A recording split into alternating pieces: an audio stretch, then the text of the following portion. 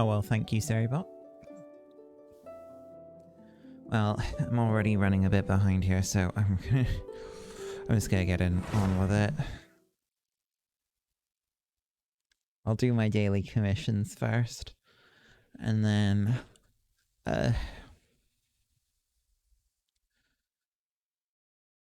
go from there.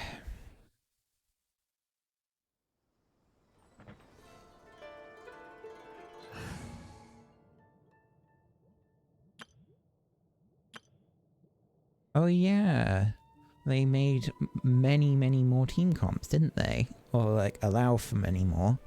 That's good. So I could do...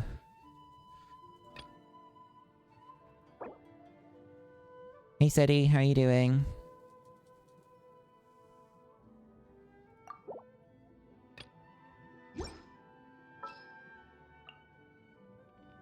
Let's go. Kazuha, Xingqiu, Bennett. Chivalry will never die.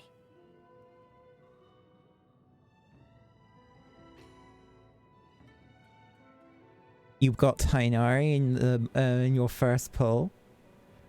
Not your first temple, just wow. Lucky. Very lucky.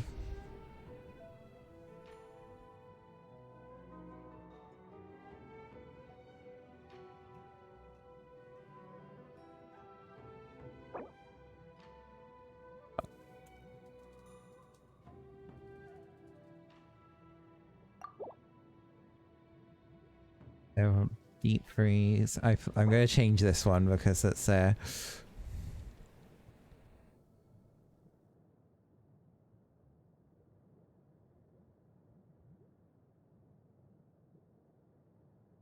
go vengeance. Vengeance. That's all. So, yeah. What other teams should... I should probably have my favorite exploration team set up, so...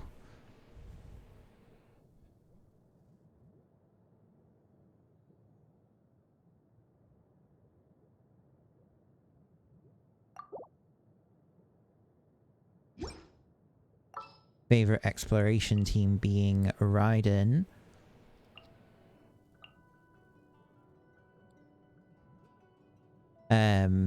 Sarah, Xingqiu, and Sayu. Hey Connie, how you doing? You can't level up because you need to play in the story to find that Dendro Gem boss. Yeah. All the way.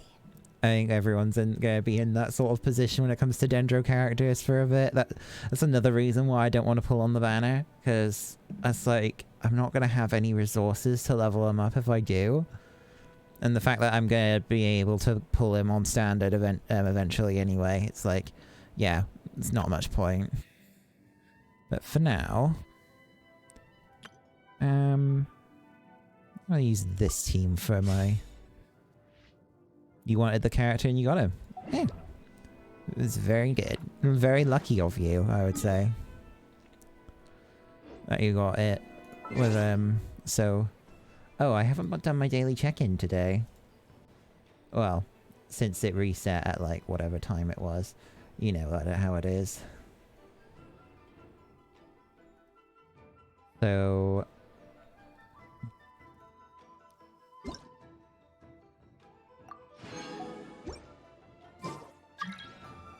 can keep him in reserve. He does look like he's going to be a pretty solid unit.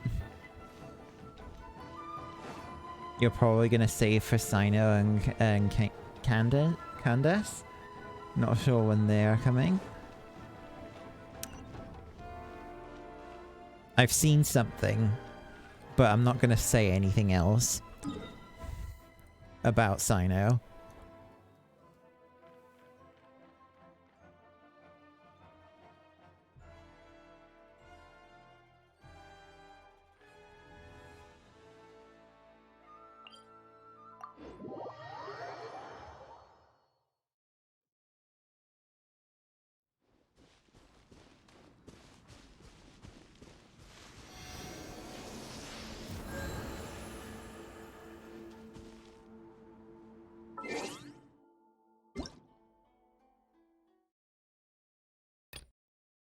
Oh yeah, I've already done all of this, so just getting rid of the marker, that's all.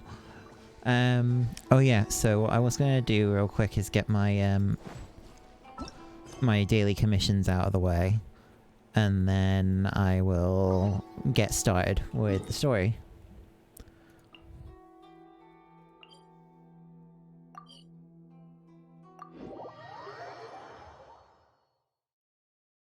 I think when it comes to my saving plan, I'm probably not going to roll for any character until the Dendro Archon it comes out. Event banner wise, at least. There is a strong temptation for me to roll for Ganyu, but at the same time I don't need her, so it kind of feels like I should just keep waiting. Maybe, hey, maybe eventually they'll add older 5-star characters into the standard pool. One can cope. That hurts. Oh yeah, I bet it did, Kazuha.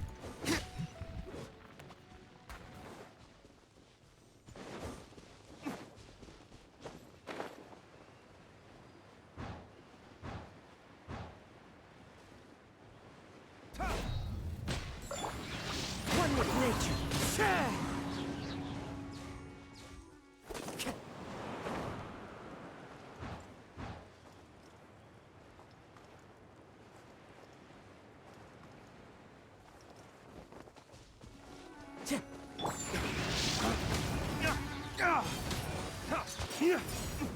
Yeah, I wasn't really saying that I knew anything there.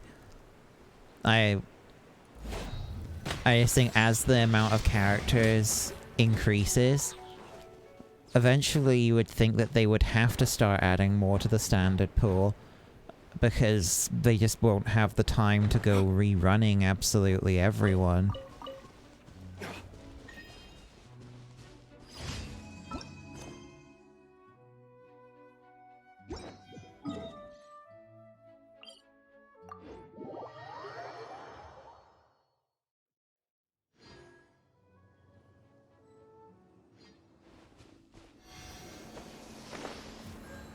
As they start rerunning characters concurrently. That's realistically the only other way that I can see them doing it, because even with them running multiple, like, 2 characters per phase or what have you, it still was a year, over a year, for Kazuha to get his first rerun. Ganyu's first rerun was about a year.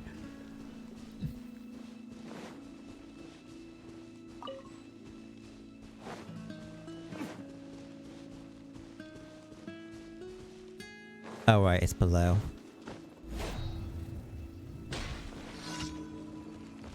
Let's light it up. The wind moves into the wind.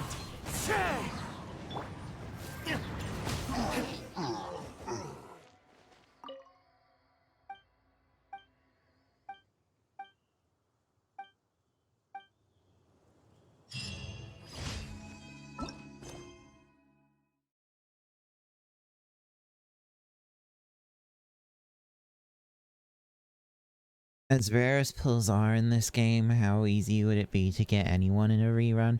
I mean, you still have no standard 5-star characters except for Jean and Jean dupes. Ooh, yeah, that's, that hurts. I don't know, it's kind of tough to say really. But I do think that it is a little bit odd that it's like, what, 2 years now? Or, like, almost 2 years? Well, by the time he gets added to Standard Banner, it will be 2 years.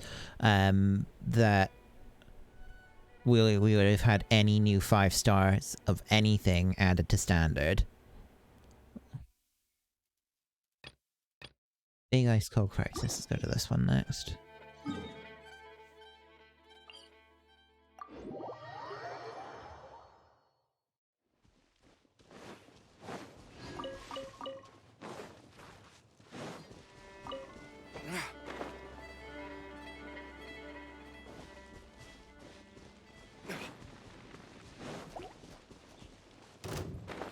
I'm glad though that they're giving Kule out for free as part of the event. That's very definitely solidifies the I don't need to pull on the banner feeling, because at least then I'll have 2 Dendro units, the Traveler and her.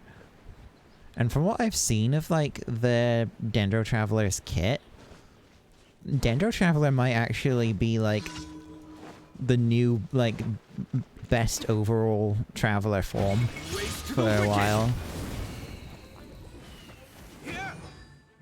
You'll probably get like superseded by or they, I suppose, depending on which gender you picked at the start. They'll get probably replaced fairly quickly by someone, but yeah, so far their kit actually does seem like the best kit they've given to Traveler yet. Traveler power creep. I kind of get the feeling that the Traveler feels like plan our next move. And again, it's not like Traveler. Well, Animo Traveler has kind of got grouping abilities, but then Venti just kind of like blows them out of the water. But then Geo Traveler had constructs, but doesn't have any real like shields built in the kit. Basically, the logic of it is that maybe the Dendro Archon will end up having a kit that is just a better version all around of what the Traveler can do. Because in a way, Raiden is that. Because Electro Traveler's kit is supposed to make him kind of like a universal battery. But Raiden just does that way better, plus is also insanely powerful. In terms of her own damage as well. Time to let me weave you first. Huh? One with nature. The wind knows.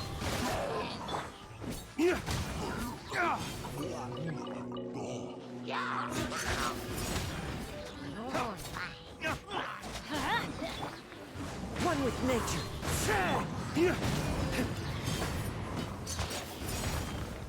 Let's light it up. Hit your shield. Your shield is going to burn. There we go.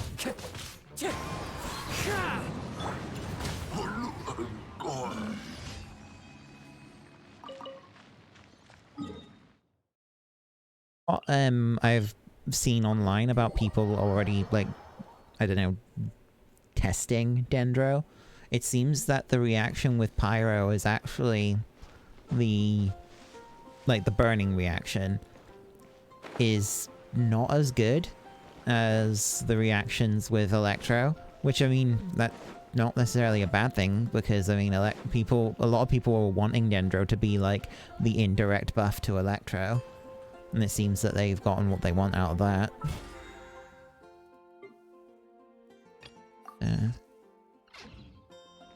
Add Astro. Thank you for Add Astro.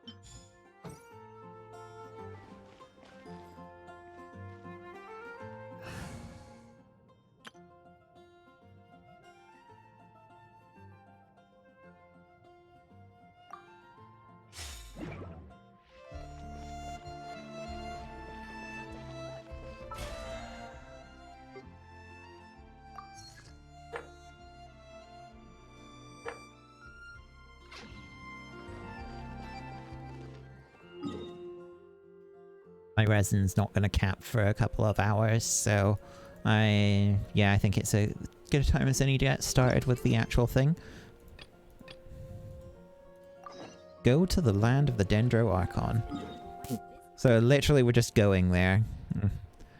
Don't even need to... There's no, like... prologue to going there. We're just going there. And it looks like we're going in through the chasm.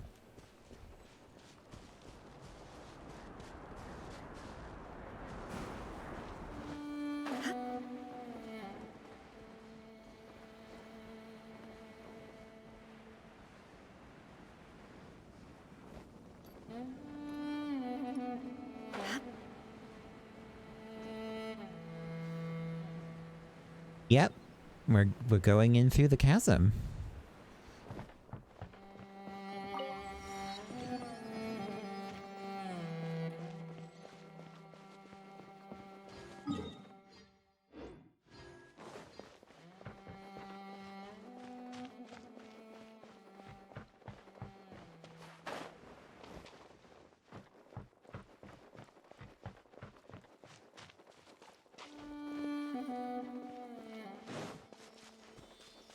Well, look, a Sealy.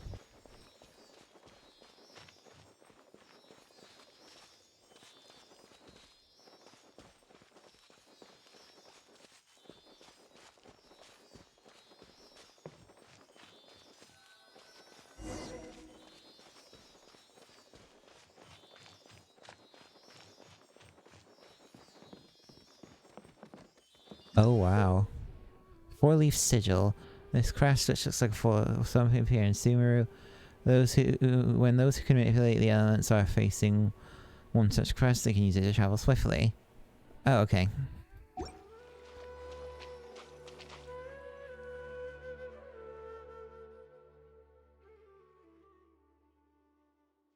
that we made it to Sumeru, our next objective should be to head to Sumeru City and find a way to meet with Lesser Lord Kusanali. And speaking of Lesser Lord Kusanali, even though we haven't heard too much about her, she doesn't seem to be the same deity who abducted your sister. But even so, people call Sumeru the Nation of Wisdom, you know. If we can get a chance to meet the God of Wisdom, maybe she can give us some useful information. But, Paimon doesn't know the way to Sumeru City. Maybe we can climb up to that spot with the statue of the Seven on it. That'll give us a way better view of things. Even if we can't see exactly where the city is, at least we'll be able to check for some smaller settlements nearby. Hey, Kitty. How you doing?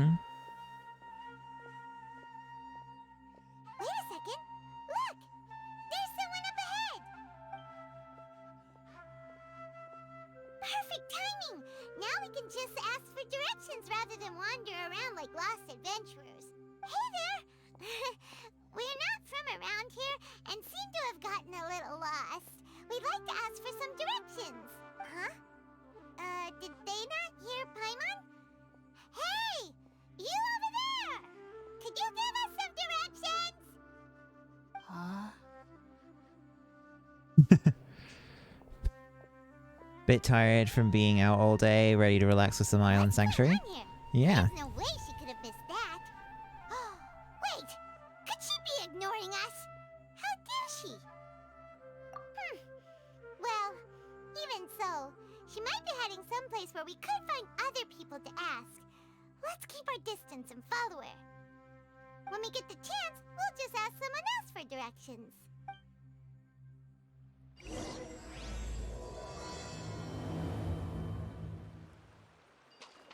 Come on, let's follow her. Just keep quiet.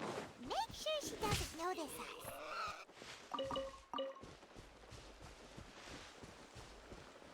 Eating mushrooms, okay. Take them. I have no need.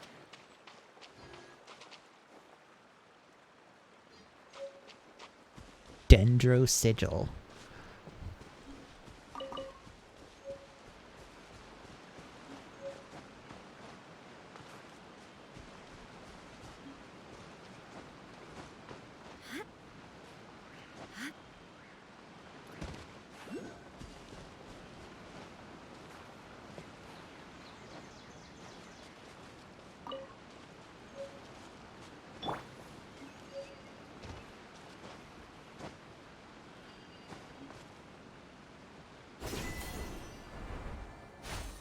Oh, okay.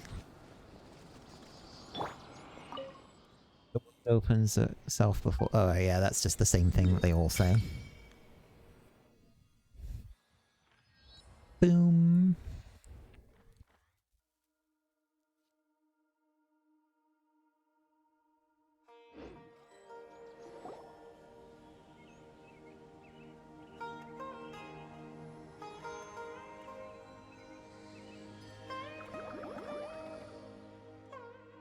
What were those?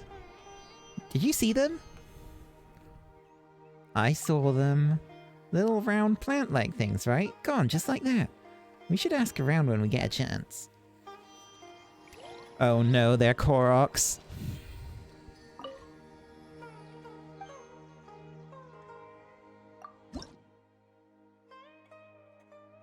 Oh yes, the return of the Oculus. And now it's the Dendroculus.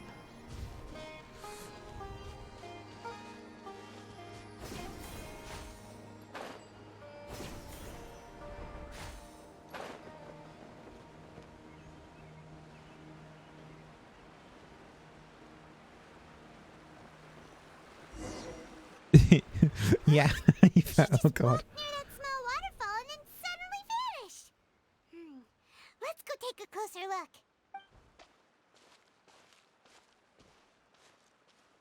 Paimon thought this cave would lead to a village or something, but it looks like that's not the case. Look, she's sitting over there. Wait, she couldn't possibly be living here, could she? What should we do now? Do we try asking her for directions again? It looks like she's meditating or something. If we bother her now, she probably wouldn't let us off very lightly. Oh! What a lovely smell! It's coming from that sensor over there. This is definitely not your typical place to call home, but at least it smells nice. Maybe living here wouldn't be too bad after all. Oh, Paimon, how easily swayed you are. Uh-oh. What? Huh? What's the matter? Oh no, it's the echo! What?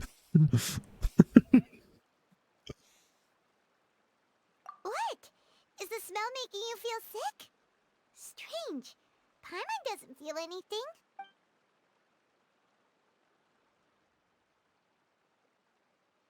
I've got to get out of here. I think I'm gonna pass out. Oh shit. What's happening? Traveler? This is no time for a nap. Oh, come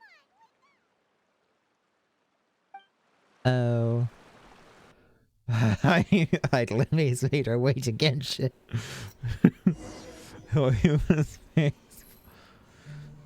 Oh. Oh, that's the that's the Ermine soul.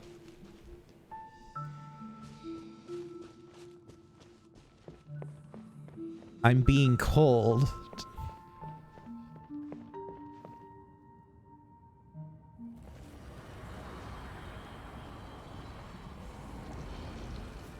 Oh my gosh.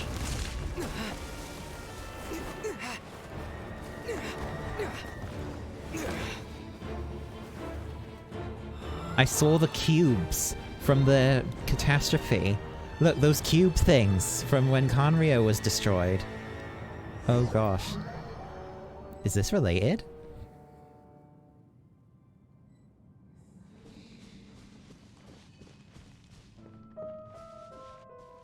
Very purple. Hey Benji, how you doing?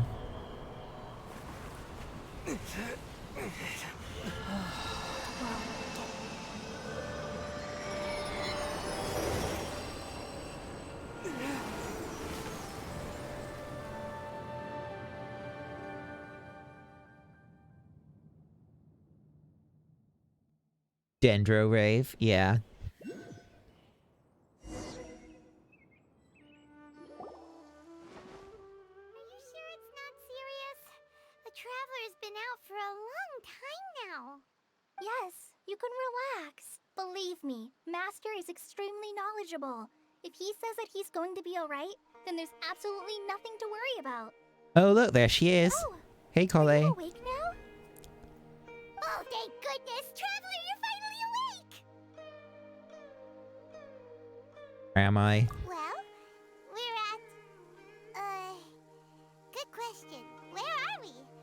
Paimon was in such a panic when you passed out that she even forgot to ask what place this is. This is Gandharvaville. It was originally built by scholars from Sumeru as a place to rest in the rainforest. Now it's mainly used by the forest rangers as a base of operations. My name is Collei. I'm a trainee forest ranger. My master and I found you passed out during our patrol, so we brought you here.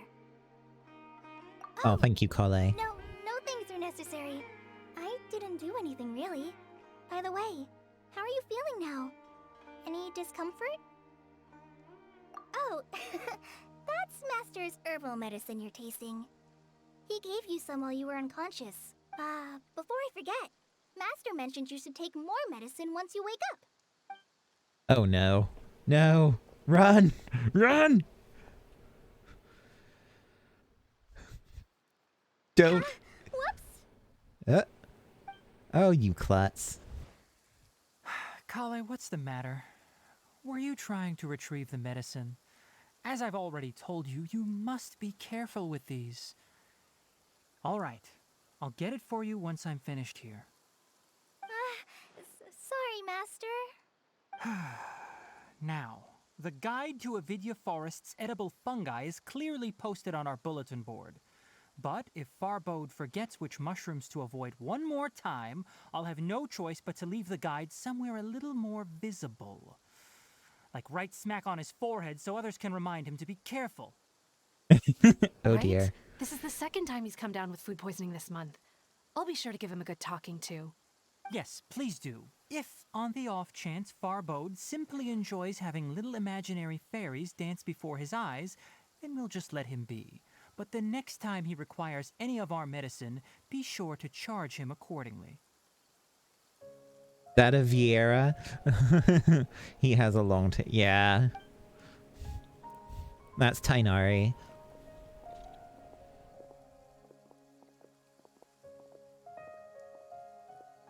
So, how are you doing?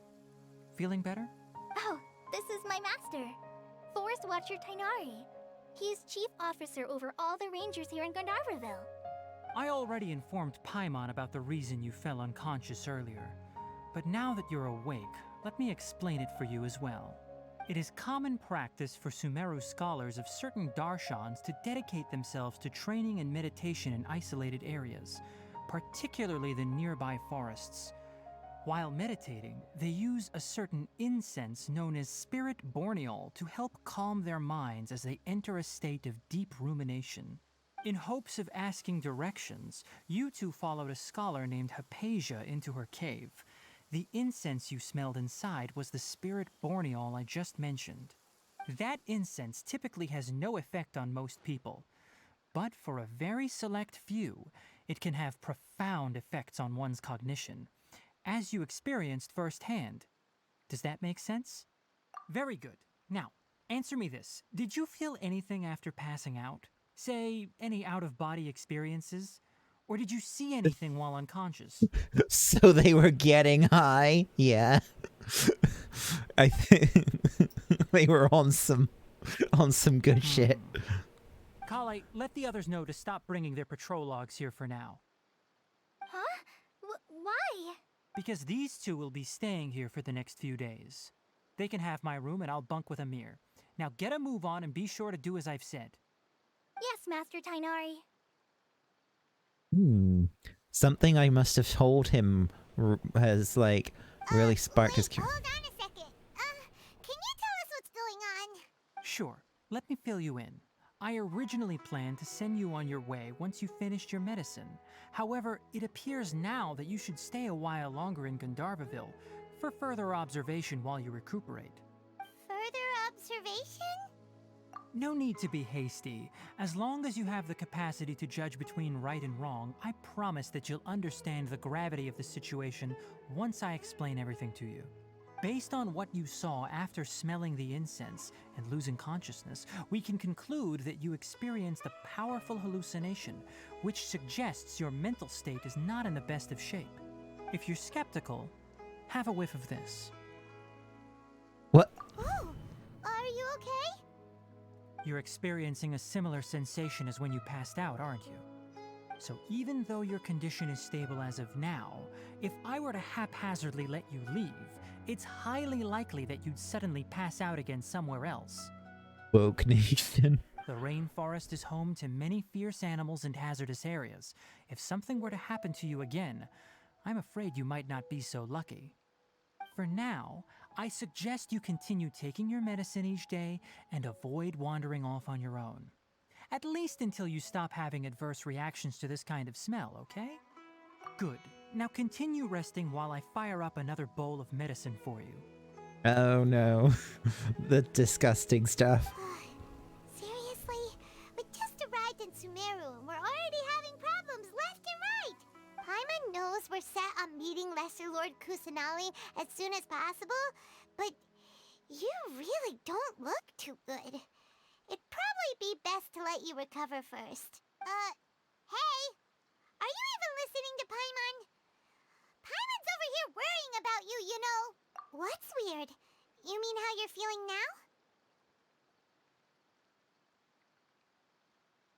I don't think what I saw were The hallucinations. vision of tree roots and red skies you saw? But if those weren't hallucinations, He's totally a what could they dealer. be? Yeah. I'm not sure. I saw the vision and it felt as if I was standing deep underground, but the red sky, could it have been Kanria? Well, I already suggested that, so... Paimon trusts your judgment here, but why didn't you say anything about it to Tainari? If he misjudged your condition, then there's a chance you could get worse, right? I don't think that's the case. You mean that Tainari already knows that what you saw weren't hallucinations? But if that's the case, why would he try to hide that from us? Oh, Paimon gets it now. That explains why you were so quiet earlier. Well, that settles it then. We'll stay here to rest up and figure out what's going on with your hallucinations. But it seems like asking Tainari might not be an option anymore. What do you think we should do? Good idea. Talk to Kali's pretty Kali. friendly. We can ask her tomorrow about what she knows regarding the Dendro Archon and customs in Sumeru.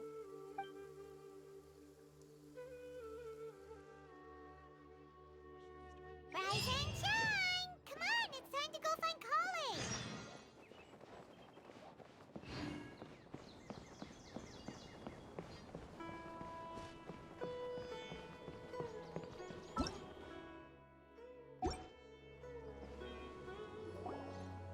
Alright, next let's see your right hand. Yes, not bad. But please remember that you still need to be careful. Understand? Yes, I will. By the way, Master, I still haven't received the patrol route for today. Look, Kale, today's patrol will be a long one, so you won't be coming along this time. Besides, there's a chance we may encounter...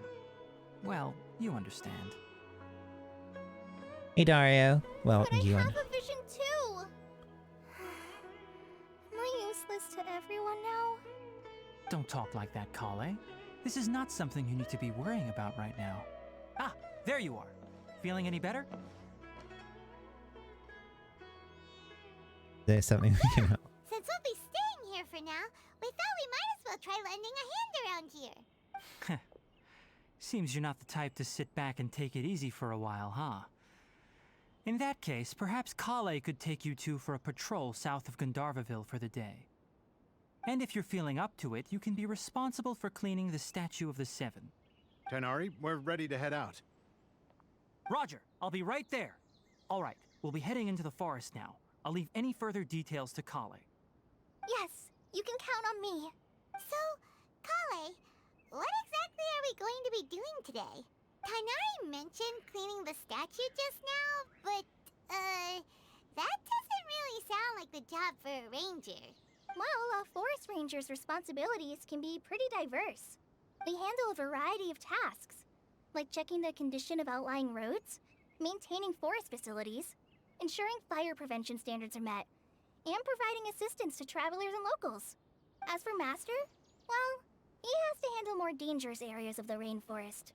Today we can perform routine checks on the pathway lamps as we make our way to the Statue of the Seven. Sounds boring. Come on, traveler, this way! You can leave the task of checking the lamps to me. In the meantime, you two can keep an eye out for anything unusual. I see a vista. I want to go to that. I'm going there.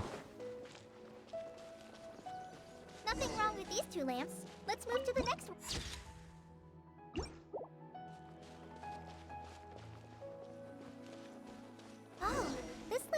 to be getting a little wobbly.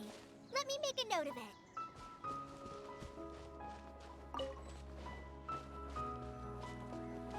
Music's nice. No problems with this lamp.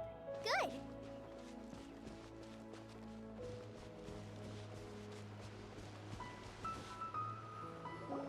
The statue of the Seven is up on top of that large rock formation. You must have seen it when you came down this road before. It's pretty high up there, isn't it? Don't worry. If you're afraid you can't make it up there, I'm sure Master wouldn't mind if you don't clean the statue. Oh?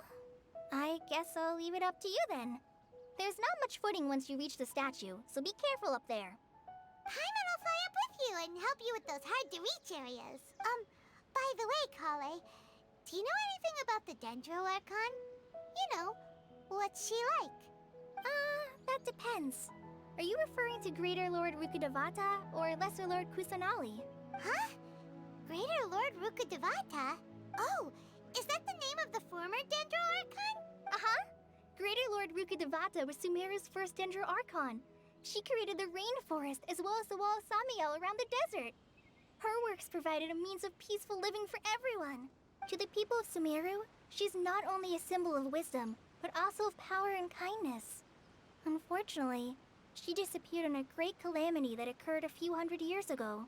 Sounds exactly like what happened to Raiden Makoto. Oh, I like that According to line. what Master has told me, the sages later found the newly born Dendro Archon and whisked her back to Sumeru. To celebrate the reinstatement of their lost deity, the sages dubbed her Lesser Lord Kusanali and let her reside in the sanctuary of Sarasthana. Uh-huh. Then what happened? Well, and then... I'm not too sure what happened, to be honest. Huh? You're not too sure? Yeah, I'm from Sumeru. Maybe it's difficult to discuss this topic with strangers. If that's the case, then don't worry, we understand. No, it's not that. I'm not trying to hide something from you. Besides, I don't consider you two strangers. Anyway, you two know Amber, right? Oh. Wait, Amber? You mean... Yes, that's her. I once lived in Mondstadt for a while, and she helped me a lot during that time. You could even say that she helped me become a new person. There's no one like Amber.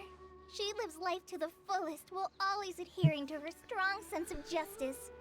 She's ready to answer the call for action at any moment, but is also very understanding of others.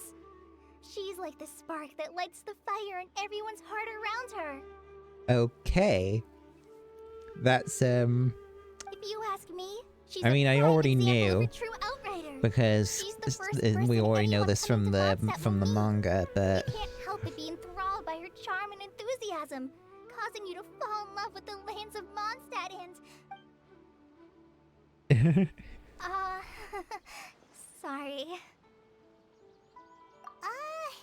Paimon thought the work of Outriders was a little different from what you just described, but one thing's for sure, you really like Amber. Sorry. I was rambling on just now. It must have sounded kind of weird. It's alright, Kale. Knowing that you're a friend of Amber somehow makes Paimon suddenly feel a lot closer to you. So, how do you know that we've met Amber? Well, after I returned to Sumeru, Amber and I have stayed in touch by writing each other letters. In one letter, she mentioned that Mondstadt was attacked by a fearsome dragon, but the city was saved by a mysterious blonde traveler and their floating companion. I knew you two were the ones she mentioned in the letter the moment I saw you. But, considering everything you've been through that day, I thought it'd be inappropriate to bring it up. So that's how you knew. Yep, so please know that you two have my complete trust. Really. I wish I could tell you more about the Dendro Archon, but I have been away from Sumeru for some time, and I haven't read any books. Sorry. That's alright. You've already helped us a lot. We had never even heard of Greater Lord Rukkhadevata or the Sanctuary of Sarasthana until you mentioned them. Oh, I'm happy that was helpful. There is one thing I want to ask, though. Why do you two want to know about the Dendro Archon?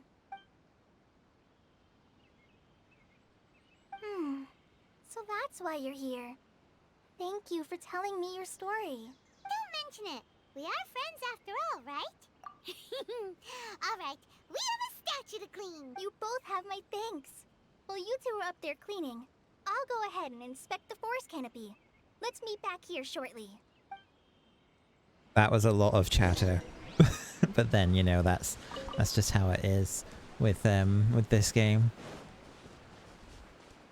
So there was like a grappling hook thing that I could use, right? Well, that was very quick. Huh. Now that Paimon looks at it, the deity that's carved on the statue is kinda small. Time for chores, yeah. Do you think she's supposed to be Greater Lord Rukkhadevata or Lesser Lord Kusanali?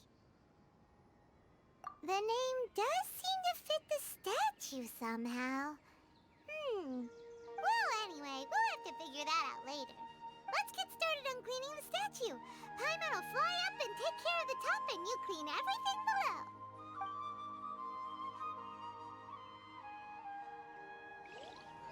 Nice work! That's one clean statue. Let's head down and meet up with Kale. Clean, but it still looks a bit broken.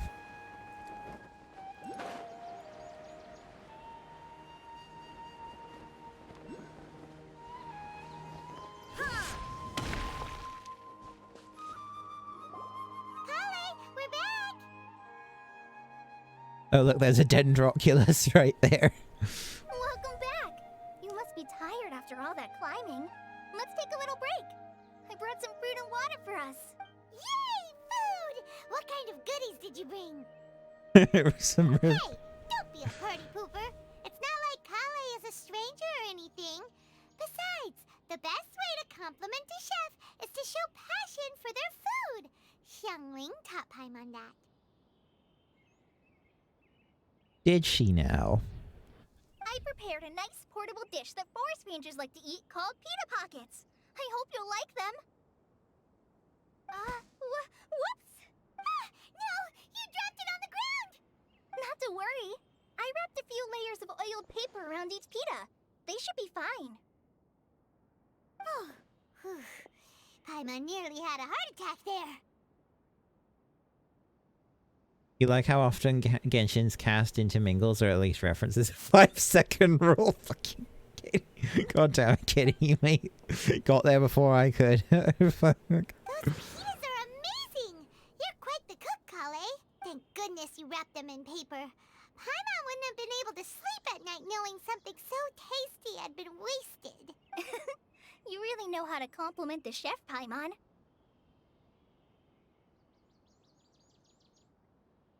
Since you liked it so much, I'll be sure to give you a copy of the recipe sometime. I'll even include all my personal cooking pointers, so you'll be making your own pita pockets in no time. Thank you. Yay! Thanks, Kale! It's hard to believe someone as diligent as you could have clumsy moments too. Oh, I guess it happens from time to time. So, Kale, don't you think that Tighnari's a little too strict with you? He won't let you touch anything without his permission. Paimon knocks stuff over all the time flying around the Traveler, but he's never said anything. Everyone has their clumsy moments. No, you've got the wrong idea about Master. Sure, he may seem a bit harsh at first, but with some time, you'll see that he's actually very kind-hearted. I've heard the veteran rangers say that Master is from some ancient and mysterious race that is known for their cunning wit and reclusive nature. Oh, by the way, you've heard of the Academia, right? Well, there's a group called,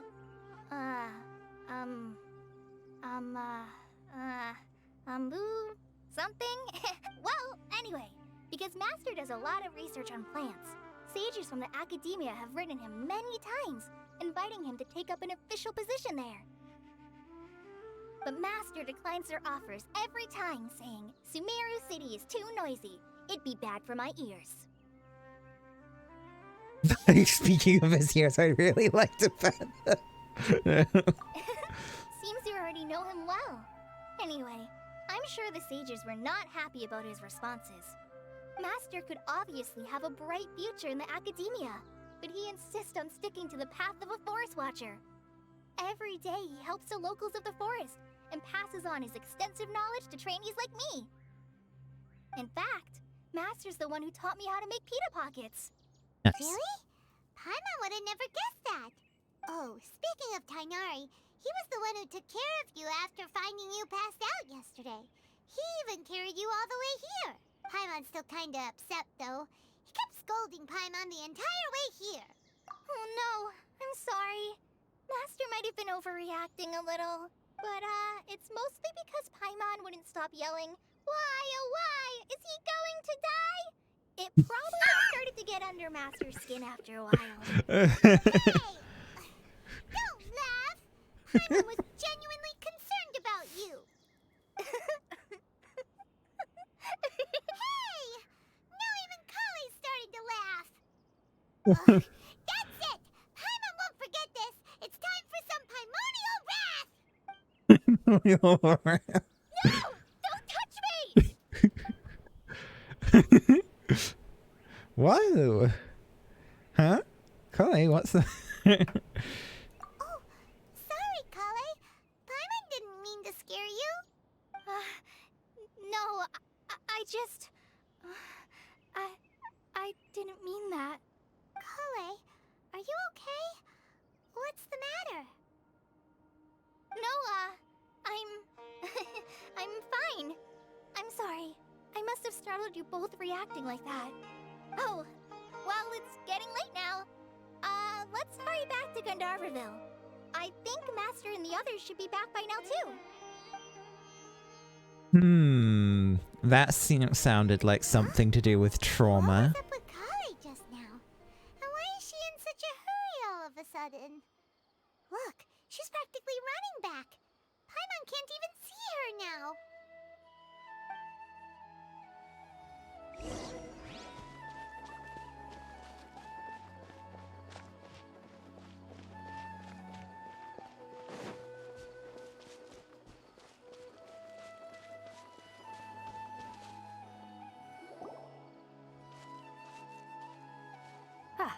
Traveler, you've returned. Yep, we're back. Have you seen Kale by any chance? Oh, Kale? Yes, I saw her go into her room just a moment ago. Oh, okay. Guess we'll just have to wait and talk to her tomorrow then.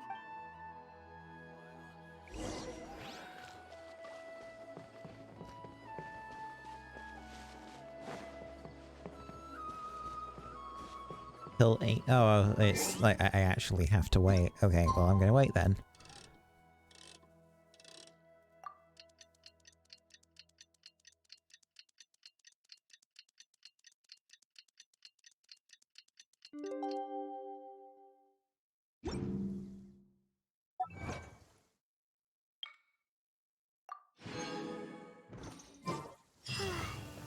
Paimon was thinking all night about what happened with Kale, and still can't figure out what the problem might be. Maybe she's in a better mood now. Let's go check on her.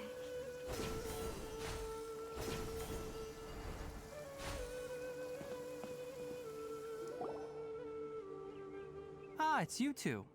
I was just about to go look for you. Huh? Tainari? What are you doing here? Where's Kale? I came to check on Kale's condition. To put it simply, she's not well. You mean she's sick? How could she be... Oh, wait a minute. Could it be because of what Paimon did yesterday? No need to worry. Something as small as you could never harm her. This sickness is something that Kale has been dealing with for some time. Oh, is that why she said don't touch her? Because she's worried it's contagious or something? Kale has been more excited than usual since you two arrived. A little too much so, to be honest. She hasn't remembered to take care of herself. I suppose it's understandable, though. She hasn't been around anyone she considered a friend for some time now. It must have been refreshing for her to have you two here. So, Tainari, what's really wrong with Kale? Let's take this conversation elsewhere. Kale just fell asleep after taking her medicine. She needs some peace and quiet.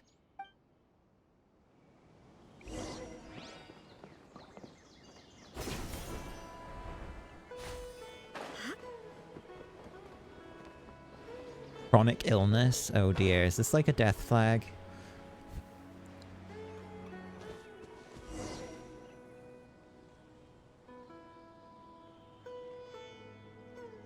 All right, let's continue our conversation here, shall we?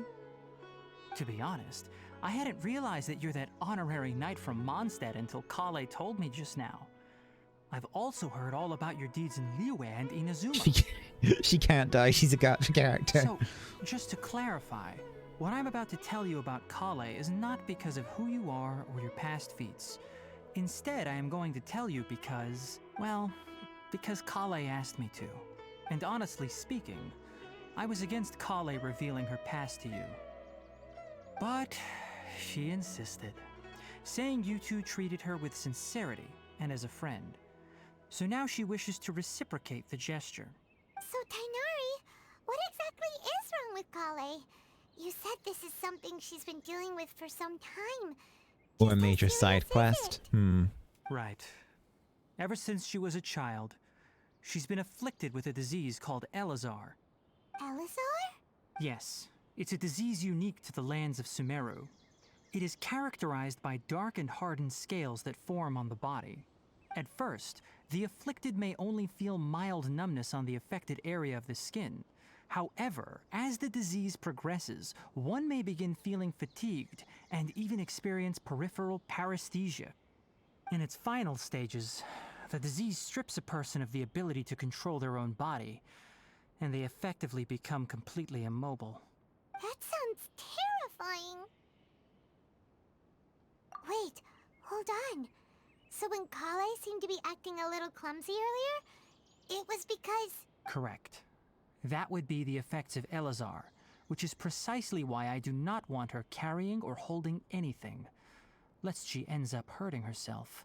With appropriate treatment, the disease can be effectively controlled before it progresses to a more serious stage. However, there is unfortunately still no true cure for Elazar. Nevertheless, Kale's mother still hoped that there was something out there. She handed Kale over to an organization known as the Fatui after one of their members lied and said they had a cure. Oh. Oh dear. What? The Fatui? Ah, it appears you are already familiar with them. That'll save me some explanation. Anyway, the person who eventually rescued Kale and brought her to me for care said that she had been given to a harbinger known as the Doctor. Oh no. I have no idea how this doctor managed to do it, but her case of Elazar was completely stable for all the years that Kale was with them. However, Kale's days with the Fatui were anything but pleasant. Oh Kale no. is a resilient individual and always tries to appear cheerful, but her experience with the Fatui has left deep scars. Even now, she can still feel deathly afraid of someone touching her. Oh, Paimon had no idea Kale's been through so much suffering. Oh, by the way, Paimon, Kale wanted me to tell you that she's sorry for scaring you yesterday. She also wanted both of you to know that she's sorry for hiding her illness. She doesn't need to apologize. None of this is her fault at all. Well said. I hope you'll get a chance to tell her that in person the next time you see her. Kale once thought that it would be impossible for her to have any real friendships. I trust that you two will never let my trainee experience such emotional pain again. Don't worry, Tighnari. We'll take good care of her. Well, it's not too serious at this point. She overexerted herself the last couple of days, which is what led to her breakdown this time. As long as she has taken her medicine and gets plenty of rest, she should get better. Though, I must admit that Kale's condition was much more stable when she first arrived here in Gandharvaville. She was interested in the work of the forest rangers the moment she saw us. I could see that she was serious about learning, so I felt compelled to ask her to join us. Her stamina has gotten much worse recently. Though a moderate amount of physical exercise is always necessary, I'm afraid the long-distance patrols are a little too much for her now. All right, now that I've told you about Kale's past, I think I'll head into the rainforest to find some ingredients needed for her medicine. I'll see you two later. Yeah, we'd like to do something to help Kale too. All right, but I must warn you two.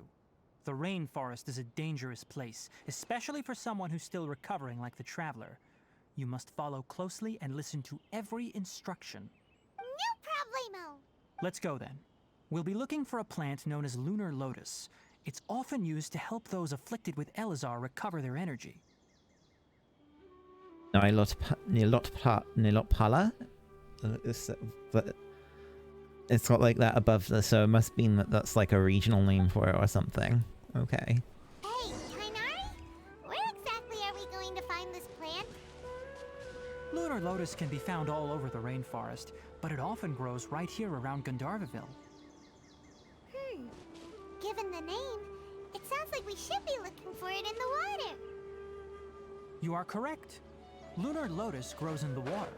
When fully matured, they look like giant blue flowers floating on the water's surface. Quite an attractive species, if you ask me.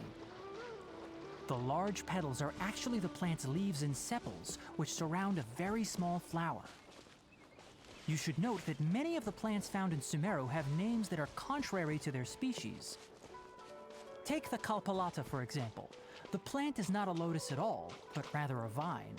And then there's the Sumeru rose, which is not a rose, completely contrary to its name. Oh, huh. Okay then. Never bring up the topic of flowers with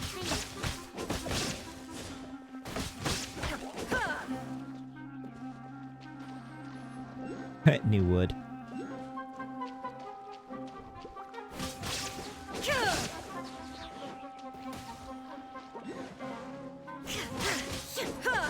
Shine down.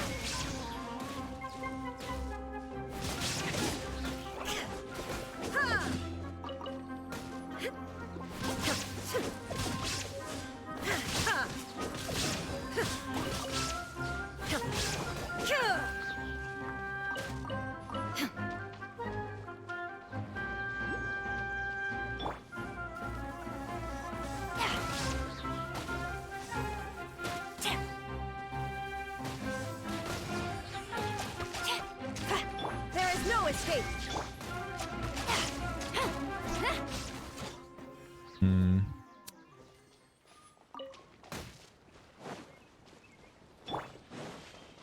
Most of the damage that Shogun's taken has just been from her own electro charge on the water. Oh dear. Maybe this isn't a good team to use here. Maybe I should swap to the Hazo team.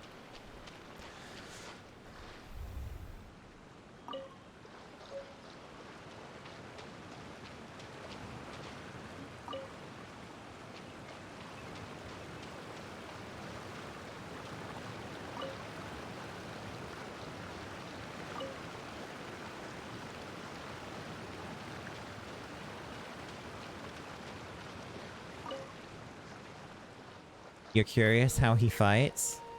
Well then, allow me to show you the madness that is Hazo.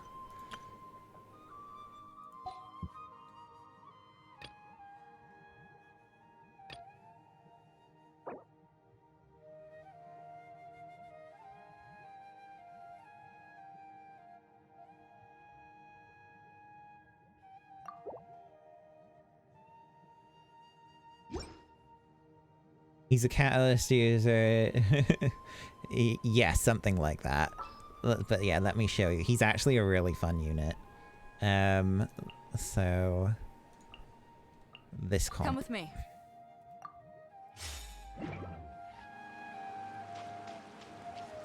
So, well, here's his normals.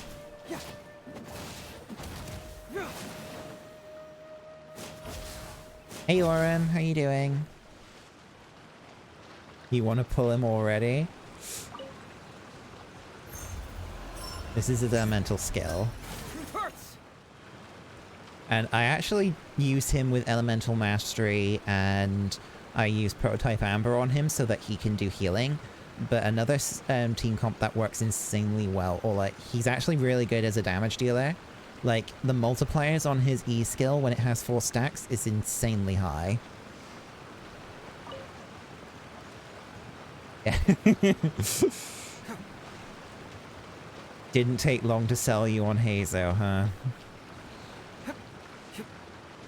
But yeah, I really like his use case in Taser. Lunar lotuses growing somewhere in this area. Let's split up and begin searching. If you could manage to gather 4 of them, we'll rendezvous here once you've got. I took way more than. Hey, Tainari! We found the lotuses you requested.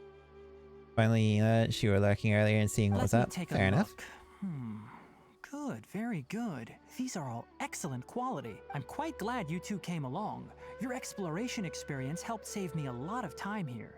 It seems we even have enough time to stock up on some other things I need. Hey, Tainari! Oh, Tainari, someone's calling your name. They're dressed like a forest ranger. Ah yes, that's Amir and the others. But didn't they just set off not too long ago? What are they doing back so early? Let's go find out what's going on. Oh dear.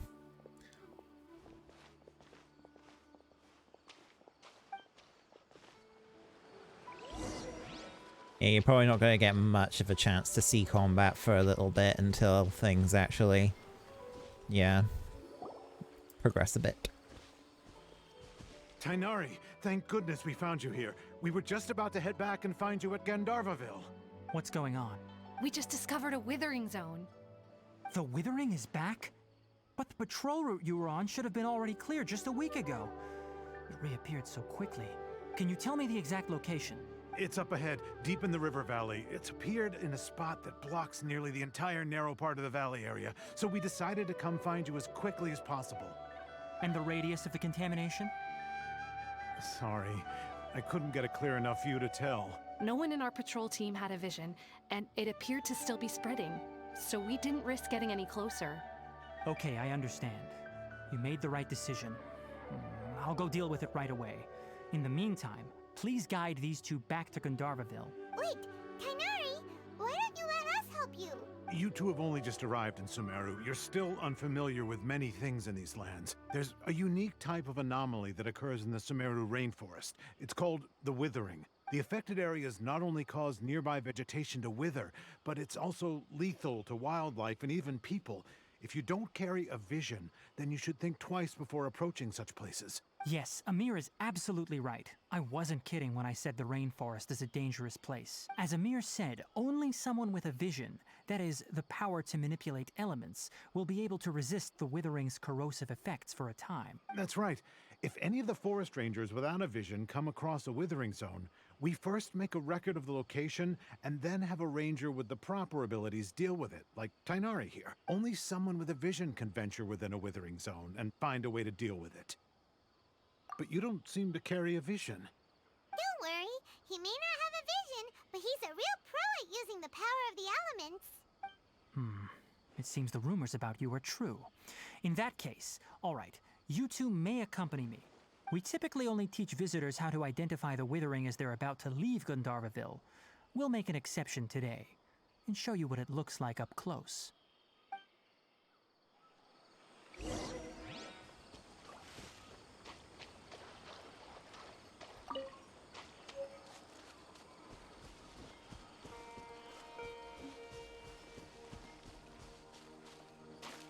He came around quick. Yeah, he did.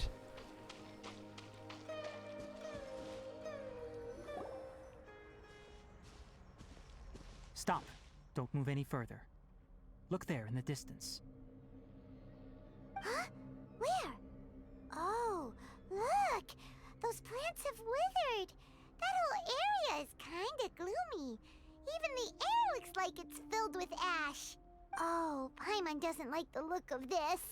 That is the withering. All right, traveler. We're going to have to enter that withering zone. Once inside, we'll need to look for what we call tumors of the withering. If we eliminate those, then the area will be saved. Thank you, but I must warn you. Don't push yourself. This is your first time handling this sort of thing after all. Even with elemental powers, once you step inside the withering zone, you may experience extreme discomfort. If at any point it becomes too much, return outside the zone and take a breather. It could become a matter of life and death. You ready then? Let's go.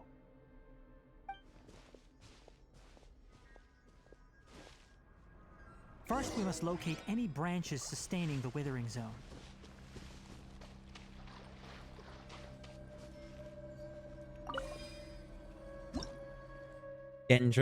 Oh gosh, I mean, we have these as well.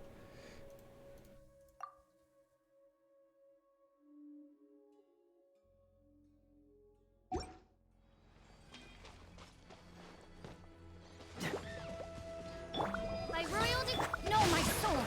Witness the power of Gugwa!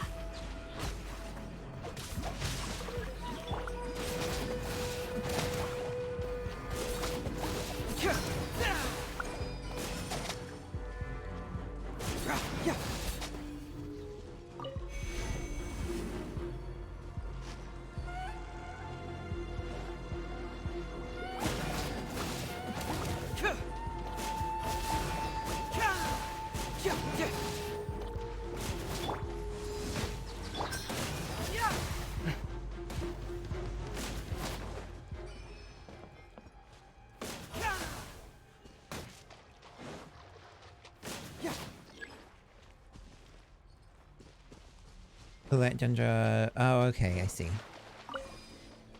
So we go this, and we do this.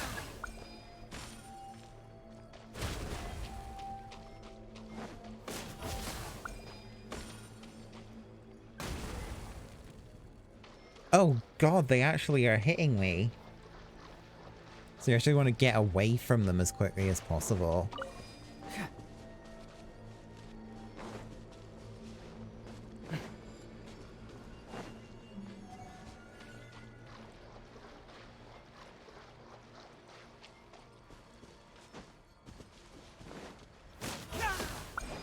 Great work. Now that all the branches have been cleared, we'll need to take care of the tumor. On, reveal Rain Cutter! Rain outlines your fate. Huh? Now, destroy the tumors of the withering.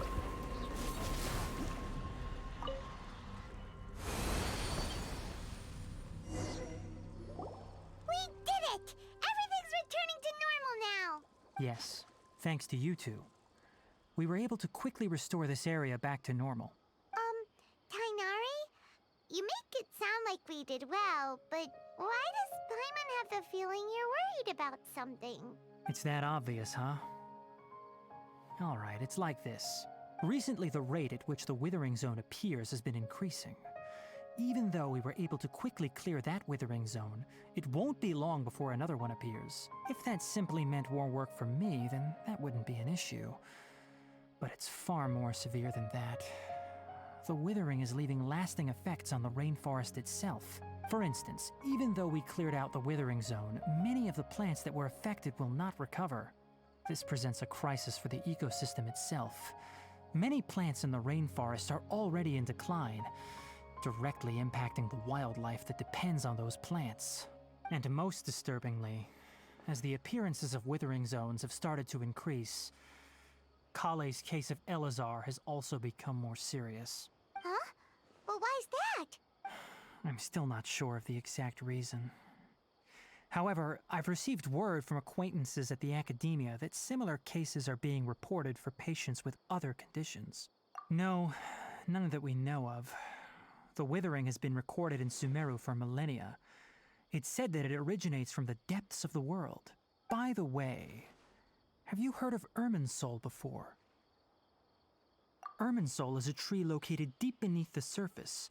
Although it isn't like any tree we know in a biological sense, you can basically think of it as a large tree that grows downwards rather than upwards. Isn't that the tree that we literally saw earlier? I'm sure you've heard of ley lines, right? They're like the roots of Irminsul, spreading and extending from a massive cavern deep underground all the way up to the surface. Ley lines continually absorb the memories of this world, which are then funneled into Irminsul, allowing it to collect knowledge and wisdom from ancient times to present day.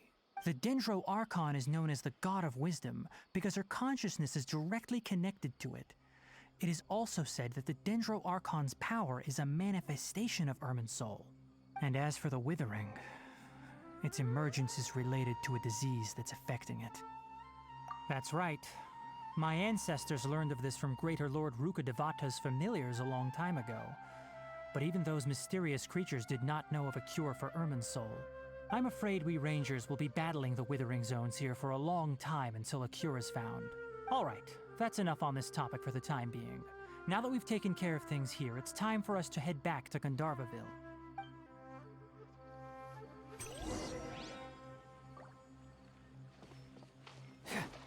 That almost makes it sound like the disease that Kole has is directly related to the disease of Irminsul.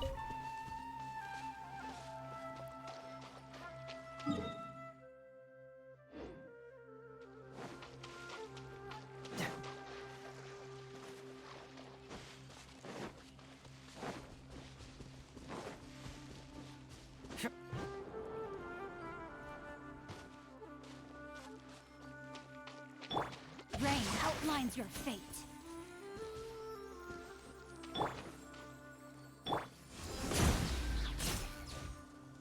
Oh, I just set off Hyperbloom.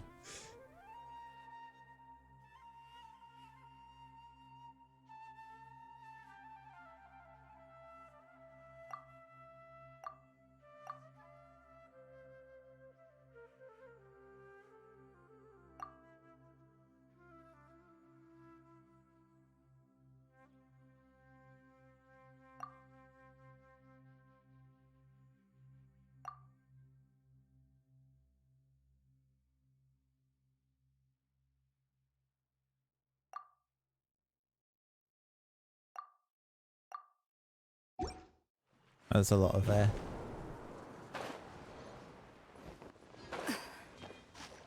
What's this?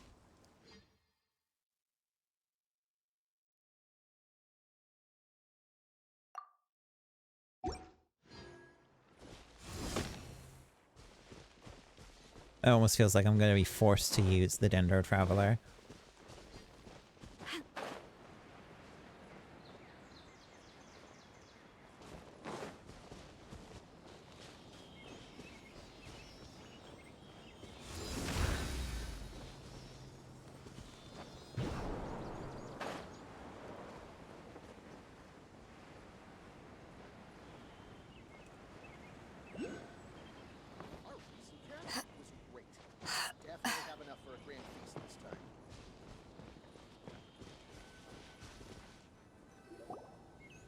Tainari, you all made it back. How did it go?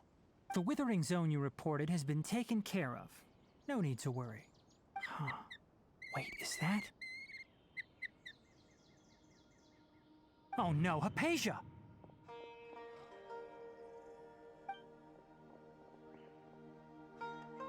Huh? What's wrong, Tainari? This Duskbird is Hypatia's designated courier for urgent news. You do remember her, don't you? She's the scholar you and Paimon were following when you first arrived in Sumeru. Oh, her? How could we forget? So did something happen? Let me see what's written in the letter first. So what's it say? And what's with that weird expression on your face? Just let Paimon read it. Huh? All Paimon sees are 3 squiggly lines. Yes, allow me to explain. After we brought you from Hypatia's cave to Gandharvaville, Hypatia resumed her meditation. She must have just finished. It's been nearly 3 days since she's had anything to eat, and it appears she's forgotten to prepare some rations. This letter is her asking us for help. We need to go. What? You mean she's been sitting there for 3 days?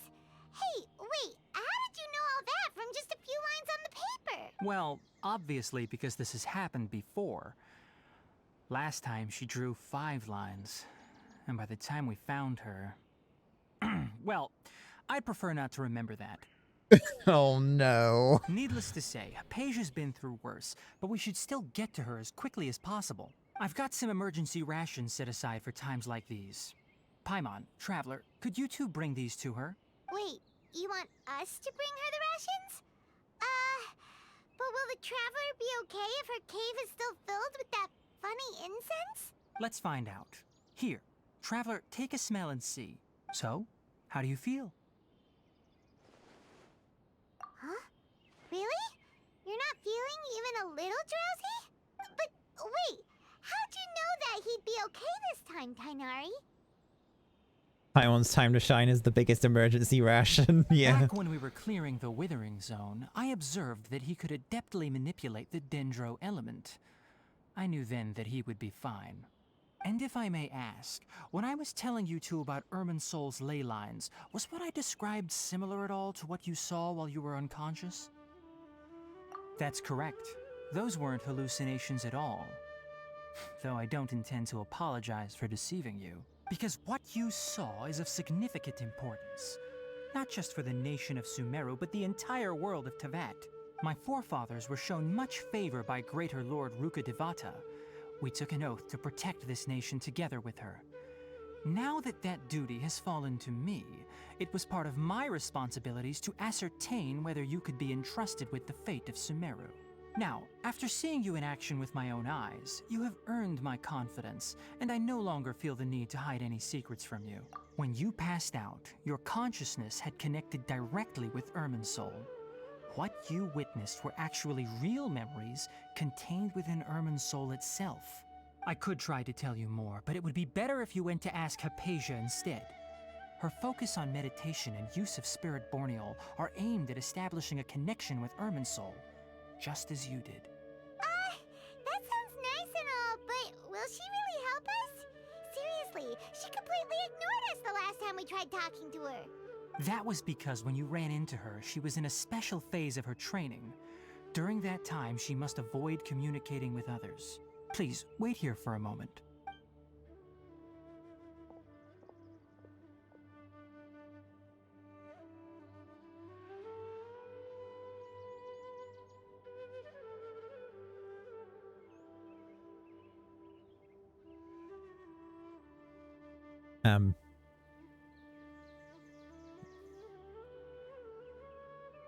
Here, take these. It's a meal I packed for Hypatia, as well as some other ingredients.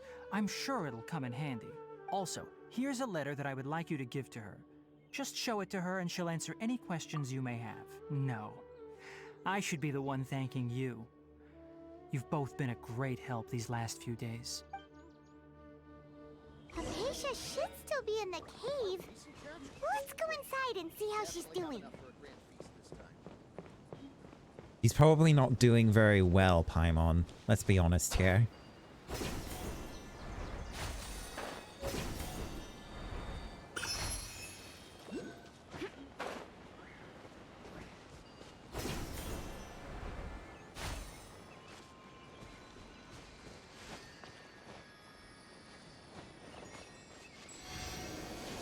Right. Seeing as I think I'm probably going to want to have a Dendro character active. Alright. Traveler. There's still a long road.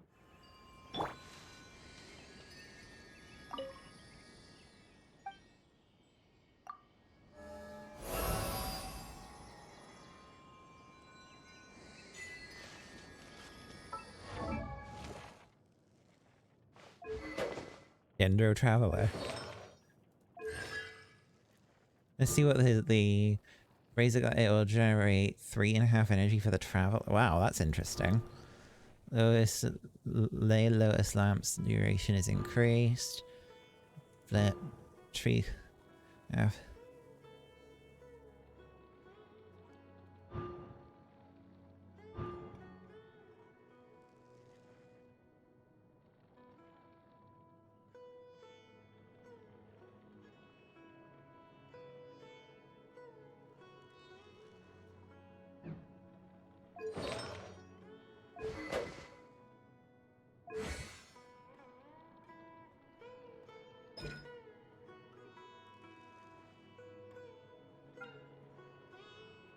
Very basic normal attack, and then oh, it's got an 80 energy cost. Oh, brutal. So I'm probably gonna want to build him energy recharge with this setup. He's gonna need it. The event gives you Collie just for talking the second time.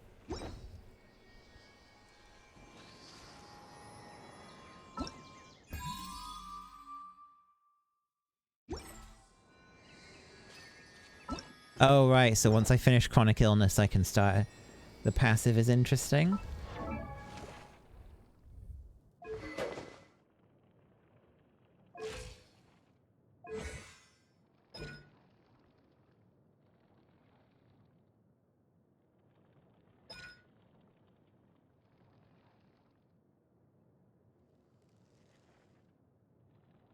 Oh.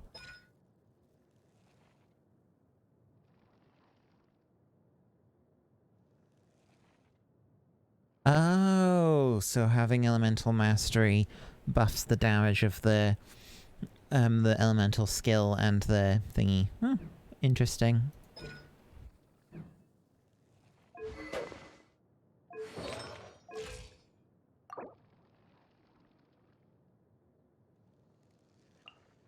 Alright, Traveler, I guess I should level you up.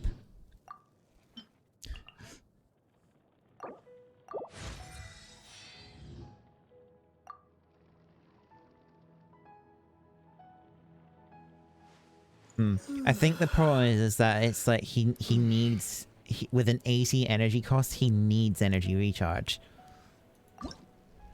So yeah, not 100% sure how it's gonna go really.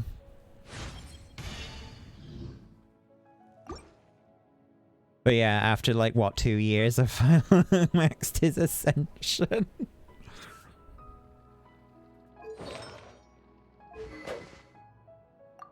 What weapons do I have? Let's take a look.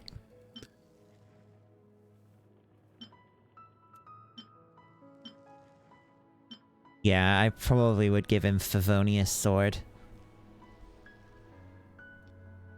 Don't Pyro. Yeah, I know. Don't use Pyro on Dendro Traveler. Yeah, I think it would probably either be Sack Sword or yeah, one of these two.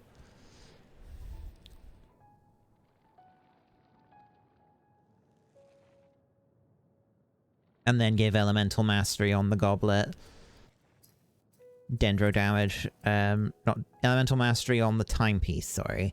And then Dendro on the Goblet. Crit rate, probably on the hat. I can't believe I'm actually thinking about building Traveler for the first time.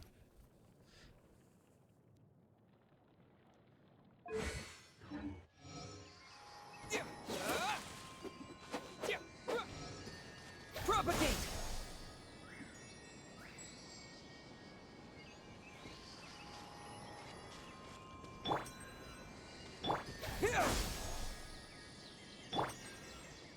Alright.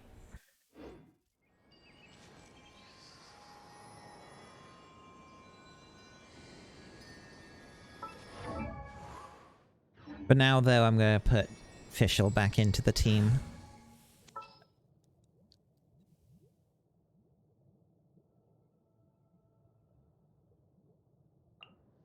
Behold, the princess.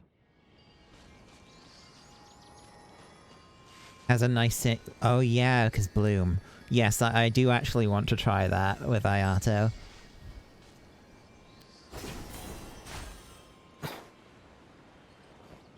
Hypatia should still be in the cave.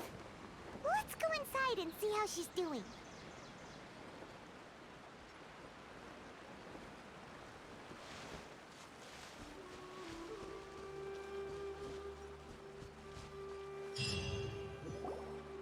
Hello? Hypatia?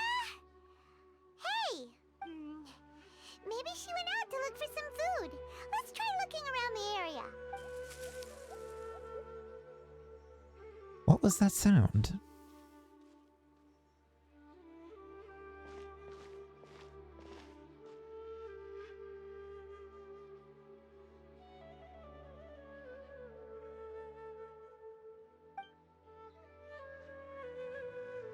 It's Hypatia, is she okay?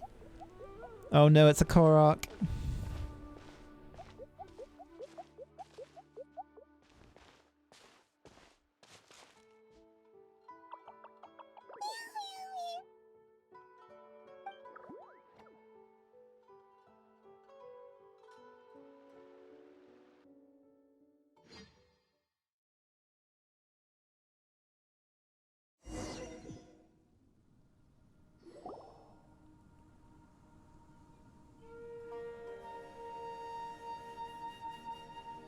You want to have Tighnari in the permanent ban? Well, yeah, that's gonna be next patch. Hypatia, are you alright? So hungry. Need water.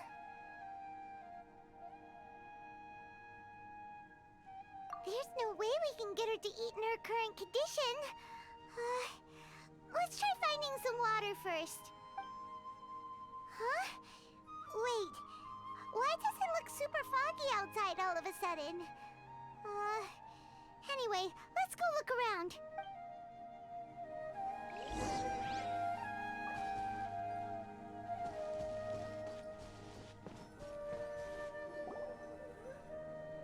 Wait. How'd things out here end up looking like this? What happened? And where are we? Really? Oh, maybe you're right. Let's go investigate the area. Yeah, Paimon, settle the hell down. God. Such a drama queen.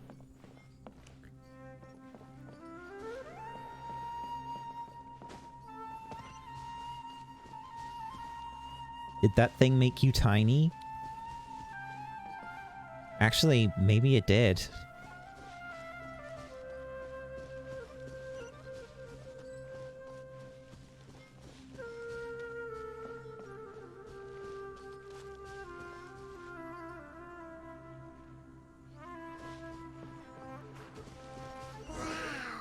This place is huge! Paimon knew there's something off about that cave. Let's think of a way to get over there and have a closer look. Who knows? Maybe we'll find a lead of some kind. Rain outlines your fate.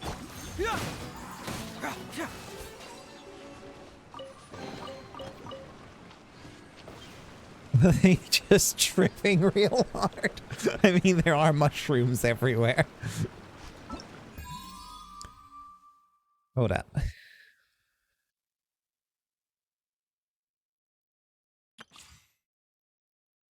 I want to, I haven't done the character trial for Tighnari yet. I want to give him a go.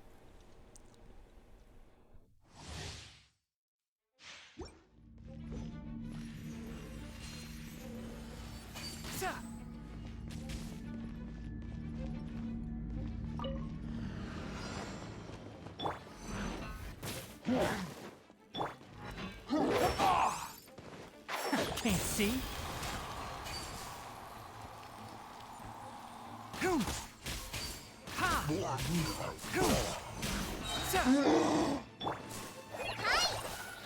Come a little closer.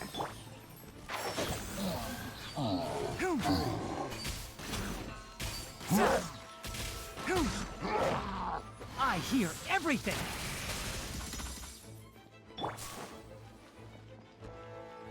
Pipe this off the sun! Enshroud one thing after another. Ha! Cool. Yeah, he really does feel like Ganyu Dendro Ganyu. I'm gonna try that again.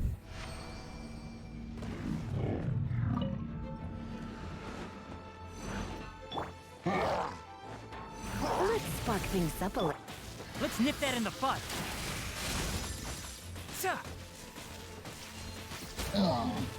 up. One with the forest. Ah!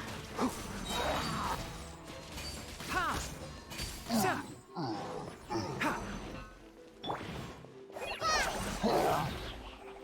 Come a little closer. You've been a naughty boy. I'll uproot you. Ha!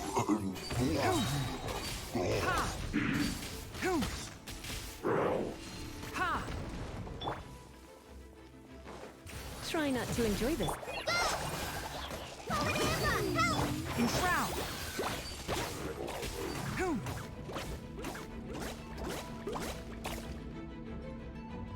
It's gonna take a bit of time to figure out a character like this, but the playstyle's kind of nice. One with the forest. Let's nip that in the bud.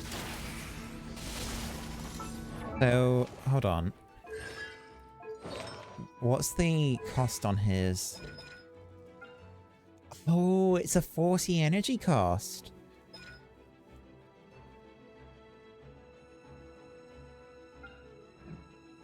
He actually seems like he would be a pretty solid unit.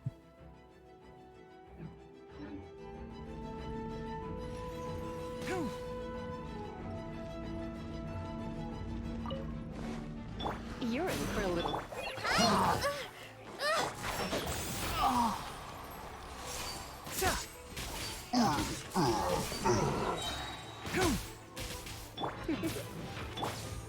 Practice on for some. I'll uproot you.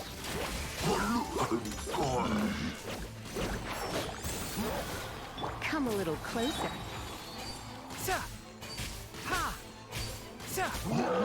Keep up. I hear everything.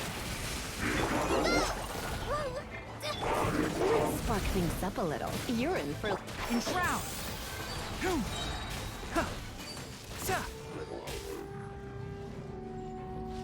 Look at the passive.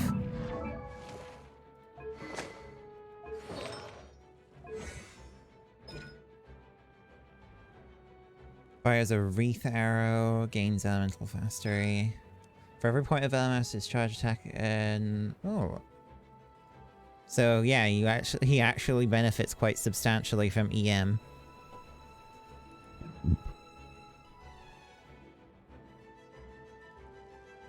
Do cross plot. Well, that's the thing. His kit is more designed though for him to be a DPS.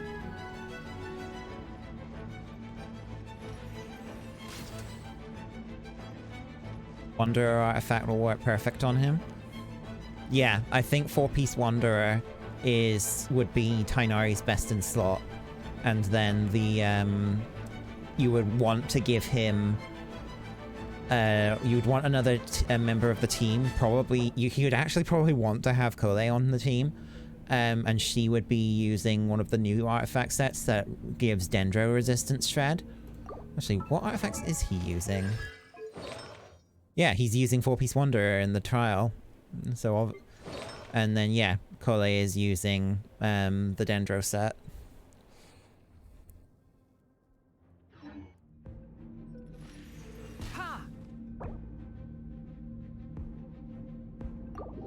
That then, I'll go and get the other character trials done for their Primo Gems and such.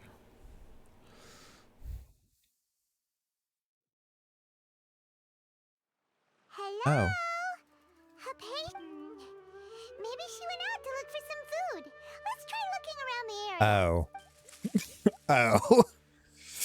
That was an instance. Oh.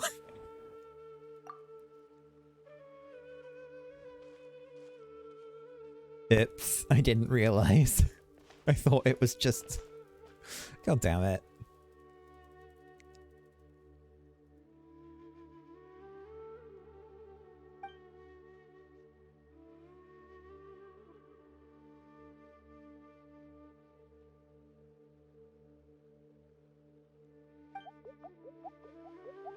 I'm just gonna put the auto on so that I...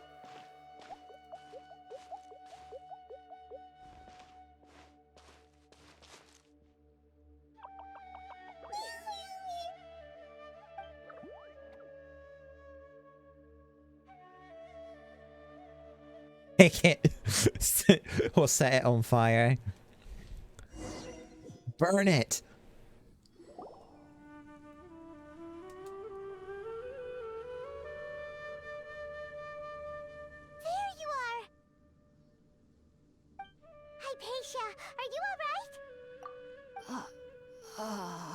There's no way we can get her to eat. Huh? Wait, if this is instanced, cannot configure the party in the current state. Yeah. Figures. Huh? What happened? Really?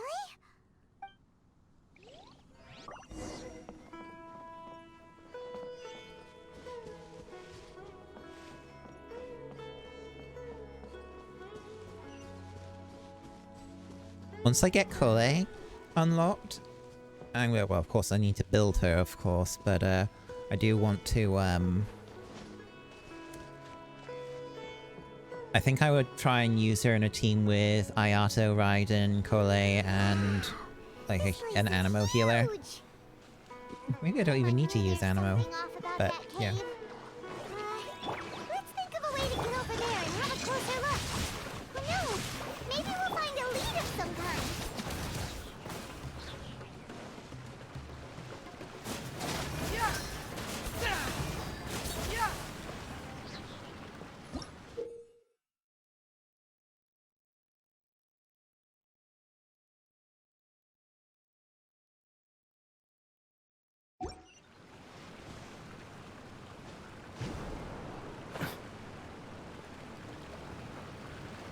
Oh, I see.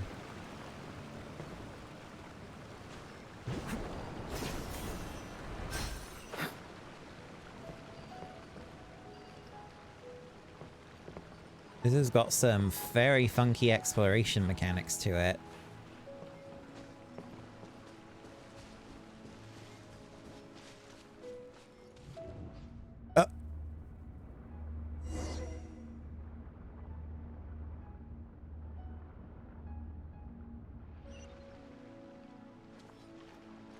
Wait.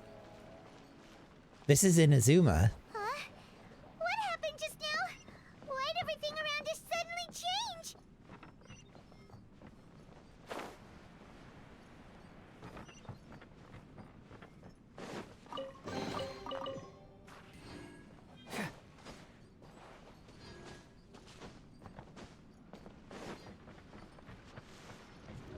What?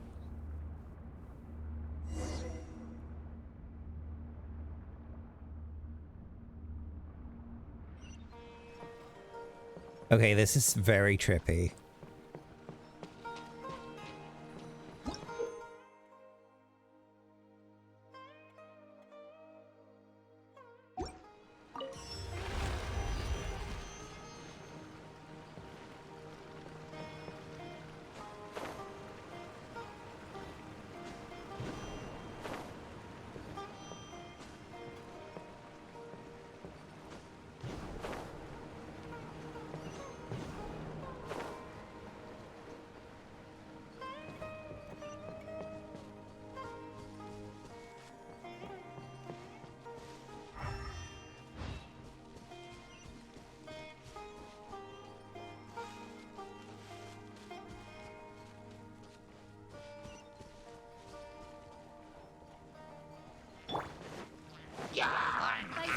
Let me read you a verse.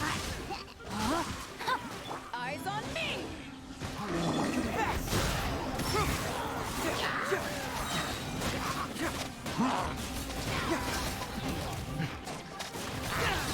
Finally, a fight that I could actually do a little bit in.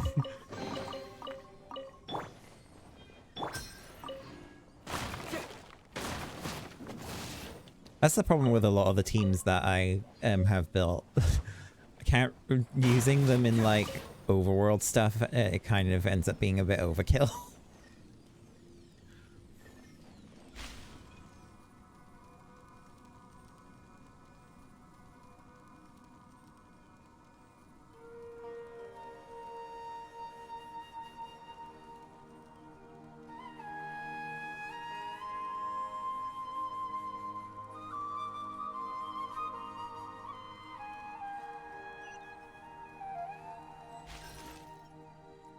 Now where the fuck am I?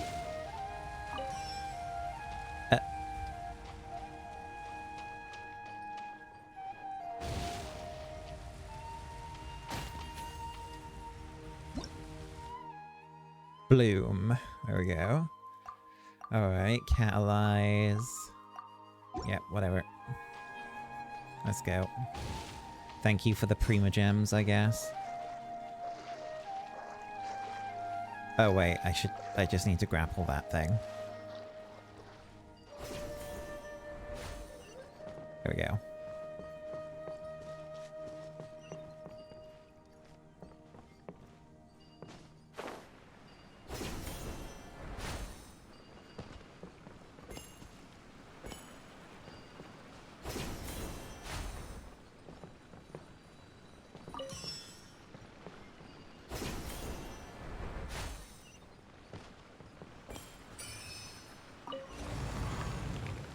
Wait, can I get out of here now?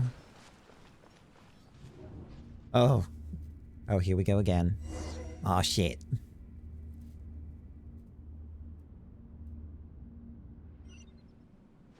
Another Inazuman, like, done. What is going on here? This place is getting weirder by the minute. Hey, what's the matter? You don't look so good.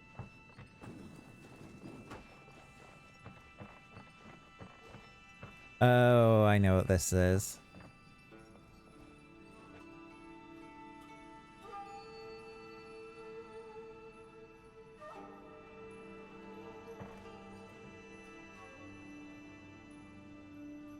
This is one of those things where you have to align it, right?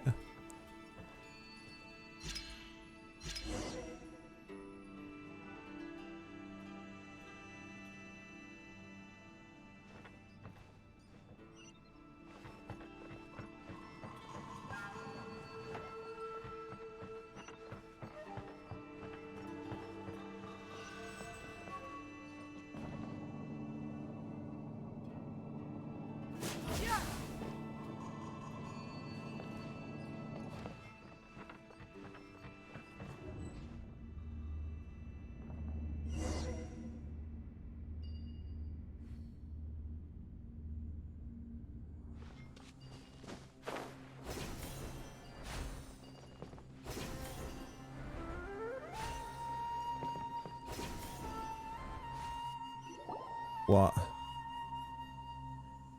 Oh no. Well. Looks like we meet again, traveler. The Abyss Herald! What are you planning to do in this strange place? Strange place? Plotting? You needn't worry about such things. They don't concern you. Oh, for fuck's sake. Wings of darkness! Come, sever night. Witness the power of Gugwa. Know my soul. Rain out to ashes. Get moving! Oh, I'm gonna have a fun time breaking this bastard shield. Fracture!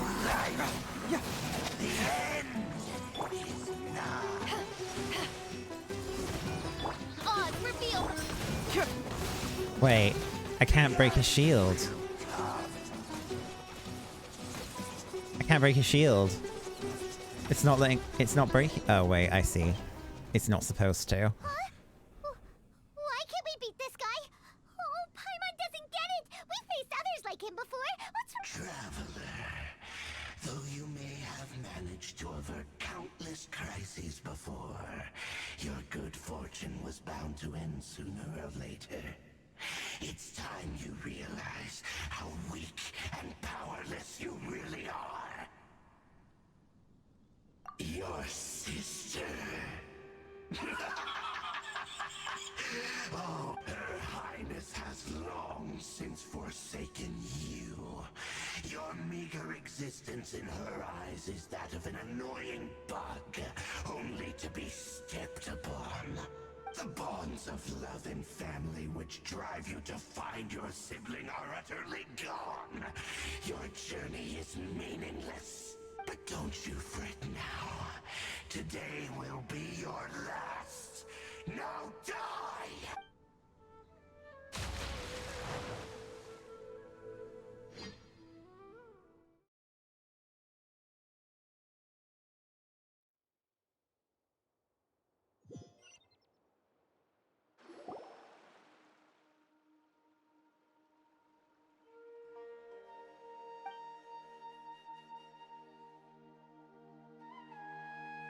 What was all that just now? Strange. It feels like I was just dreaming for a moment there, but I can't remember what I saw. What do we do? We haven't seen Hypatia anywhere out here. Oh, there she is! Quick, let's see how she's doing. So sweet. Well, the good news is that she's still conscious. Hey, why'd you drop her food on the floor like that?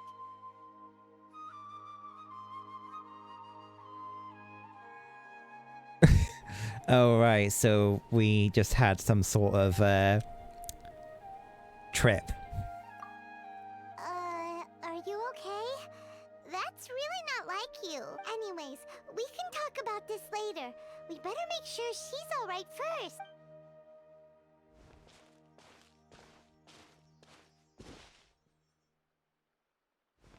Whoa! Wait a sec. Look at all this fruit lying around her. We can put that to good use.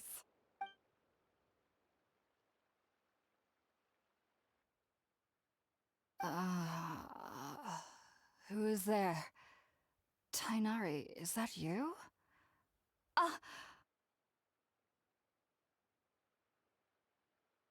Huh? It's okay. You can relax, Hypatia. Tainari sent us here to bring you some food and water. Here, we have a letter that he asked us to give you.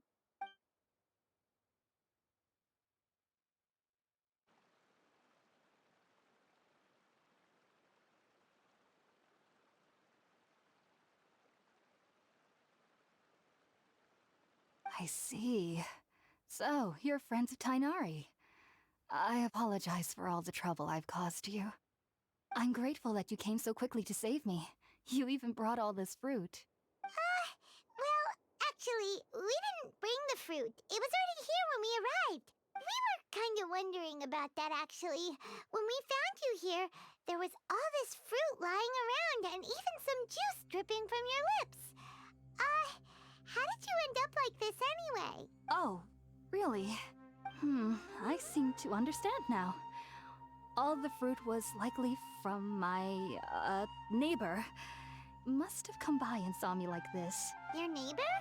You mean there's someone else living nearby? A little round creature? So, you're able to see them too?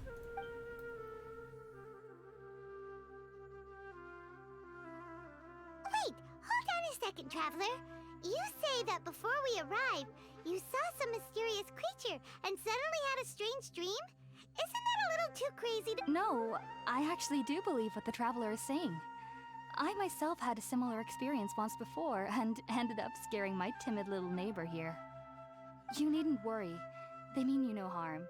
They only dragged you into the dream because they hoped to buy themselves a little time in order to scurry away.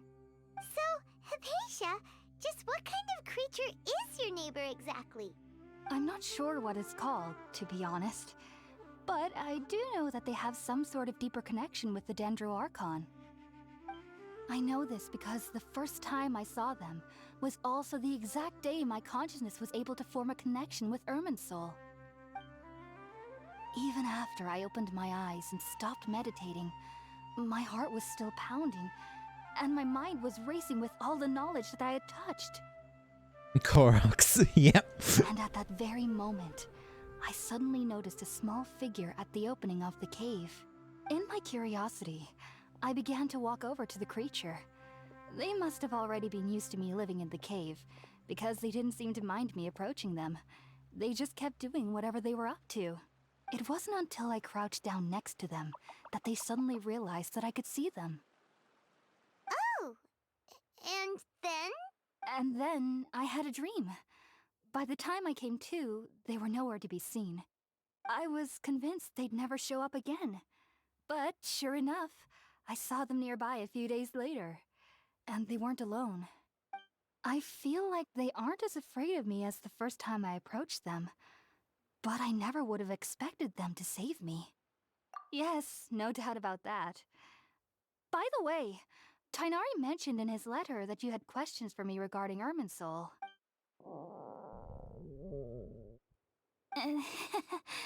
Sorry about that. Sounds like just drinking juice still isn't quite enough for my stomach. Well, if somebody hadn't dropped the food earlier... Anyway, looks like we'll need to prepare something ourselves. Besides, Paimon's getting hungry too. Let's eat first and talk about Irminsul later. Alright, we're up, Traveler.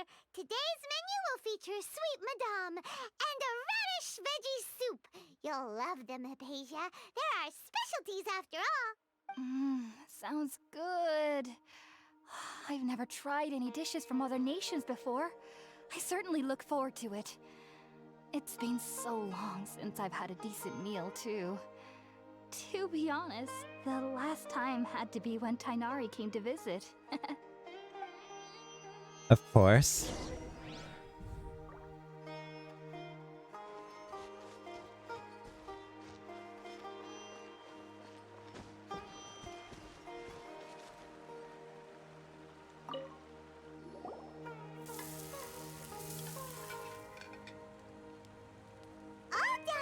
Let's use the empty box that Tainari gave us since we already watched it. Oh, it smells amazing. And the box is a nice touch too. Let's go serve this up and start eating with Hypatia.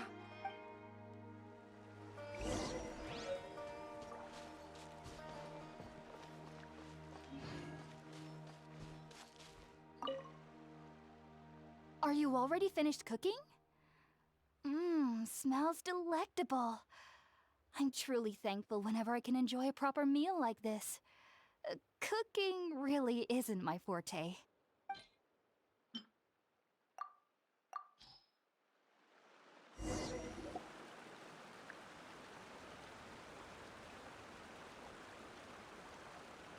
Even though everything you mentioned was in Tainari's letter, it's still hard to believe you were able to connect with Irminsul immediately after smelling Spiritborn eel for the first time. It took me nearly 3 years before I could do so. And everyone at the academia even lauded me as a genius.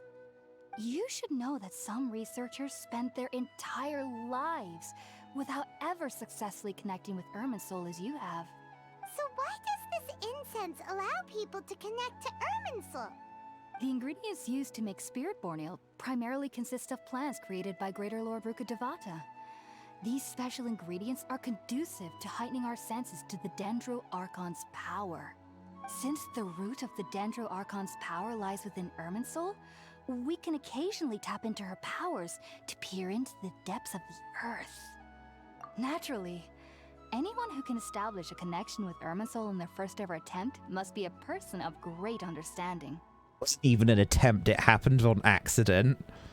So the Dendro Archon's the dealer. Makes sense. But Paimon's got a question. Why was he sensitive to the smell of those plants for such a long time? That was primarily due to his body's unique constitution. Stimulated by the incense, he could perceive the Dendro Archon's power and experience the sensory overload, hence the adverse reactions. Taking in any scent similar to the ingredients of Spiritborn eel would cause adverse effects. Not to worry though, it appears you've already fully recovered. Technically, your body should still be sensitive to the powers of the Dendro Archon, but unless you're using intentional meditation techniques, the scent of Spiritborn eel should no longer trigger such reactions. Whew. Well, that's a relief. I must admit, I am quite envious of your abilities. Even if it meant suffering from pounding headaches for the rest of my life, I'd consider it worthwhile so long as I could connect with Irminsul at will. Whoa, you're really serious about this whole thing, aren't you? I am a researcher after all. As a member of the Ritaoist Darshan at the Academia, my main area of research is the stars and their connection to the fate of living beings. But there is still so much we don't know, especially regarding the mysteries that lie in the starry skies. Which is why I must turn to the all-knowing Irminsul for answers. If only my perception wasn't so limited. Unfortunately, I cannot guarantee that my every attempt to attune with Irminsul will be successful, or that doing so will leave my consciousness intact. I am currently in the stage of training known as Satyavada life. Many researchers in Sumeru have lost their minds while seeking to attune with Irminsul during this stage. Sages have said that Irminsul contains divine knowledge, and touching such knowledge without the proper preparations and abilities will only lead to one's mind caving in on itself. That sounds bad. That's why we meditate alone. We need to ensure that our minds will be calm while minimizing the possibility of involving anyone else. Whoa, so knowledge from Irminsul can be super dangerous. Aren't you afraid of the risks, Hypatia? Of course I do. Especially during nights that are pitch black with no moonlight. and dead silent without even the sound of insects. However, I've been feeling better as of late. I don't get as scared anymore knowing that I have a little neighbor living nearby. I believe that being able to see them is a sort of blessing from the Dendro Archon. But what's strangest of all is that they're clearly an envoy of the God of Wisdom herself. And they have the curious power to make people dream. What's so strange about that? It doesn't sound so out of place for a divine being, does it? Well, it's strange because nearly nobody in Sumeru can ever dream. Oh, is that true? Yes, well, to an extent. Only children can dream in Sumeru. Adults, however, never do. What? The sages say that wisdom implies rationality, but that which occurs in dreams is often neither rational nor logical. Yes, if one struggles with anxieties, those emotions could influence their dreams. The fact that the people of Sumeru do not have dreams is seen as a blessing by the sages. They believe that Greater Lord Rukkhadevata, the god of wisdom, is keeping us away from the foolish delusions you encounter in your sleep. I was born into a family of scholars in Sumeru City. Ever since I was a child, my parents would always tell me that I'll know I've grown up once I stop dreaming. I studied hard, enrolled as a student in the academia, and went on to become a researcher. Sure enough, I never dreamed again. But then, on the day I scared the little Aranara, I suddenly saw a dream again. It was incredible. Though I don't exactly remember what I saw, I clearly recalled the feeling. I suddenly felt like I was a child again. Back then, I was foolish and ignorant as any youth would be, but I was free of fear. Maybe dreaming isn't as bad as we've made it out to be. Just be sure not to speak of this if you travel to Sumeru City. They'll look at you as if you've lost your mind. So, do you have any thoughts about the things he saw when he connected with Irminsul? Sorry, I'm afraid I don't have any answers as of now. All I can say is that what you saw is a memory contained within Irminsul itself. World forget me. What could that possibly mean? If only I could ascend past Satyavada life and begin Paripurna life, I might have some more answers for you. If you two are ever in the area again, please be sure to come and see me. There's no need to be thanking me. You two are my saviors. Besides, I'm already looking forward to tasting some more of your cooking. Now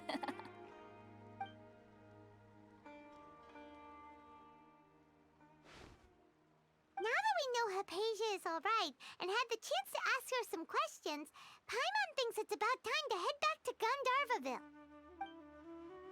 Yes, I agree. Let's go.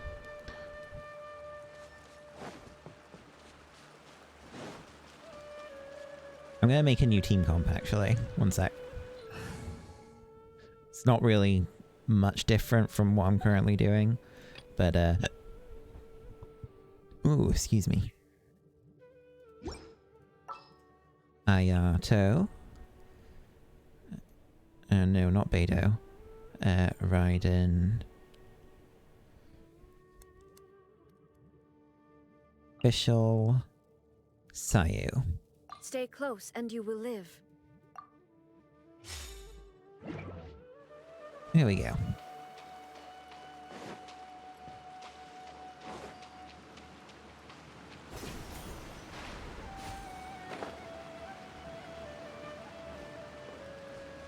Oh, I wonder if there's new wings. Oh, they look nice. Yes, that must be the like Sumeru reputation like reward.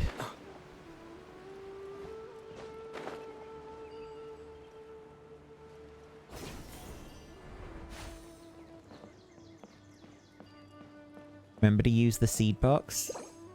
Oh, this one? Zaytun Peach.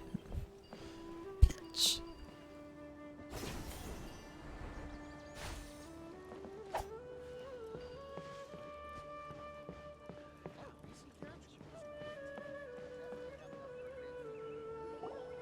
Think about it, Tainari. Refusing to join is tantamount to burying your head in the sand. I understand that you're a forest watcher, and that it's your duty to combat the effects of withering zones. But isn't it evident that such work is not a lasting solution to the problem? As Sage Kage clearly stated, your presence and guidance in Sumeru City is pivotal in finding a cure for Irminsul. How could you possibly refuse? Keep your emotions in check, Gulam. Let's at least listen to Tainari's reason for declining. We're here to invite him to the Academia, not to cause a scene. Sage Kage, I am truly honored that you came here in person, but I'm afraid I must still decline your invitation. I am merely a forest watcher. How could the great minds of the Haravatat have any need of someone like me? Well, it turns out that your refusal letter had some implications on your master's reputation. He is a renowned sage of the Immorta, after all. So now I've come here in his stead. I see. Huh. And I figured that given his temper, he would come here and berate me personally. Tainari, your master is an integral part of this effort, and now he requires your assistance. And what exactly does my master need of me, Sage Kage?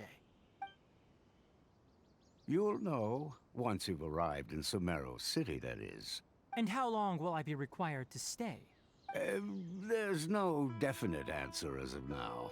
Do you mean to tell me that despite coming all the way here to Gandharvaville, you still can't answer the questions I laid out in the letter to my master? If that's the case, then I'm afraid I cannot give you a definite answer either. Tainari, but you... So be it. Come, Gulam, we're leaving.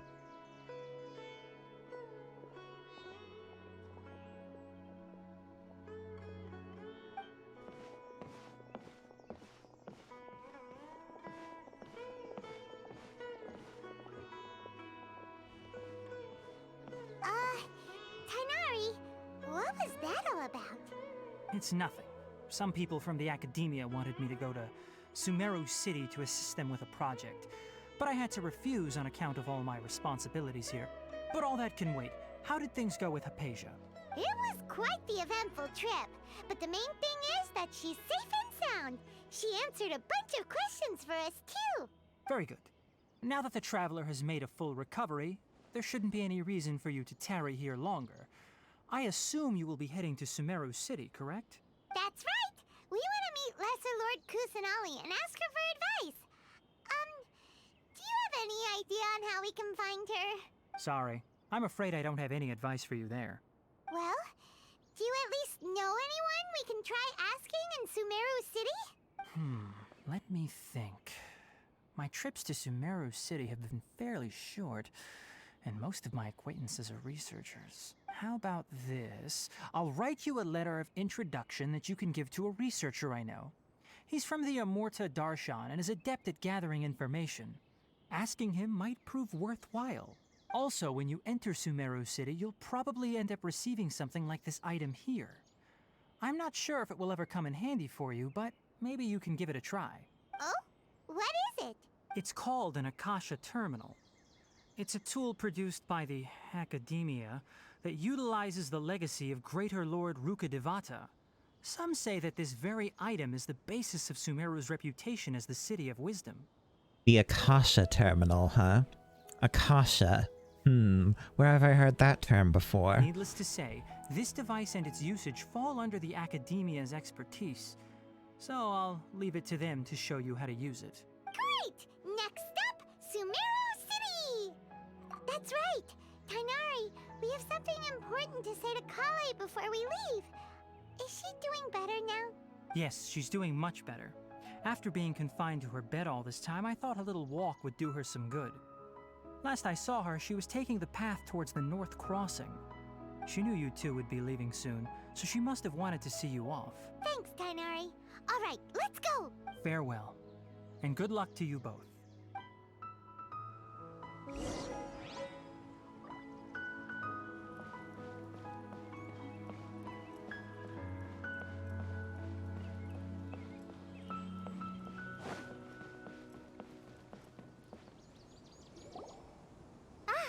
I've been waiting for you two.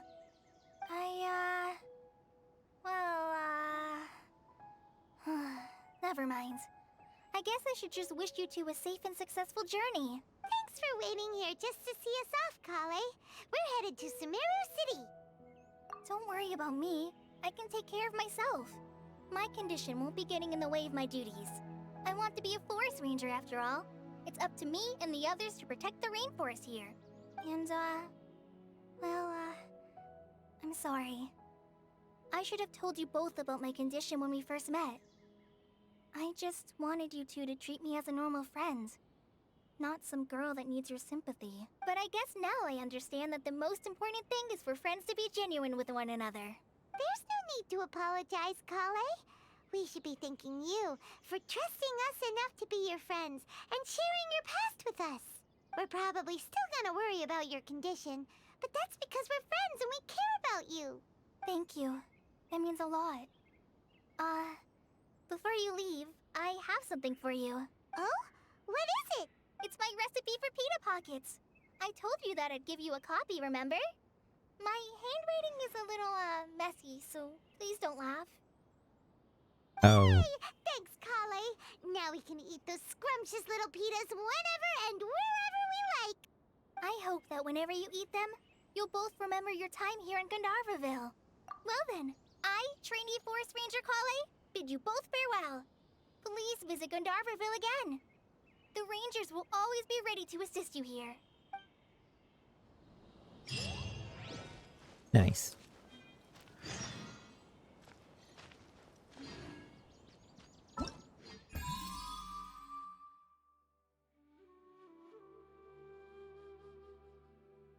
Oh, okay. So I still have to do more of these prerequisite quests. Okay. But, let's get the rest of these trials done.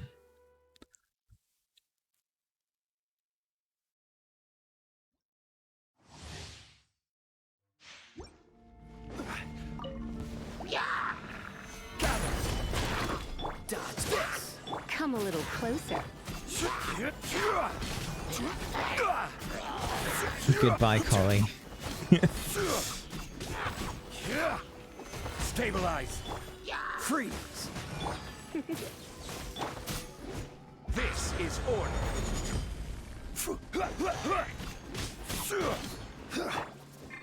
Come a little closer. Don't get frostbite. Dodge this. Crumble.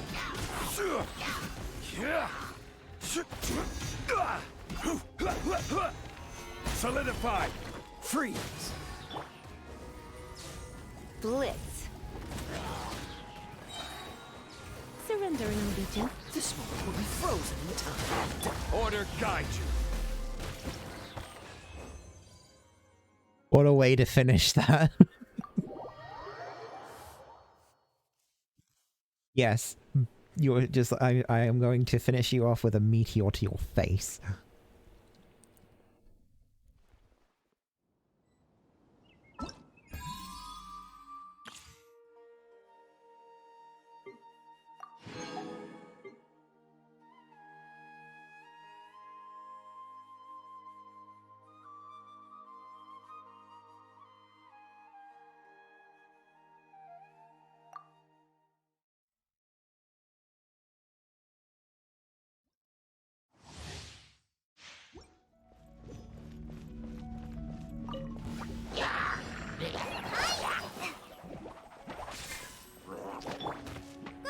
Get them! Go, Bug! Let's dance!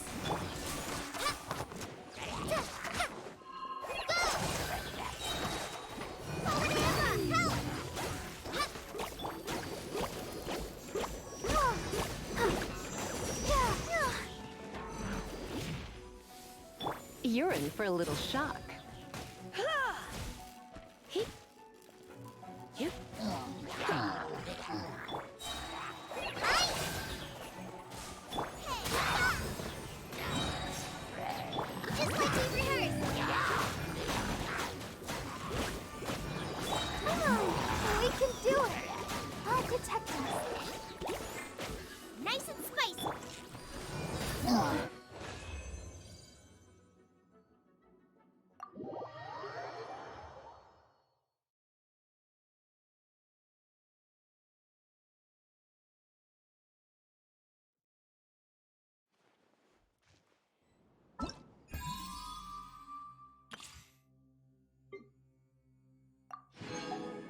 I'm looking forward to when we'll find, because now that Dendro is actually in the game, that means that we'll eventually be able to get Baizu.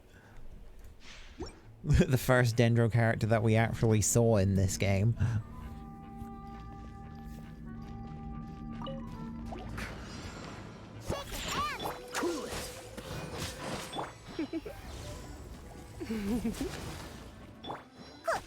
Think you can bully me? Don't get frostbite.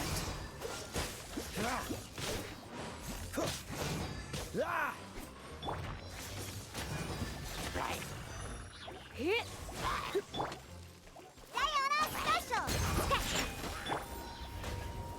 You've been a naughty boy.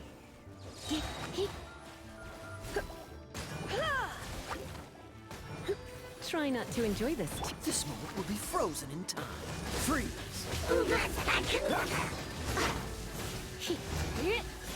You're in for a little shock.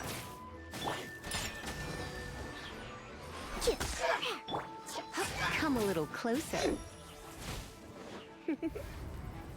Blitz.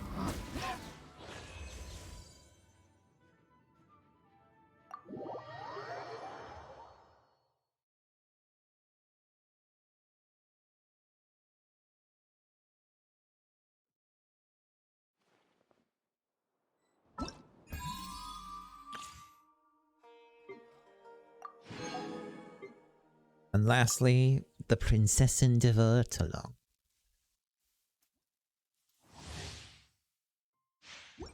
The one who will never stop talking. By royal decree. I'll race you. Dodge this! Don't get frostbite. Midnight Phantasmagoria. Let it rain.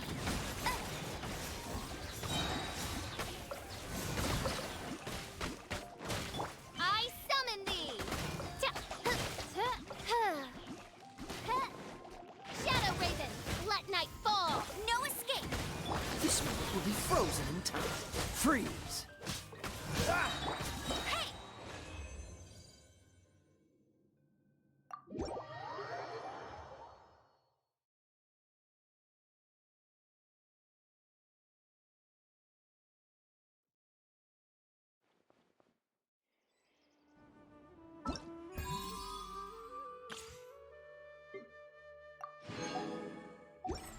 Well, that's all the character trials done. Off we go. Oh wait, there's a Dendroculus somewhere up here, around here. Where is that? Where is that Dendroculus? I must find it. I must find the Dendroculus. Oh, I've probably missed it. Yeah, it was above me. God damn it.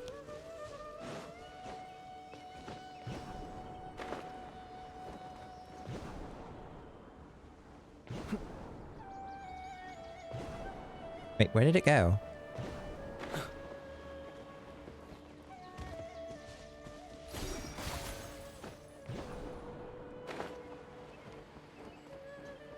Oh, it's over here.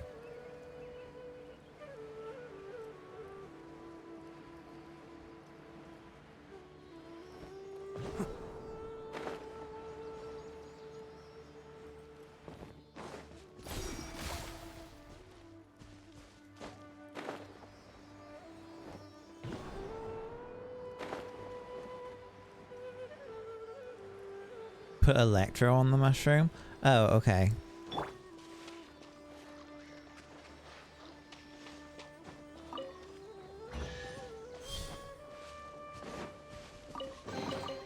Take them. I have no need.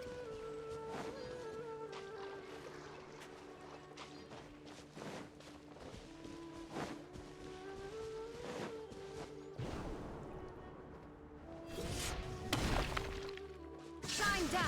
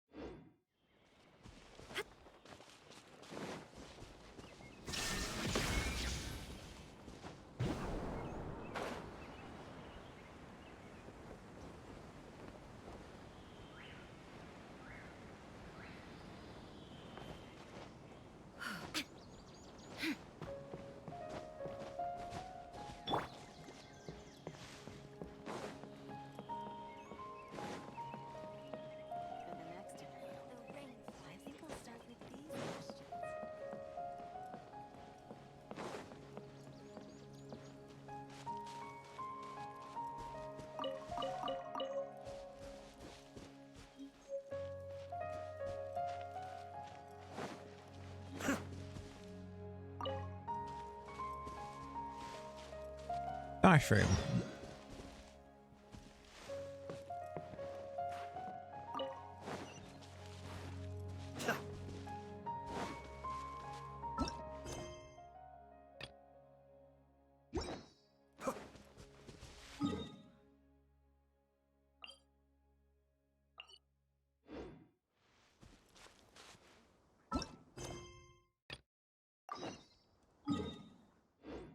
Oh, this must be like a random quest, like a random event.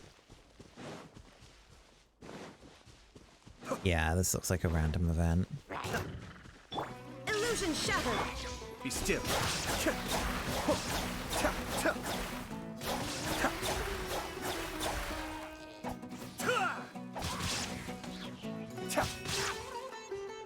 Cascade.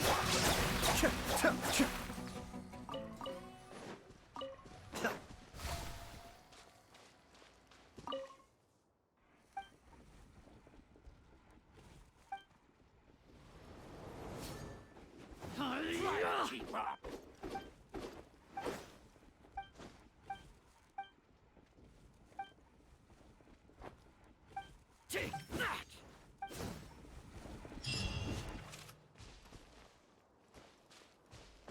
Who the hell? There is no escape.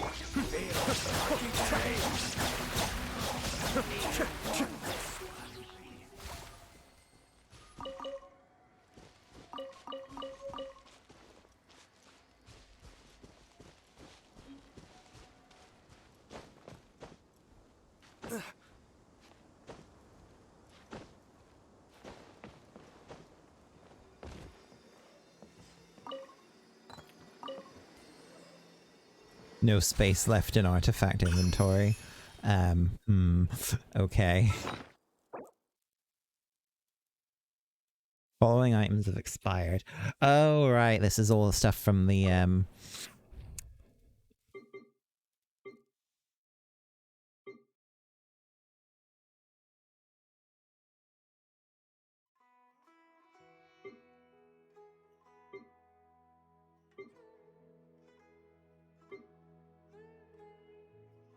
Let's clean up my artifact inventory a little bit here.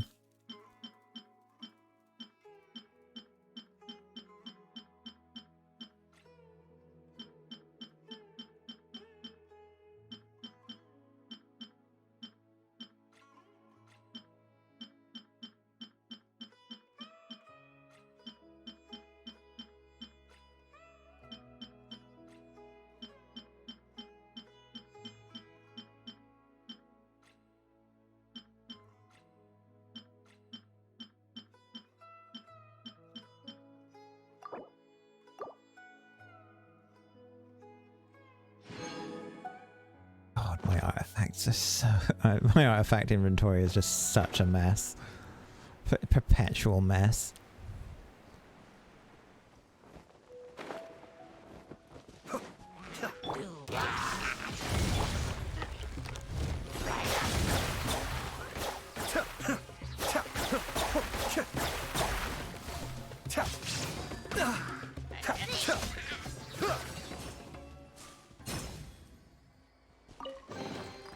All yours, should you have any use for them.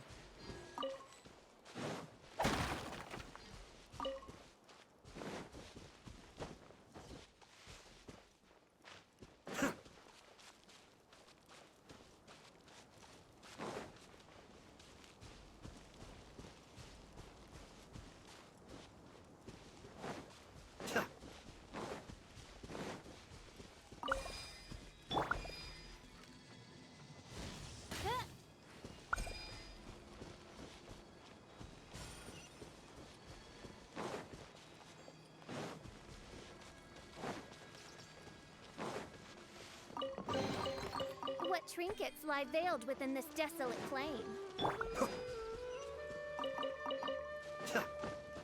Dendro Crystal Fly.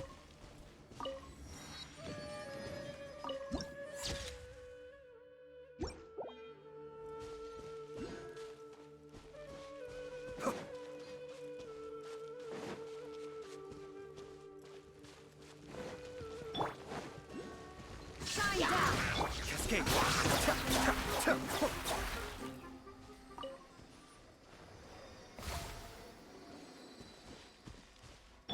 Illusion shattered!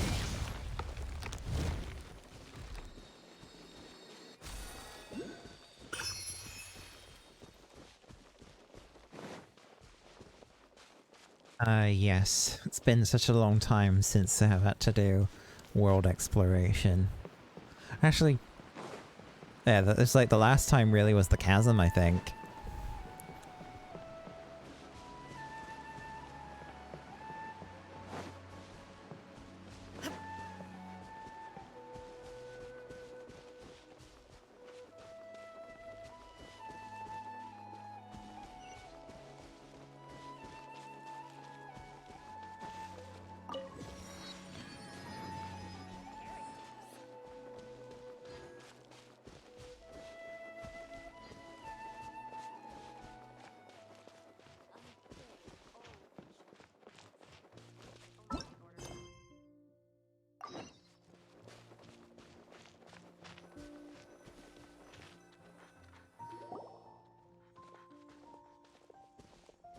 Jarring. It was daytime. It's daytime, but it was just. Oh god. We finally made it! Oh, did you see that? When those people entered the city, something on their heads lit up. One moment, please, you two. It appears this is your first time visiting Sumeru City. Oh, yeah, that's right.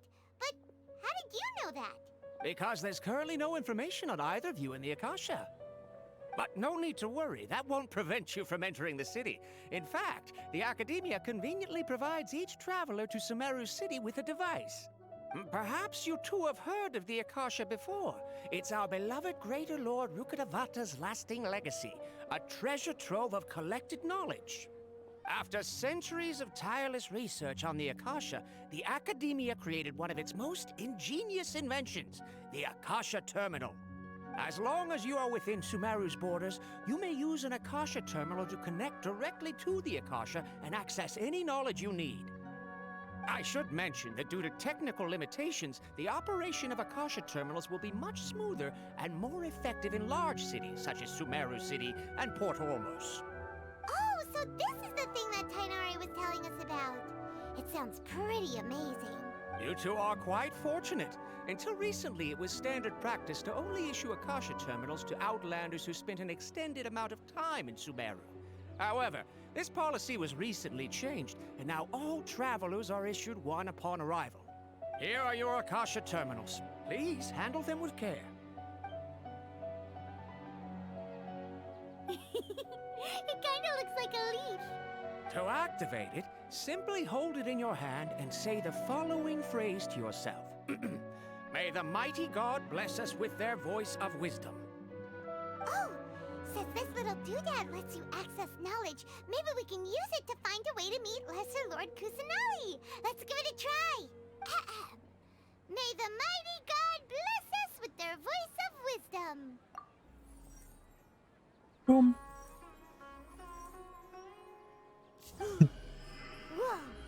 Just now, something clicked, and Paimon suddenly knew how to use this thing. It seems all we need to do is concentrate on what we want to know, and bam! You get it. Oh, that'll come in real handy. Exactly. That is the power of the Akasha. That sounds very, very high tech for this game. Cyber Dendro, exactly. And with that, let me officially welcome you both to Sumeru City. May the wisdom of the Dendro Archon always be your guide. Okay, now that we're in, we can check the Akasha about Lesser Lord Kusanali. Let Paimon try. 500 years ago, the sages found a newly born deity from within some scorched ruins. The deity now resides in the sanctuary of Suristana. Seems pretty similar to what Kali was telling us. Okay, next, let's concentrate on asking how to meet her.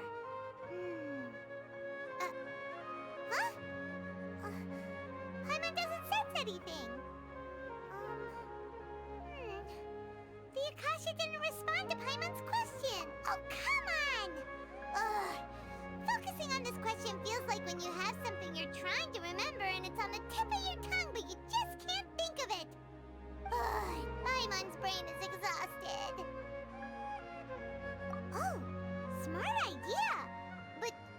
going to ask it.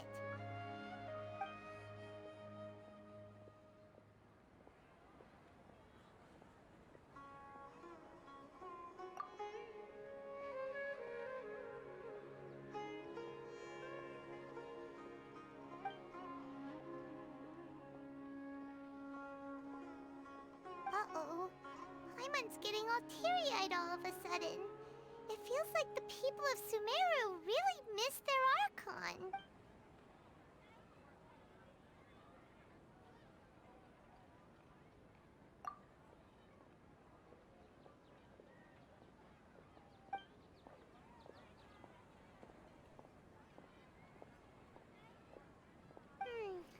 You too? Well, glad it's not just Paimon.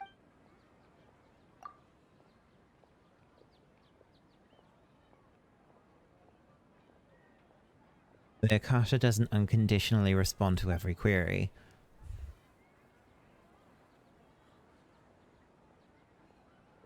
Also, even if the same query is requested by multiple people, the Akasha still imparts knowledge based on each person's identity, age, experiences, and other demographics.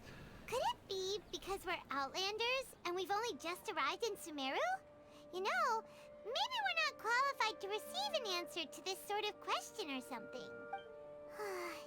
Well, seems no matter which way we try, we can't find anything that'll lead us to Lesser Lord Kusanagi. The Akasha is Google. He's from Sumeru, and even has a position in the Academia. Maybe he'll be able to access more info from the Akasha. Oh. Tainari wrote an address on the letter's envelope. Oh, it's not far from the city's gate. Let's head over and have a look. Hopefully he's at home.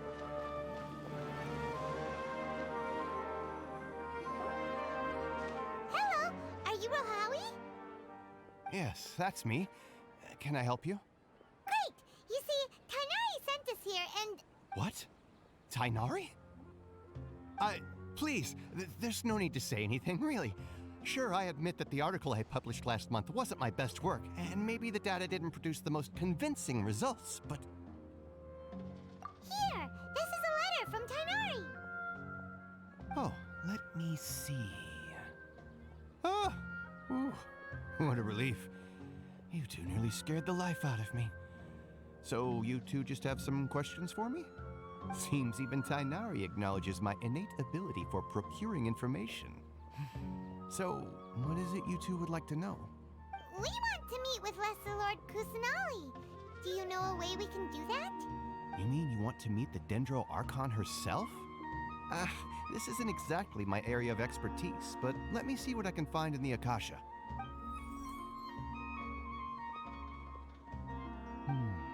Sorry, the Akasha didn't respond to my query. What? You too? But what about your abilities for getting information and all that? Paimon was sure you'd be able to access more info than we did. Well, as I said, this isn't my area of expertise. I am but a lowly researcher, so the Akasha doesn't see a need for me to know more about the Dendro Archon. All I know is that ever since Lesser Lord Kusanagi returned to Sumeru, she's never left the Sanctuary of Surasthana or made a public appearance. Huh. Didn't expect her to be such a mysterious figure. The Dendro Archon is somewhat of a recluse. Perhaps she just doesn't want to entertain visitors, which would explain the lack of information in the Akasha. Aw, but then what can we do? No need to worry just yet. I'm only hypothesizing here.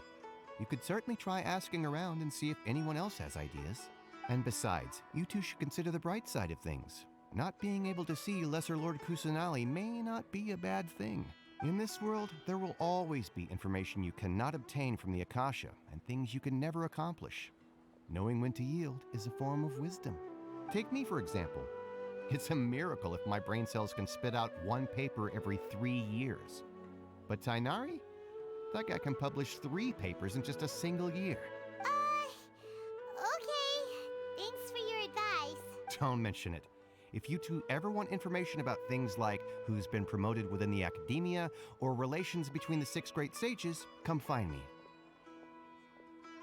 Hey, come on. This is a survival skill at the Academia. He's a gossiper. It's like the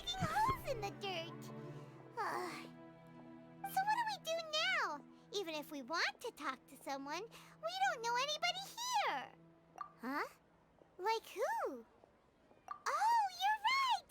Catherine! The Adventurers Guild has its own intel network. Let's hurry and find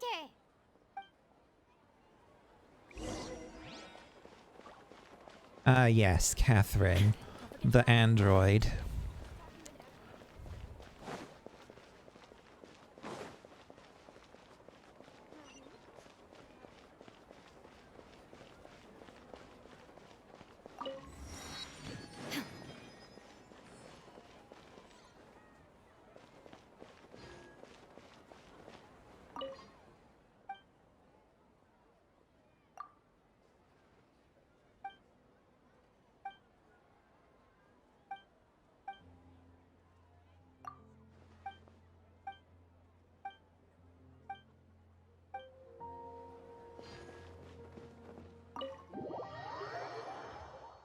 Let's go into the tavern. It has like the food symbol on it, so that might mean that I can buy something in here. There we go.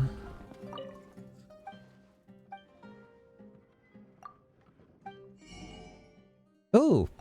Yes. Give me your recipes. Give me, give me, give me.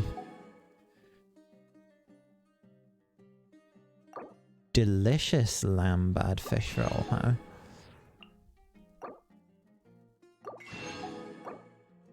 Gonna buy all the stuff. Spice?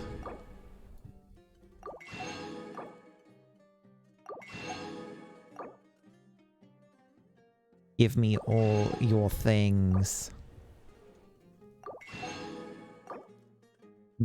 Food. Yes.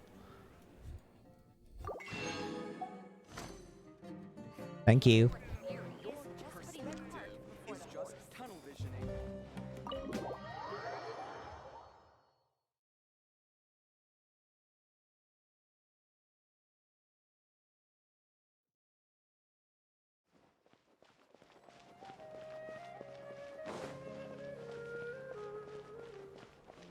Not as grandiose as the previous places. Ad Astra Abyssosk. Hello, Traveler in Paimon. Catherine, we need your help with something. Understood. The Adventurers Guild is always ready to serve you. With what do you require assistance? We want to meet with Lesser Lord Kusanali. Do you know a way we can do that? You two wish to meet with Sumeru's Archon.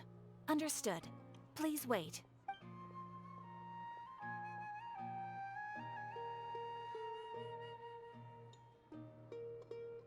I apologize, but I am unable to call up any relevant information in the Akasha. I'm also unable to locate any pertinent information in my personal memory. Aww, another dead end. Well, if Catherine can't help us, then we really don't know anyone else to ask now. Please do not worry. I may know of someone who can help you two. In Sumeru, the Adventurers Guild does not serve as the vanguard of information. Rather, there are numerous active mercenary groups collectively known as the Eremites. They take on various contracts and work all across Sumeru, so they naturally accrue intelligence. An Eremite brigade called the Corps of 30 is in charge of Sumeru City's defenses. Not only are they the oldest brigade, but they are responsible for managing and coordinating the affairs of all other mercenary brigades. Corps of 30? What a weird name. Supposedly, they are named as such because their ranks numbered 30 at their inception. Asfand, an advisor with the Corps of 30, maintains good relations with the Adventurers Guild. Though he's already retired, he and his words carry great weight within mercenary circles. If you'd like to get in contact with him, you can find him at the Corps of 30's headquarters, the Citadel of Rexar. You're welcome. I wish you two the best of luck. We look forward to your exploits in Sumeru. Alright, off to the Citadel of Rexar we go!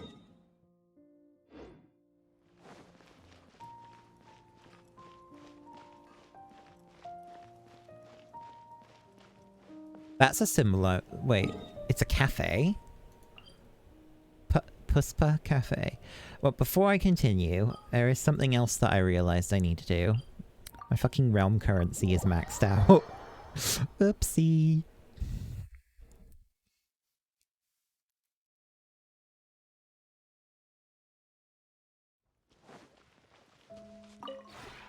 This realm.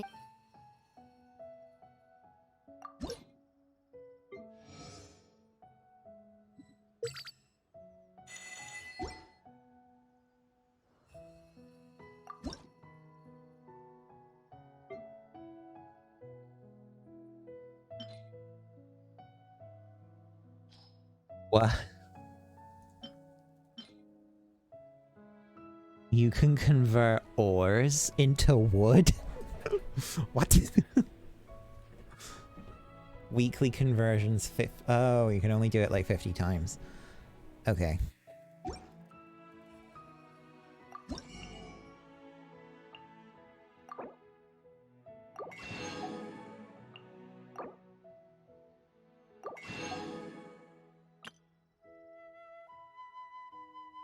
Alright, what's in here? That's new. Why did you come up with the new marker? What have you got for me?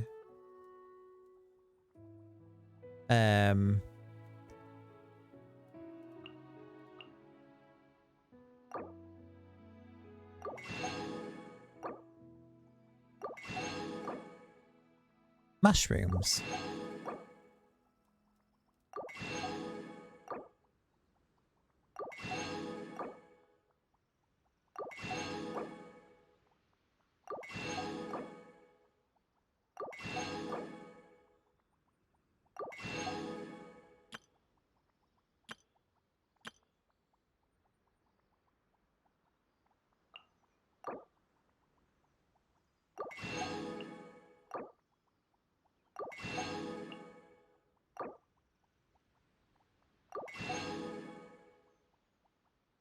Tail, but nope, doesn't look like there's anything new other than those ones.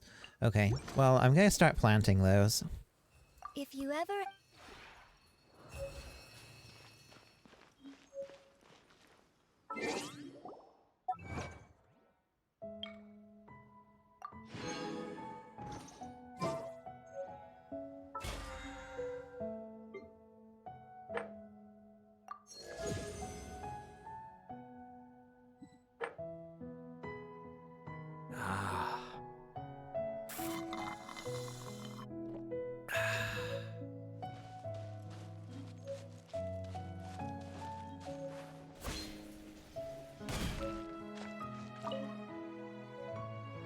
Okay, so the Sumeru roses are in this one.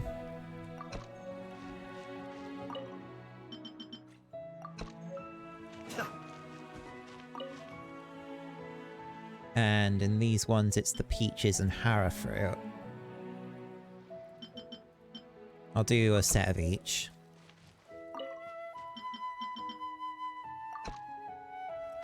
Because those ones have multiple harvests, so doing a patch of each makes a lot of sense.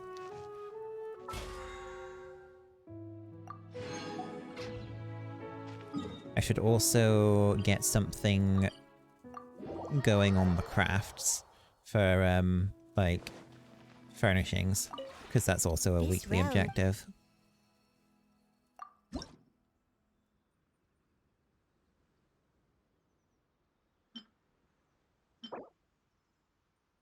Karmathala wood. Okay. Well, I don't have the ability to make any of those yet.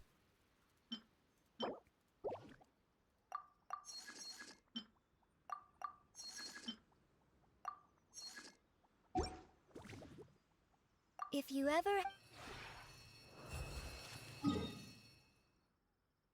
I don't think there was anything new for the Orderly Meadow. I have actually done all of the gardening achievements. Well, I don't know if they've added any new ones in, but yeah, Sumeru, Meetings in the Outrealm Series 3.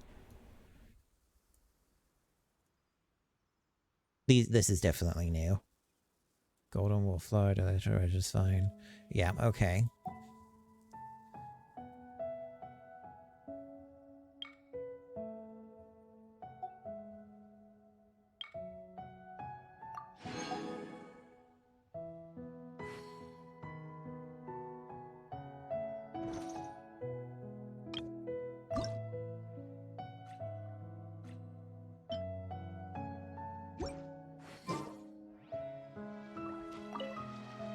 I might as well put something in here.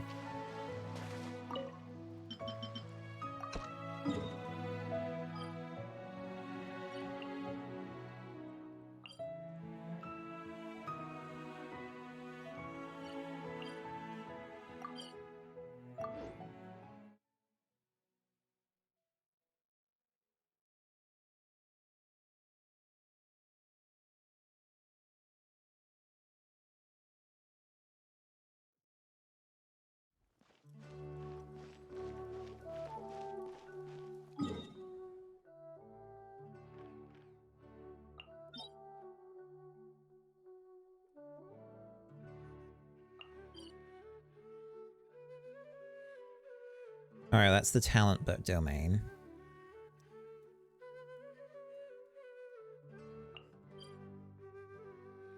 And that's the weapon ascension material domain.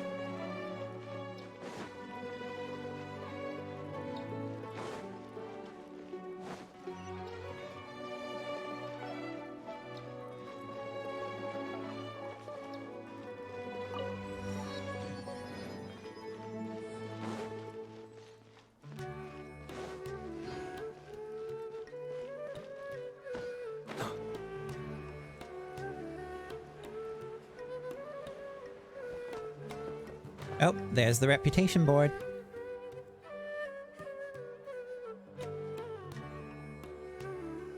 Welcome. The Adventurers Guild told me to expect you two. It's nice to meet you, Oswald. We'd like to ask you about something.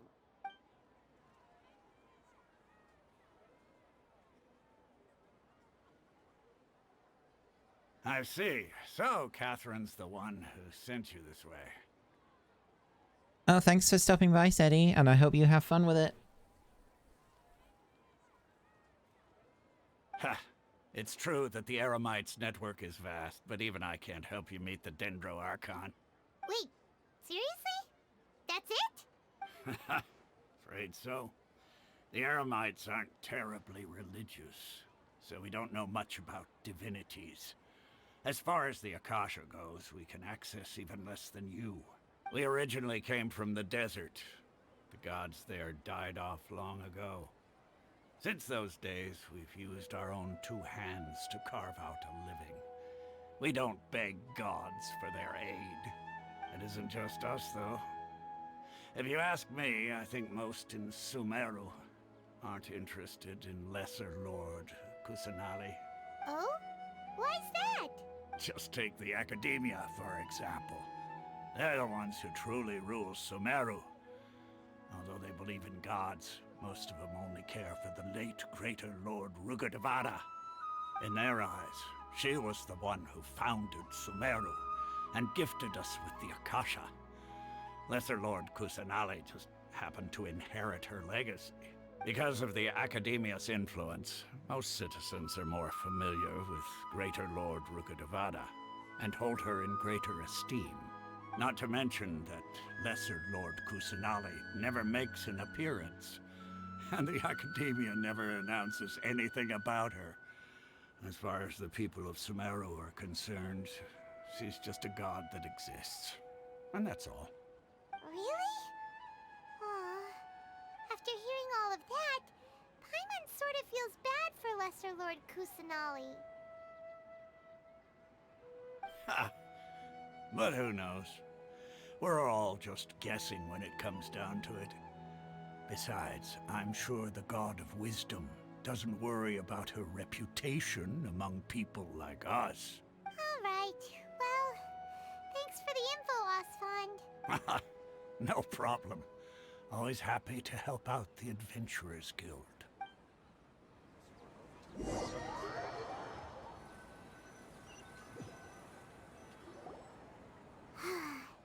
Seems Osfond was right about most people's attitudes here. Not only are they not interested in the Dendro Archon, they even say stuff like, if the Akasha doesn't think I should know, then I don't need to know about it. We've been asking for information non-stop ever since we got to Sumeru. But the harder we try, the more helpless everything seems. Isn't there at least one person in this entire city who cares about Lesser Lord Kusanali?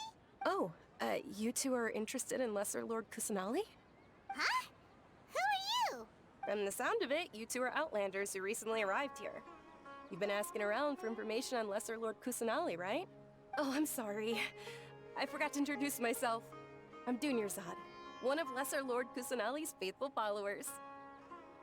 Whoa, really? Then do you know how we can meet with her? I'm afraid I can't help you with that. But your conversation earlier did happen to remind me of a legend about the Dendro Archon. Sure. It goes like this. Long, long ago, there was a man who heard a prophecy. It predicted that a great calamity was about to befall him.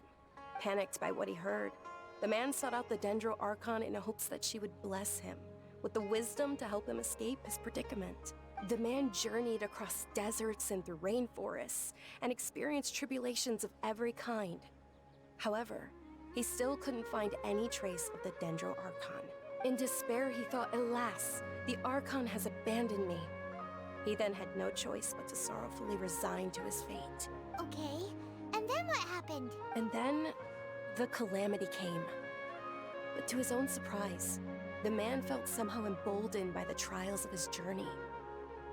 By relying on his own strength, he managed to overcome the adversity. At that moment, a bird perched upon his shoulder. This bird was, in fact, an avatar of the Dendro Archon. She said, "O Archon Seeker, do you now understand? She and her wisdom have long been found by you. Along your journey, we were in every flower and blade of grass, every ray of sparkling sun, and every breath of dancing wind." Yeah, thanks for the story! Paimon feels all warm and fuzzy inside after that. In a way, it seems like this story is also one of the Dendro Archon's avatars. Dunyarzad, since you worship Lesser Lord Kusanali, can you tell us anything else about her? Of course. So did you two know that, I'm terribly sorry, but it seems something's come up now.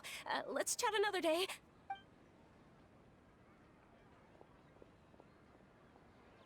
Hey, wait! What the heck just happened?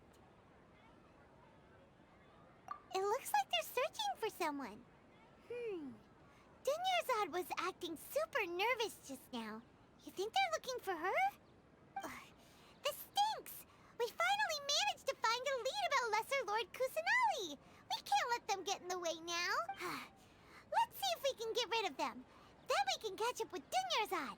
Hey, have you two seen a brown-haired girl wearing a purple top and a long blue dress? We're looking for her. Did she have bandages wrapped around her wrists? Yes, that's her. Did you see which direction she went? Yeah, she went that way. Quick, after her! This feels familiar. That should keep him busy for a while. Let's hurry and find Dunyarzad.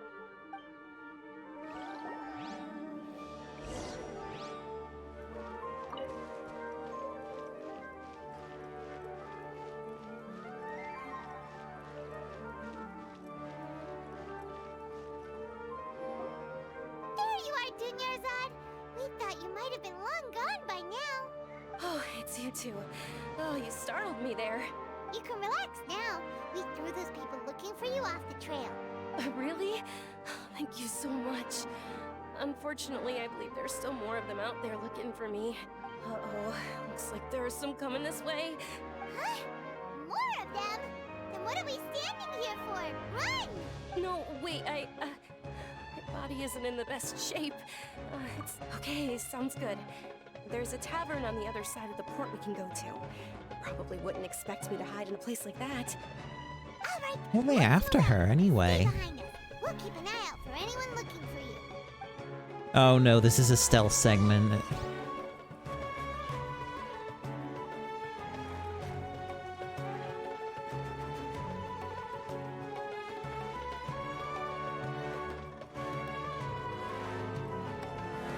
Oh no, it's not a stealth segment.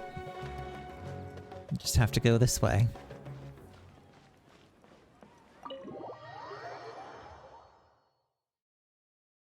Thought it would be, because it felt like it was building up to that.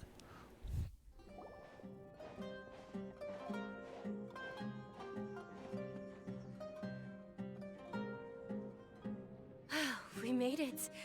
Oh, they shouldn't be able to find us now. Wait, stand down, Dia. Oh look, another person with animal ears.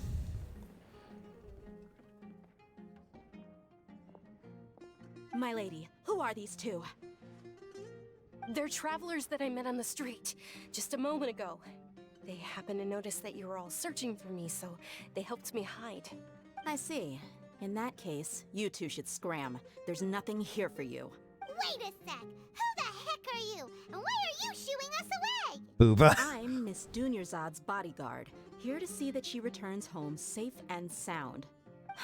My lady, let's get going. You've been gone for so long that your parents are worrying themselves sick. And if I refuse to go with you?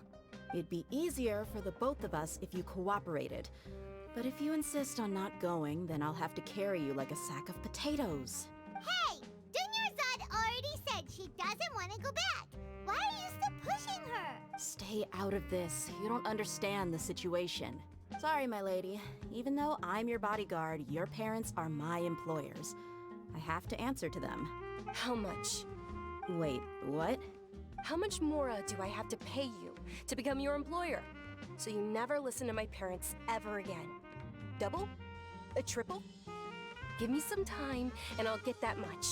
My lady, this isn't about Mora. I don't know what you think of us Eremites, but let me say this. I like Mora, but I'll never go against my principles. That's why I'm here looking for you. Sure, it's an order from my employer, but my conscience was also telling me it's the right thing to do. And knowing your health, carelessly running around like this is gonna hurt ya. For the sake of those who love you, don't be stubborn. No, you're wrong. I'm aware of my limits and I know what I'm doing. Honestly, the only people being stubborn right now are my parents. And they know perfectly well that it makes no difference if I'm at home or not. They still won't accept reality. And every time I bring this up, they just change the subject. Dia, you've been living with us a long time already. This should be old news to you. Dia, I know it hasn't been easy for Mother and Father, and I'm grateful for everything they've done for me. But there's someone else in this world I'm also grateful to, because she saved me. The love I have for her is the same I have for my parents. This is my life and my last chance. So I want to do something meaningful. My lady, are you sure what you're doing now is meaningful? Yes, I'm sure. At least, it is to me. Fine, I won't ask you to return home anymore. But let me make something very clear. I'm only doing this because I respect your determination, not because I agree with you. Thank you, Dia. Sorry for being so rude just now. My nerve... Don't worry about it, my lady. I did say that I like Mora. Besides, that's our next topic of conversation. Today's little excursion caused such a ruckus that every single bodyguard at the estate was deployed. It wouldn't be easy to hide things from your old man. Since this definitely won't be your last escapade, here's a little tip. You should at least make it look like your room and things are still in order when you leave. Also, you'll need someone to cover you for when you're out and about. So, I'll let you hire me, my lady. This way, everyone wins. As for the pay, let's say half of what your father pays me. We can settle the bill when we return to the estate. Okay, deal. Yay! Looks like they've reached an understanding. I'm fine, really. I just feel a little tired now that things have calmed down. My lady, stop trying to look tough. We're already in a tavern, so let's rest up and grab some grub. I'm sorry for worrying you two. If you don't mind, I'd like for you to join us. Sure! After you rest up, we want to hear more about Lesser Lord Kusanali. Your perspective is just tunnel visioning. Your theory is just putting the cart before the horse. Ha! Well, if it isn't Dia. Haven't seen you in nearly half a year. Word on the street is that you're a bodyguard for the Homayani family now. Ha! Don't you find that kind of work boring?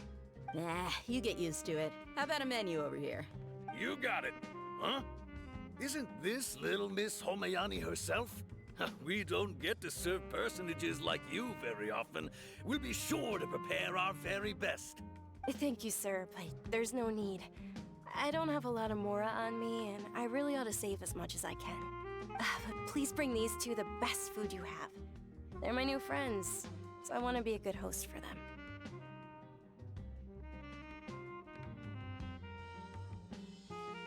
Yeah, we're already super grateful for everything you told us about Lesser Lord Kusanali. How about our coconut charcoal cakes? They're our signature snack, and they run cheap.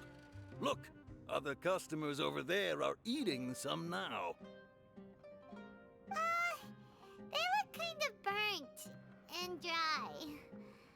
Paimon will pass. You've cooked slimes before. Hey, come on! Paimon has personal preferences too, you know. Dunyarzad, we asked a lot of people when we first arrived, and almost nobody was interested in Lesser Lord Kusanali. So, what made you want to follow her? Well, remember when you asked me if I knew how to meet the Dendro Archon? Even though I don't know how, I think I've actually seen her before. Huh? Really? Yes, it was when I was a child. At the time, my illness had kept me bedridden for the better part of a year.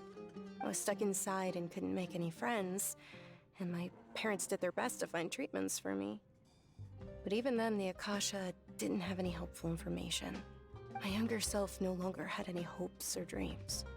One flare-up was so bad that I was in a semi-conscious state for several days.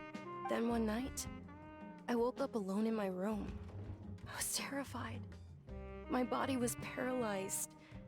Even if I cried, there was no sound. At that moment, an ethereal voice spoke in my mind.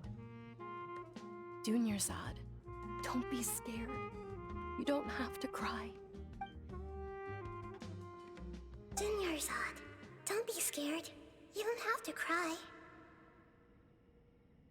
That's the same voice actress as the person who was talking to us at the end of the archipelago. Who are you? How do you know my name? How do I explain this? You might not be able to understand, but actually, I know everything about you. Really? Of course. I know that you're scared of thunder, that you hate taking medicine every morning, and that you love counting the petals on your mom's skirt. Wow, you really do know everything. Dunyarzad, is there anything you want? Want? Not really. I can't go anywhere or do anything. Huh? But aren't you a child? All children have wishes. Tell me what you want, and maybe I can make it happen. But can you make my illness go away? Oh. I'm sorry. But I'm not powerful enough to do that right now. Then, can you be my friend? After that, the voice said, "Okay, I'll be your friend." Although my body was suffering during those days, that voice encouraged me and told me many wondrous things. Beyond my window was the flourishing Sumeru city. Beyond the city was a lush rainforest. And beyond that was the wall of Samiel, deserts, and all of Teyvat. Once I finally made it through that bout of illness, I couldn't hear that voice anymore. I told my mother about it, but she said that I must have been dreaming. But I know that that voice wasn't a figment of my imagination. Before that, I had never heard of Teyvat. Yes, for sure. If it weren't for that voice, I would have never grown curious about the outside world, nor would I have learned how to read and enjoy so many books. That voice sparked a desire for wisdom. It had to have been the Dendro Archon. I've been hoping for a chance to repay her kindness. In fact, I was running around today to help prepare the Sub-Zero's festival for her. What's the Sub-Zero's festival? It's Lesser Lord Kusanali's birthday, which was the day that she was found by the sages. It's actually an old holiday that originally celebrated Greater Lord Rukkhadevata's birthday. When she passed away, the holiday eventually became a celebration of the Lesser Lord's birthday. I heard everyone was overjoyed when they welcomed her back to Sumeru. In those days, the festival was a huge deal. But because of the Academia's influence, people have gradually lost interest in the festival. The Academia actively participates in Sumeru's many holidays dedicated to Greater Lord Rukkhadevata. But when it comes to the Sub-Zero's festival, forget any funding. They practically act like it doesn't exist. Maybe they see Lesser Lord Kusanali's birth as confirmation of Greater Lord Rukkhadevata's death, so they're reluctant to celebrate it. Aw, but that's awful. It is. It's absolutely terrible. Sure, the Greater Lord founded Sumeru, but hasn't Lesser Lord Kusanali been the one quietly protecting us for the past few hundred years? Just remember that we're still out in public. Don't get too carried away now. I know that people over by the Grand Bazaar still hold the Sub-Zero's festival to this day. But I hadn't met any of them before, so I was never able to contribute. But recently, I made a friend there who also follows Lesser Lord Kusanali. I gave her my savings because I want her to throw a wonderful festival this year. That's the least I could do for Lesser Lord Kusanali. Hold on, my lady. Does this friend happen to be Nilou, the one who sends flowers to the estate? Yes, that's her. I saw her leaving the other day with a nervous look on her face. It seemed like she was hiding something in her arms. Did you give her something? Yes. Initially, I didn't have much more prepared, so I had Nilou sell one of my skirts. I've agreed with Nilou to meet up at the Grand Bazaar today, and see how things are coming along. Dia, would you accompany me? Sure. That's quite the trip, though. I'll carry you. No, that would be too much, even for you. You might as well just accept the lift. If I let you walk, who knows how long it'll take us. And if anything happens to you, then I'd really never hear the end of it from your father. But of course. Nilou will be thrilled to hear there are more people interested in Lesser Lord Kusanali.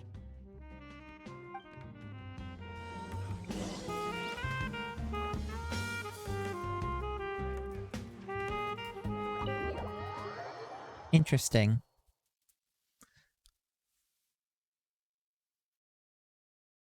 So the the Academia is trying to ignore that Kusanality exists?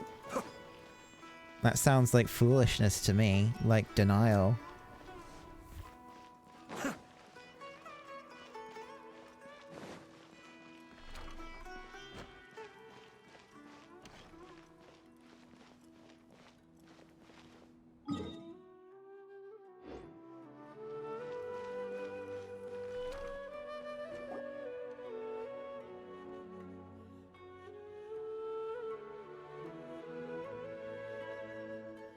Oh, look, another playable character.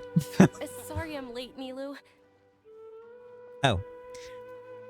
So I just got reminded of something that Dainsleif said during the the teaser trailer for all of the different regions. He said something along the lines of, in the City of Wisdom there is a push for folly, but the Dendro God makes no objection, or something like that. So I think what he means by the push for folly is that it's referring specifically to the fact that they are denying that the Greater Lord passed away, or that they're denying what happened at that time. Oh, Dunyarzad. It was taking you so long that I assumed you got trapped at home, but you made it in the end. Uh-oh. But if Dia's here, that means you got caught, right? You could say that, but everything worked out. Not completely. Oh, and who are these two? Oh, meet the Traveler and Paimon, my two newest friends. They're visitors who just arrived at Sumeru City and are looking for information on Lesser Lord Kusanali.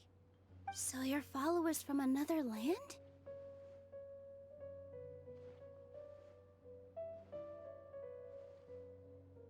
Oh, really? Well, that's okay. You're still invited to the Sabzeruz Festival. By the way, Dunyarzad, we've already started decorating the Grand Bazaar. It looks spectacular, thanks to your generous contribution. You're very welcome. It's the only thing I could do. Do you still have enough Mora? Probably? But don't sweat it. We've already finished renovating the stage. Come on, I'll show you.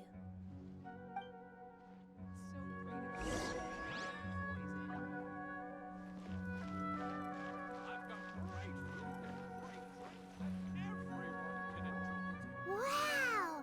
This place is amazing! Not bad. Last time I was here, the stairs were full of holes. The stairs were nothing. A little while ago, we discovered that the tree above the stage had a huge chunk of bark ready to fall off. Mr. Zubair was worried sick. We reported it to the academia many times, but they never sent anyone to deal with it. We didn't want anything bad happening, so we were going to cancel all the stage performances. Oh, probably because it was the theater asking. The academia looks down on performers like us. They probably think it would be best if the theater closed down completely.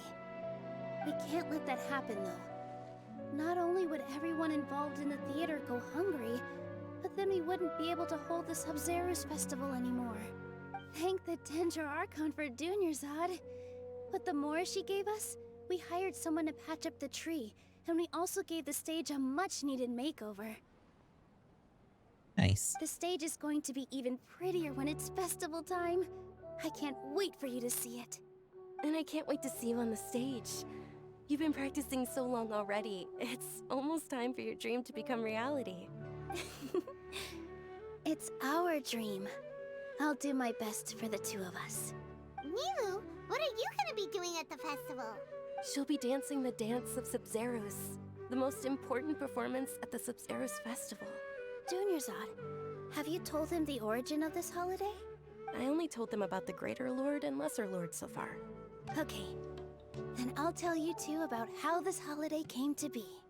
According to legend, the Sabzeruz Festival was originally the Goddess of Flowers' birthday celebration for the Greater Lord. A long, long time ago, on one of Greater Lord Rukkhadevata's birthdays, her friends threw her a celebratory banquet. Some of the gods got drunk. One started playing music, and the Greater Lord started singing, so the Goddess of Flowers began to dance. As she danced upon the grass, countless beautiful parisaras began to bloom wherever she stepped.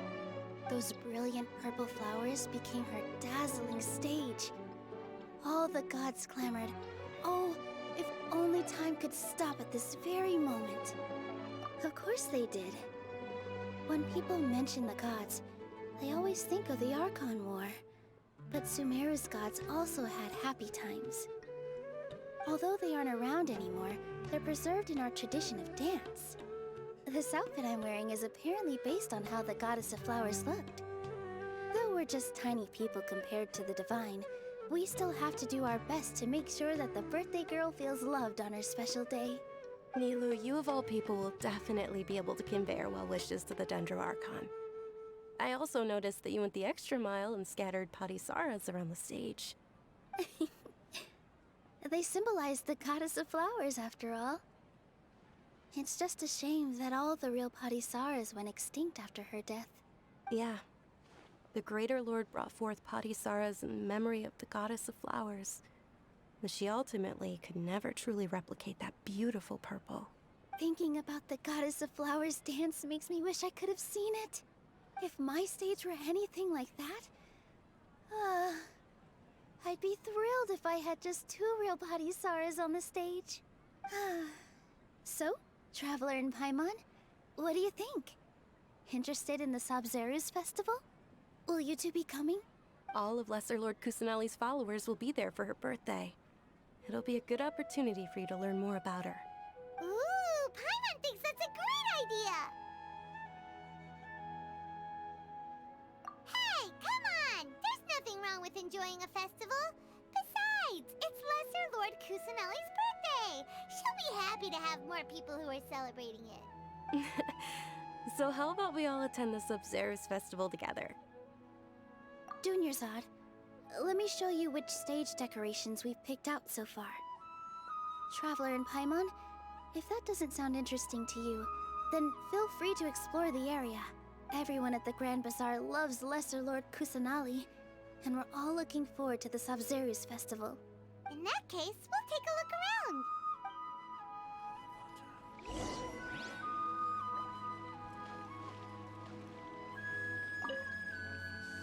Whoa!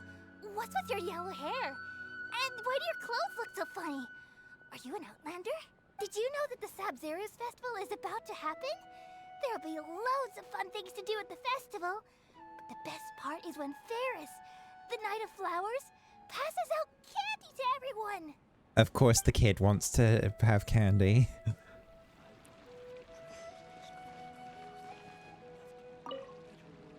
Things are really shaping up, and there's a buzz around the festival this year. We're expecting people from all over to come by this year and buy things during the festivities. Don't be fooled into thinking that Sumeru City has the best of everything. Some festival snacks are only offered here in the Grand Bazaar. And when it comes to musicians, dancers, or singers, the Grand Bazaar's got the best of the best. Sure, those folks at the Academia might not like it, but what's a festival without song and dance?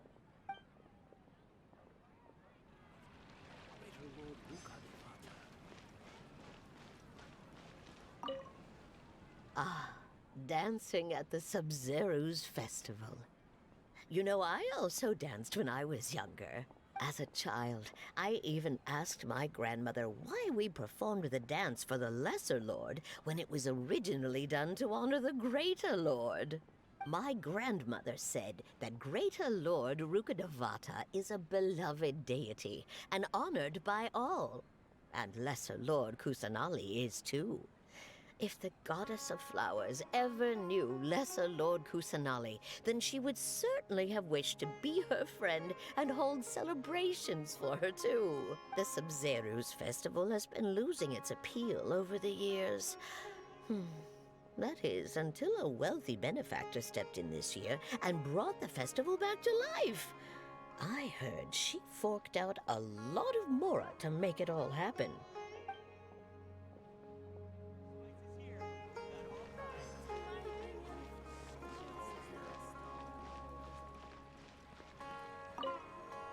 Huh. Revamping the stage for the festival couldn't have been easy, that's for sure. I bet this year's festival will be one to remember. I don't know much about the Grand Bazaar, but I do know that the residents here have a penchant for song and dance. Two things that the Academia doesn't particularly approve of. Oh, and the perfume sold around here is a lot better than what you'll find elsewhere. The fragrances are longer lasting and they're gentler on your skin and... I mean, that's what I've heard at least. Oh, she had to fix herself there real quick.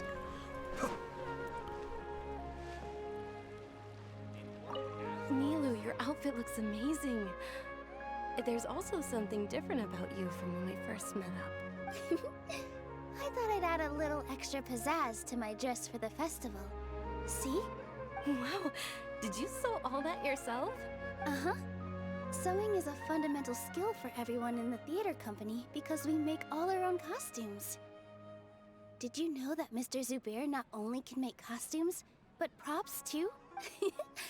I've noticed that you can't keep your eyes off that crown over there. Would you like to try it on? May I? Of course. The legends say that the Goddess of Flowers had beautiful horns on her head, so this crown was made to reflect that.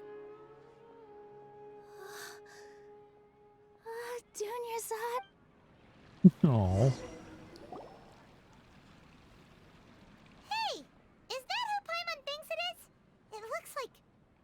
Catherine.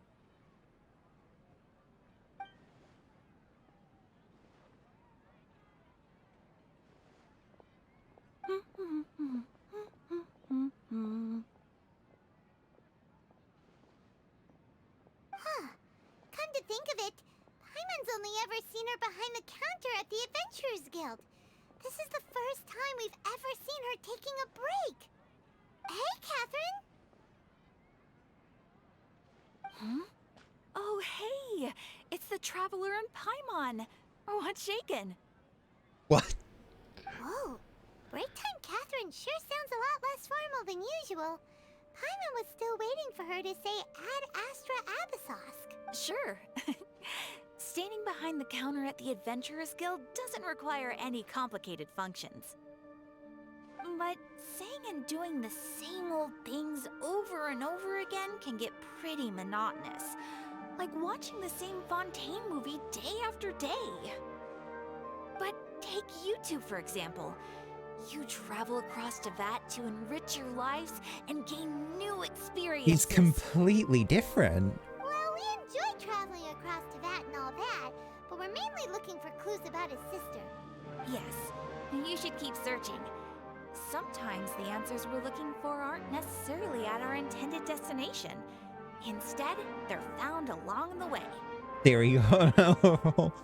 I'm wondering if this might be like she's... Huh. Haven't we heard someone say something pretty similar recently? Anyways, what brings you out Oh, here, does she know that? I kind of feel like Catherine... No, not particularly. I guess you could say that I'm loving the recent atmosphere here. If festivals bring happiness to everyone, then that's where their true value lies. Oh, it looks like it's about time for me to be heading back now. Alright, we'll see you next time at the Adventurers Guild. Oh, by the way, thanks for connecting us with the Eremites. We've already made some great friends in Sumeru City thanks to you. I'm sure you two will get along well with the people here. You've already been blessed by the element of Dendro after all. See you around.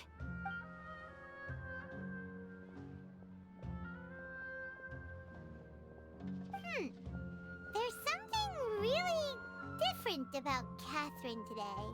Almost felt like she was that wasn't actually Catherine, like someone else was speaking through her. Hey, Traveler. Paimon. Oh, hey, Dia. What's going on? I've got something to tell ya. My lady knows you're looking for ways to meet Lesser Lord Kusanali, and she's been trying to come up with a way to help you. Well, I have an idea that might help. Are you serious? We'd love that! It might not necessarily pan out, so don't get your hopes up too much. I'll need to take you two somewhere and ask someone some questions. My lady is feeling a little worn out at the moment. Nilu's found a place for her to rest. After I take my lady home, let's meet in front of the Citadel of Regzar. Sounds like a plan! Let's head over to the Citadel of Regzar and wait for Dia! A lot of the playable characters are a lot more present throughout the story here. Well, actually, it's the same for Inazuma. You met quite a lot of the playable characters throughout the story.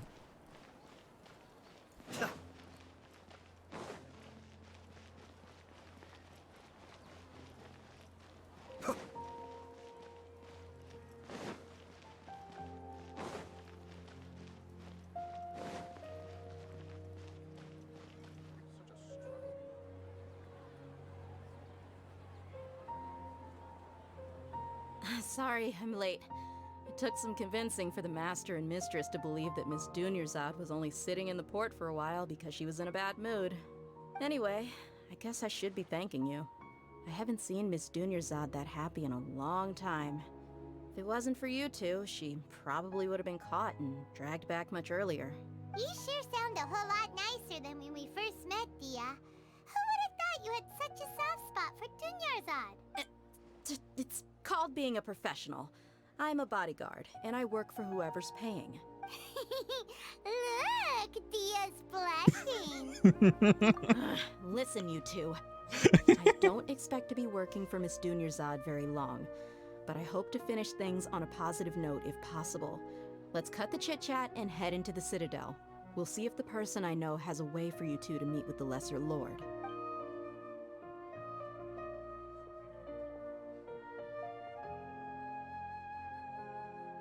The your senses are tingling.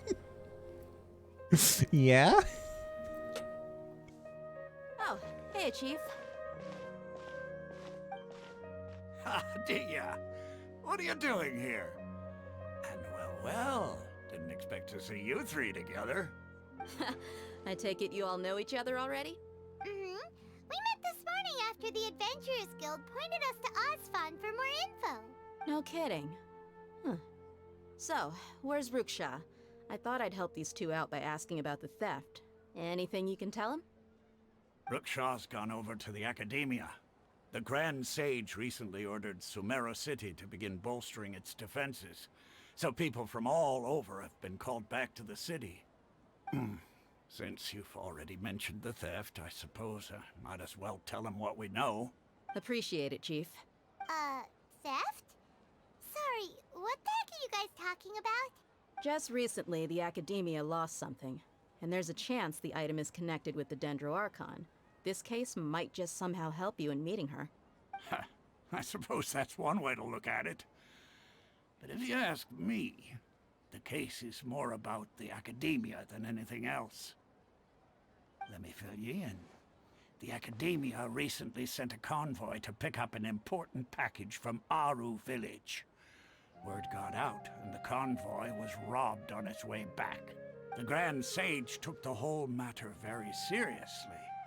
Not only did he dispatch the Matra, but also enlisted our help in the search for leads.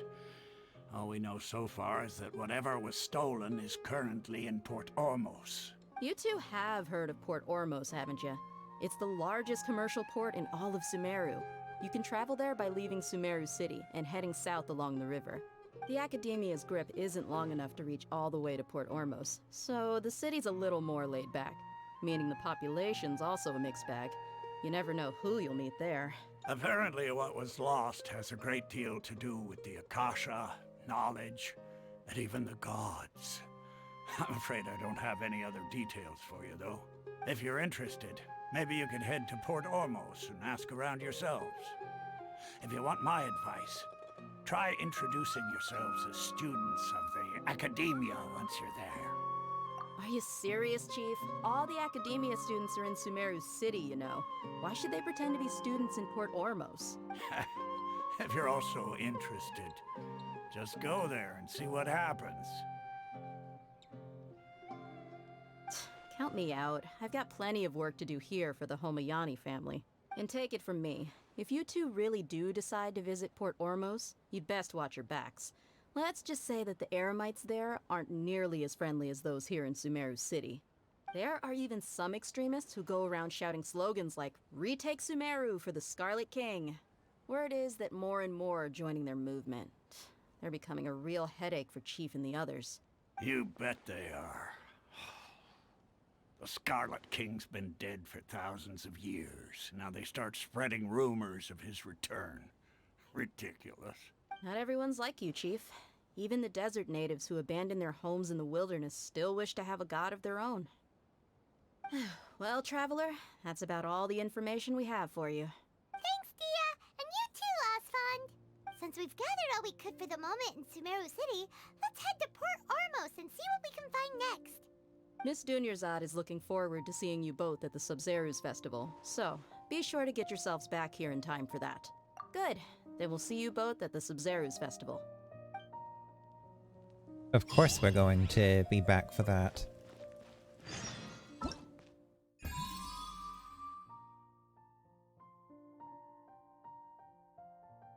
Oh, I think I've just hit the point where I can...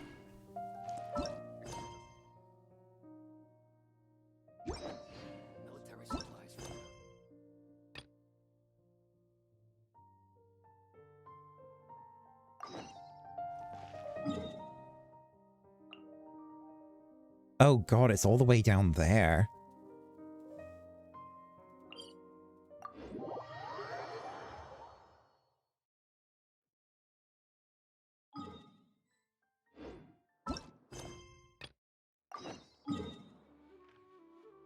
Oh, it's the same place.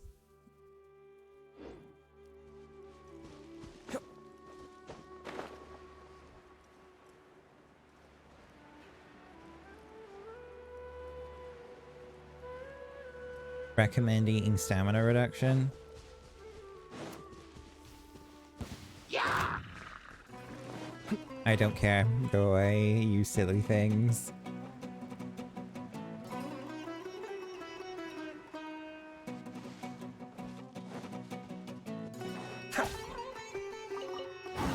Whoa! Be still.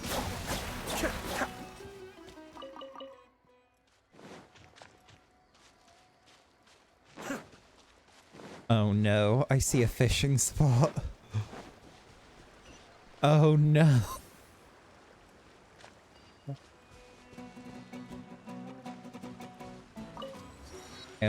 I am not happy.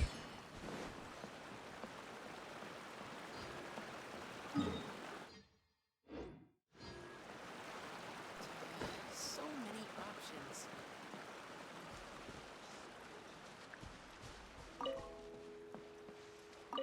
It's for a new bow weapon. Match! Match! Match! Thought I was done with fishing.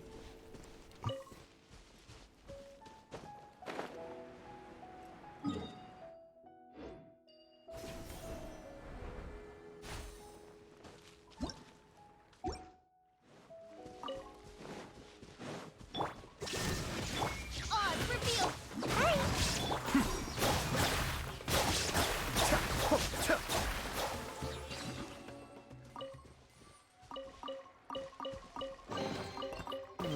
Yes.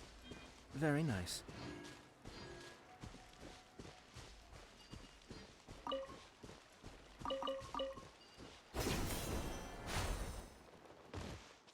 Okay, I don't know what that was all about then. Oh.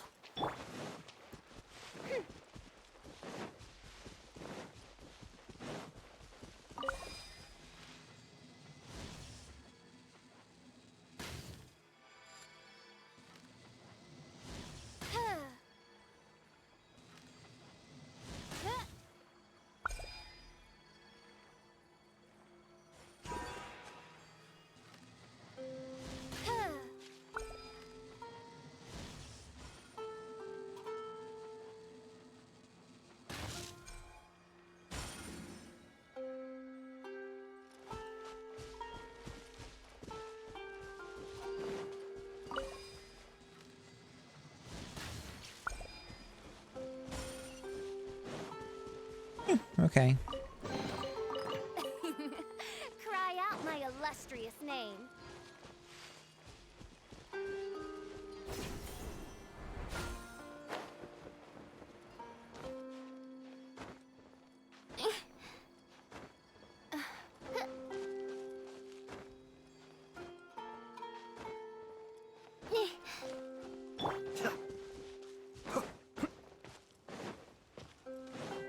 Give me that statue of the... Ooh. Big lad. Big lad. There is no escape. My royal decree. Come on out. Gotta dash. Be still.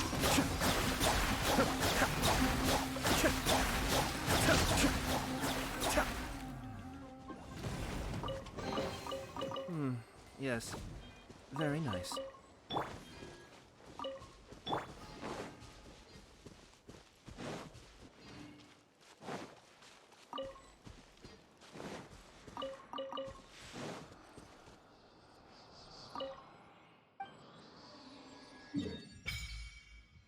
Ping.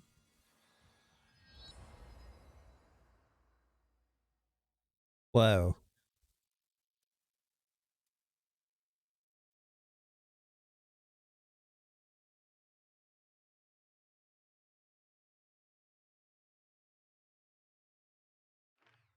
Here's what I want to find. I want to find the boss so I can actually start, like, using my resin.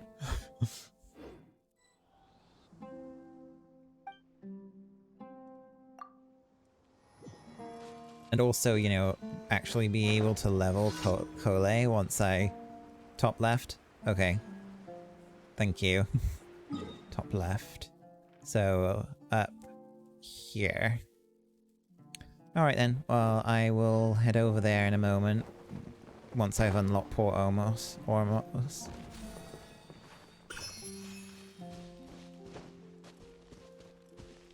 Damn, look at that thing.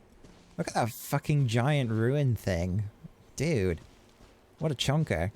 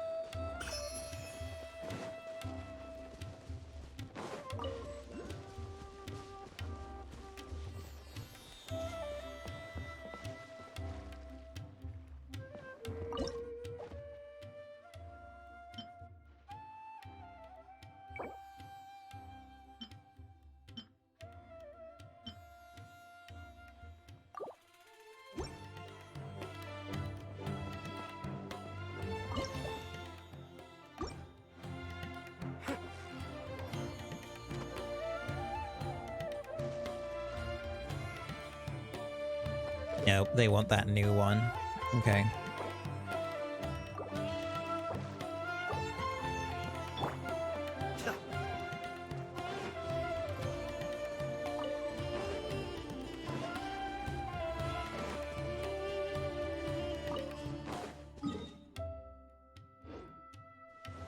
Okay, I'm about to hit Port Ormos. That wasn't too bad.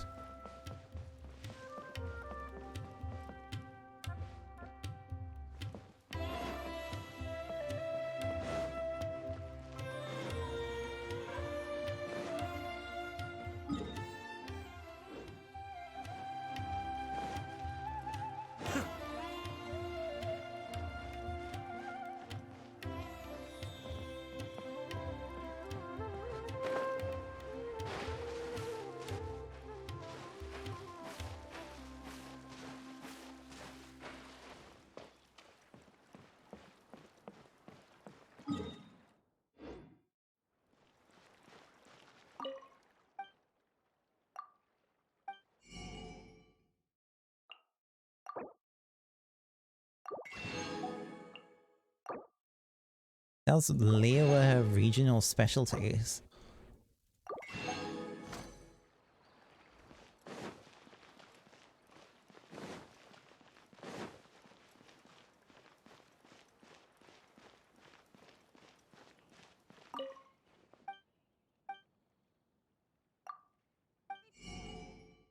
Oh, nice. Yes, give me.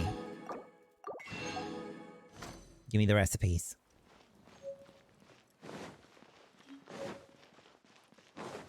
That.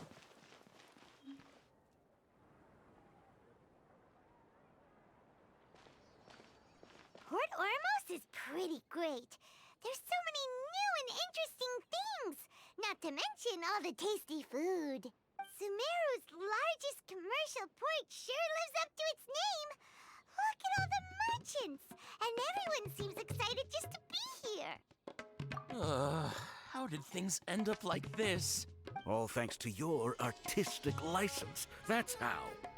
I should have made you wait until we got an update from Tanja.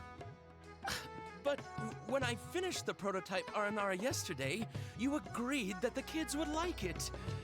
That's why we tried bringing it out for a test run today. Well, I never thought they'd dislike it so much. Oh, what should we do? Whoa. Yeah. Compared to everyone else, going on? Hey there. Paimon's name is Paimon, and he's a traveler who is just passing by. Is there something bothering you? Oh, I noticed you two a moment ago. Welcome to Akara Crafts, the best toy store in Port Ormos. At least for now. What's bothering us is this prototype Aranara. To start with, could I get your opinion on it? Prototype Aranara? You mean this wood carving here? It looks like a mushroom monster to Paimon.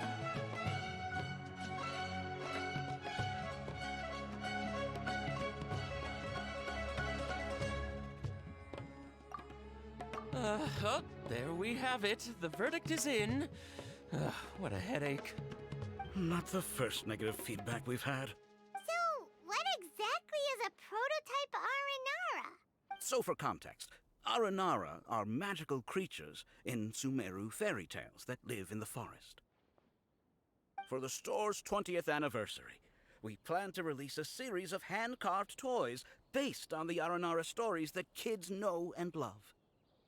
This is a prototype we made to get an idea of how they would react. But when we put it out there, the reaction was not quite what we'd intended. They thought it looked like a mushroom too, huh?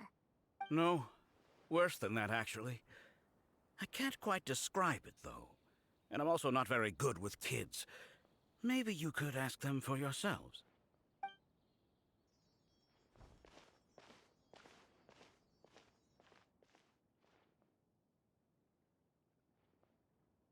This is not an Aranara. No way. I've read Uncle Tanja's Aranara and the Ill Little Fungus.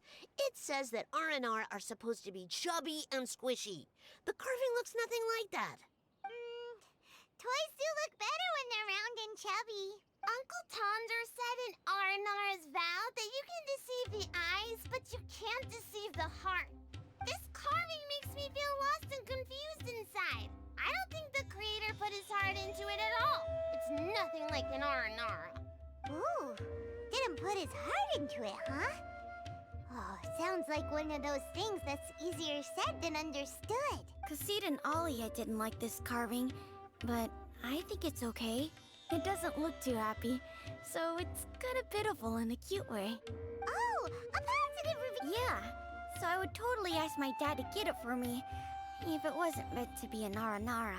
Oh, well, that took a sudden turn for the worse. We asked the children for their opinions. I mean, children can be brutal. Oh, how did it go? Has it maybe, grown on them? Oh, this is such a shame. Why isn't Tanger back from Gandharvaville yet? Oh, the kids kept mentioning an Uncle Tanger too. Who is he? Uncle Tanger is a famous children's author here in Port Ormos. He wrote quite a few stories in the past, but none of them were popular among children. Just like our prototype Aranara. But around a year or so ago, he suddenly had a eureka moment or something. And suddenly the children loved every one of his stories. That's right. My little Ghaffari loves his stories too. The whole reason we decided to make these carvings was because we saw just how popular the Aranara are among children. We asked Tanja for guidance, but right after he agreed, he went off to Gandharvaville. We were running out of time, so we had no choice but to carve an Aranara based on our own imaginations. As you can see, this was a result. Oh, we have to do something. Hey, since you're the famous traveler, could you do us a favor and look for Tanger in Gandharvaville,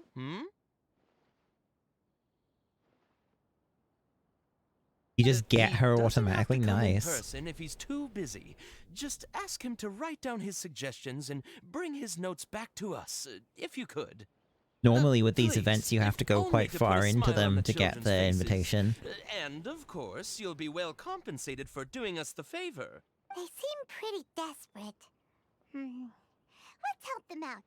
To see the kids smile. And also for our reward. Yep, let's do it.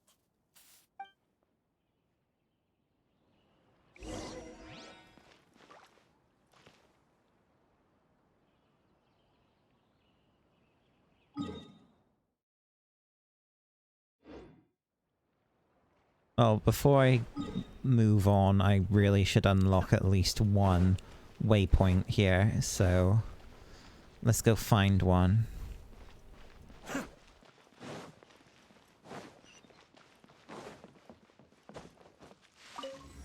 There we go. Good enough. Right, so...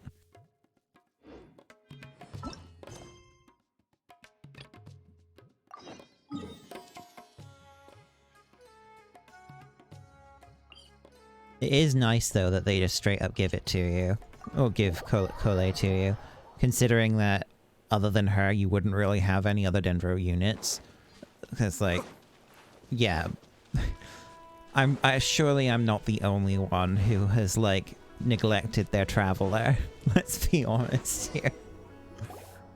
So Tandra's supposed to be here in Gandharvaville looking for inspiration. But how do we find him? Should we yell his name at the top of our lungs? Hey, buddy. Sounds like a... What's your name? What are you doing here all alone? Do you live in Gandharvaville? Regardless, don't worry. As a trainee forest ranger, I'll do everything I can to help you. Hi, Miss Forest Ranger. I'm Rosie. Don't mind me. I know the way back to Gandharvaville. When people say, don't mind me, what they really mean is don't worry about me. That's all the more reason not to leave you alone. Hey, don't cry. What's wrong? Take your time. You can tell me all about it. Huh. That voice sounds familiar. Paimon's heard it somewhere before. Oh, it's Collei! And a child who seems to be upset. Oh, let's go say hi.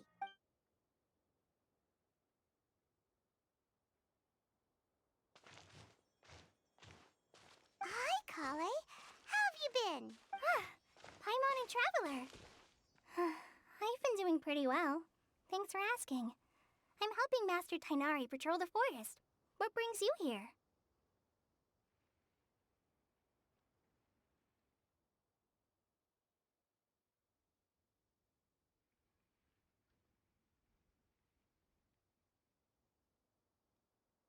But, oh, you mean like after getting to a certain point in the main storyline, the game gives you Collei just like how you got Barbara after finishing a certain point in the prologue story? We're here on an errand. We heard your voice, so we thought we'd come ask you for help. You seem kinda busy, though. I'll be fine. You go help them first, Miss Forest Ranger. I'm okay, really. The sand got into my eyes, that's all. What a well-mannered child. Sand? There is not a lot of sand in a forest. You keep saying you're okay because you don't want us to know what you're upset about, right? Maybe. That's exactly why you have to get it off your chest. Here's a trick. If you're keeping a secret that bothers you, you can try telling it all to a tree hollow. A tree hollow? Yeah, a tree hollow. Do you know Tanja's stories? The Aranara living in the forest will patiently listen to every word children say. Maybe there really are Aranara living in the tree hollows that will listen to you. You like the Aranara stories too? Of course! I love them! Oh, people who like Aranara are the best! Okay, I'll try telling my secrets to a tree hollow. Thanks, Miss Forest Ranger. You know everything. Aw, you're just exaggerating. Anyway, I'm trying to be like my friend, who always does her best to cheer people up when they seem sad. So, how are you doing? Feeling any better now? The forest is very dangerous, so how about we stick together? Sure. Wow, Collei's so good with kids. Well, helping children who are lost in the rainforest is all part of a forest ranger's duty. So, what was it you wanted help with? You're not lost too, are you?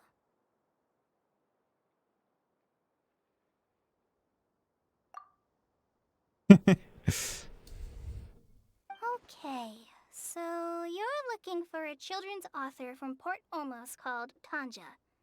And he's here in Gandharvaville, looking for inspiration. Wait, when you say Tanja, do you mean the Tanja? That's right, Uncle Tanger. So he's in the area? Looking for inspiration for a new story as we speak? This is amazing. Could you wait for me for a second? I'll run Razzie back to Gandharville and then I'll be right back.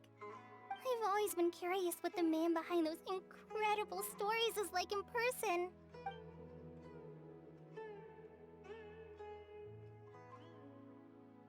Maybe he's one of Lesser Lord Kusanali's familiars.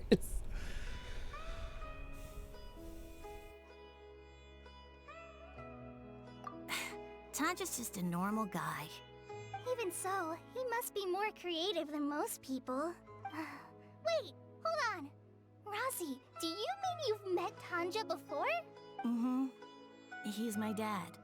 Your dad? Tanger's your dad? As in you're Tanger's son? Uh-huh. Ah, Paimonsees. That guy at Akara Crash told us that Tanger brought his son along with him. So he meant Razzie. Why are you here on your own, though? Did you and Tanger get separated? We had an argument. I was upset, so I ran off here by myself. Oh, in that case, we should take you back to Gandharville first. Then we'll look for your dad and tell him where you are. No, I'm good. Thanks for your advice, Kale. I'm not so upset anymore. Come with me. I'll take you to him. Yay! Thanks, Razzie! Paimon thought we'd be spending the whole day looking for him. Oh my gosh! I can't believe I'm actually gonna meet the Tanja! Oh. Oh. Wow, okay. So Tanja headed this way. I know this place pretty well. Follow me. Yeah, it really was just boom, there you go.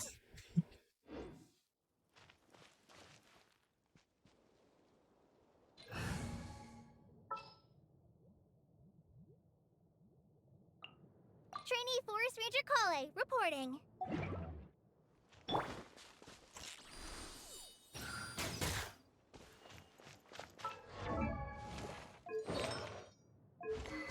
So what does she actually use for her?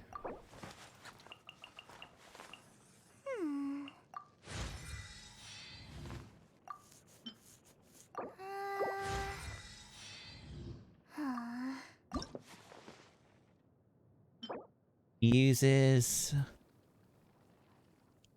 Rukashava mushrooms. Okay.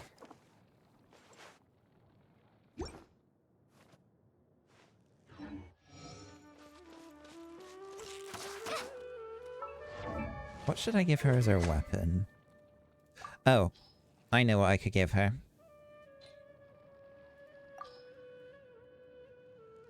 I literally have, like, multiple stringless at max refinement.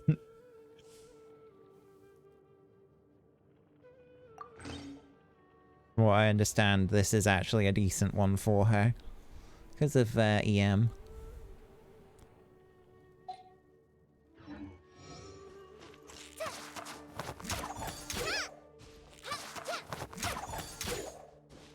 Oh.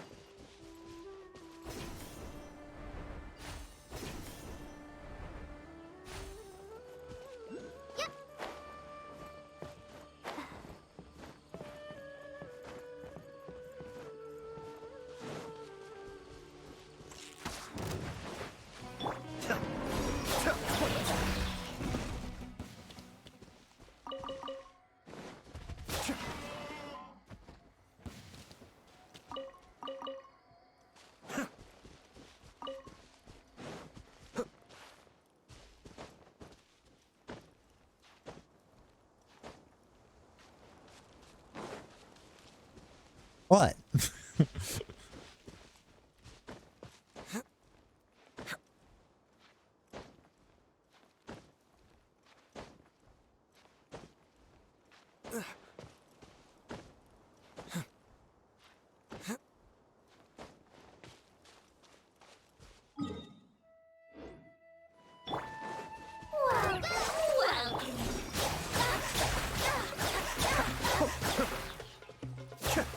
I'm getting sick of this game.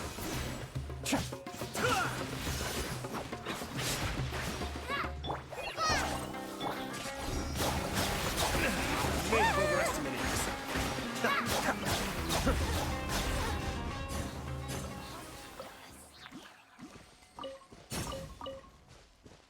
I'm not sure if I like Bloom. Ayato doesn't seem... I thought Hyper Bloom was a thing, or is that activated by Dendro?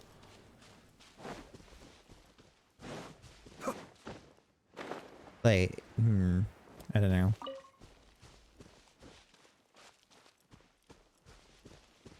Rosie! Where are you, Rosie? Someone's calling for Rosie over...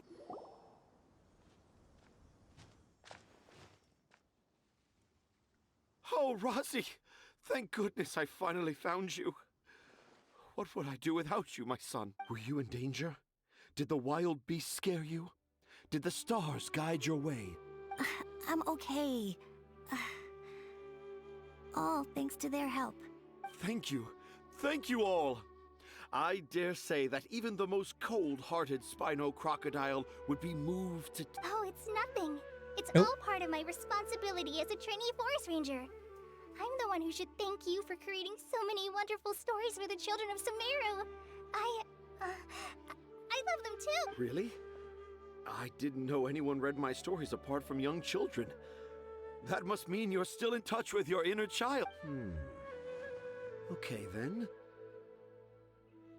I have the inspiration for my next story. It shall be about an Aranara granny who's a child at heart. Huh? It's an honor to become the source of your inspiration. Whoa. Kale looks like she's about to pass out.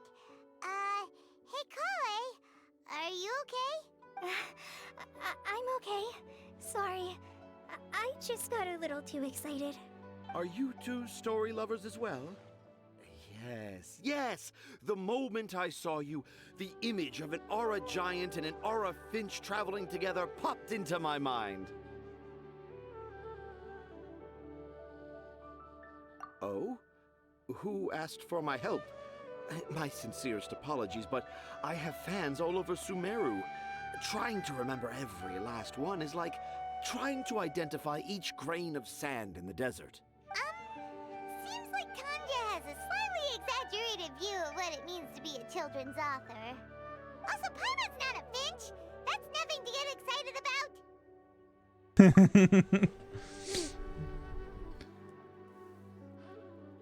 Akara Crafts. Akara Crafts. You want to smack him? Oh, right. I remember now. That small boat once sailed into the sea of my memory, but before long it floated away over the horizon, never to be seen again. Perhaps for the best. After all, a wild tempest was a-raging in Tangier Harbor. What? Paimon has no idea what he's saying. What should we do?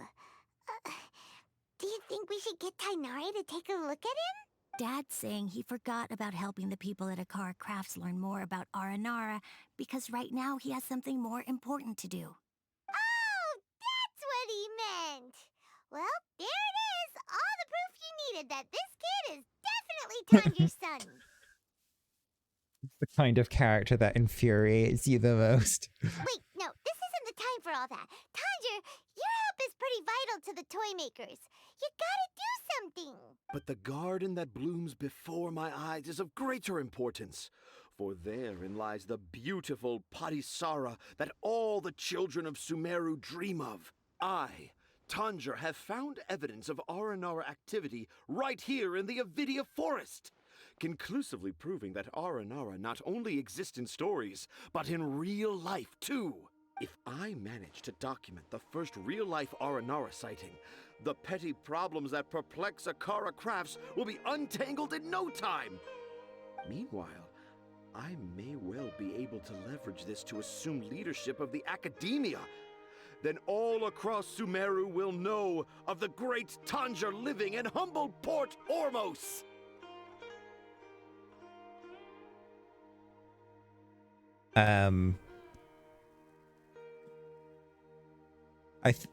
Yeah, my hand is ready to smack too. I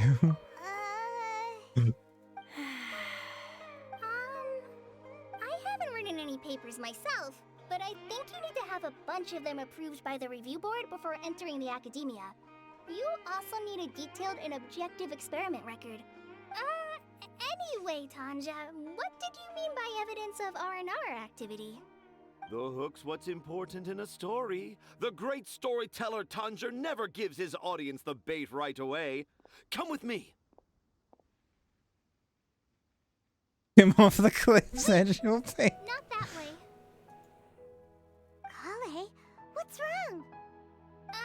Nothing. But that way leads us deeper into the Avidia forest. I'm just concerned for Tanja's safety. And I think I'm starting to understand why Razi and Tanja were fighting.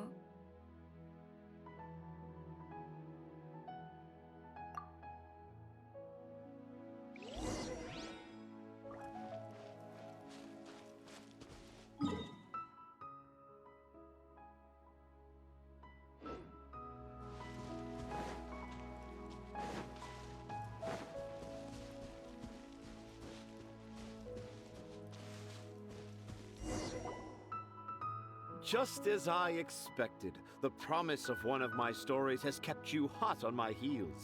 But this is just an ordinary tree hollow.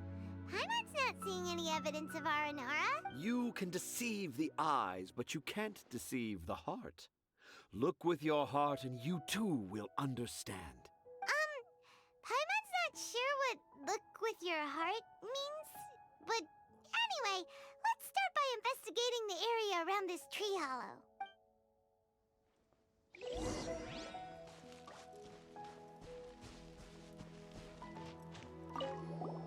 Hey, look! There's a note here! Could this be the evidence that Tanja was talking about? The handwriting's so hard to read! It's too hard. I can't remember the names of all these mushrooms. Do Aranara need to learn about mushroom classification? Oh no. Here's another note that says, "This tree hollow is my castle." That sounds more like something an R&R from the stories would say. There's another one here. If only I were a clever Aranara. Is the emphasis on clever or Aranara?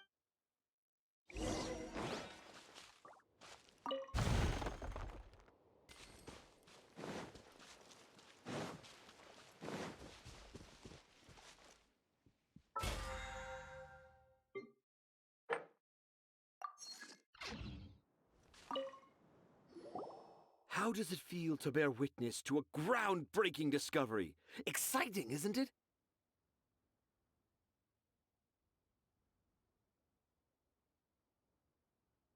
He's been taking mushrooms. Yeah. The crude handwriting may look like a child's, but don't forget, we're in the middle of a rainforest.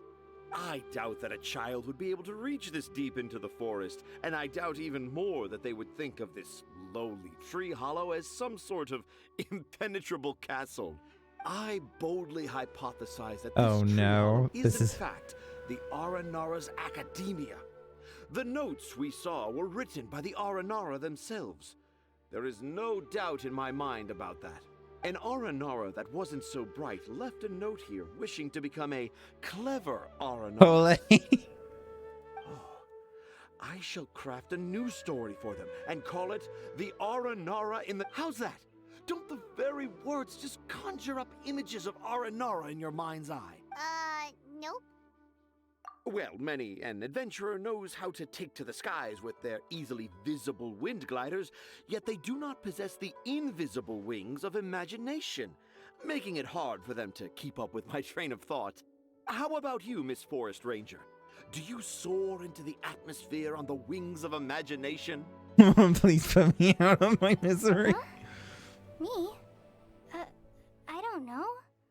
Maybe I do, but maybe not? Anyway, it has nothing to do with me, so... Yeah, I'm fine.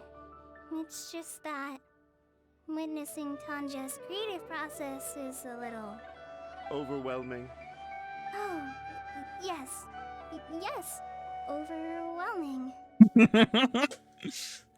For now, I've decided to stay here with Razi until we witness the legendary moment when the Aranara appear in this hollow. Don't worry, I won't let the Akara Crafts toymakers down. When a real Aranara appears, their little troubles will be resolved in an instant. He seems pretty stubborn. Looks like we'll have to stay here and wait a little longer. No, I think we should return to our camp first. Tanja, in Aranara and the Three Little Fungus, it says that Aranara are very sensitive creatures. I don't think they'll show up if we stay here. Oh? Was that in the story? Ah, yes, I remember now. Miss Forest Ranger, you sure know your stuff. In that case, let's go back to camp and call it a day. We'll continue our search for evidence first thing in the morning.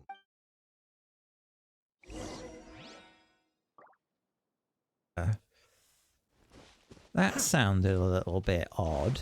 Was that in the story? Surely he would have... Oh.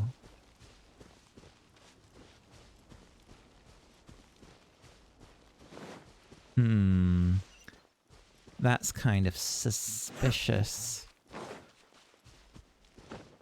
Right, well, I really... Yeah, I'm like 5 resin off of being capped. I need to make my way over to the boss.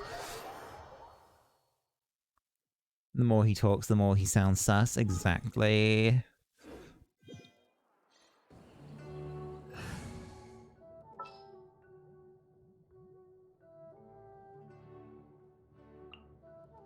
The threads of your fate lie in my...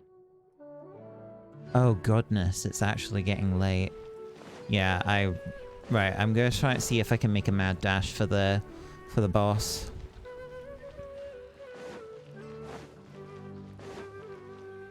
What am I even doing?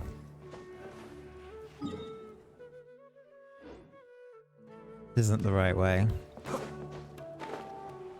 I need to get out of the city.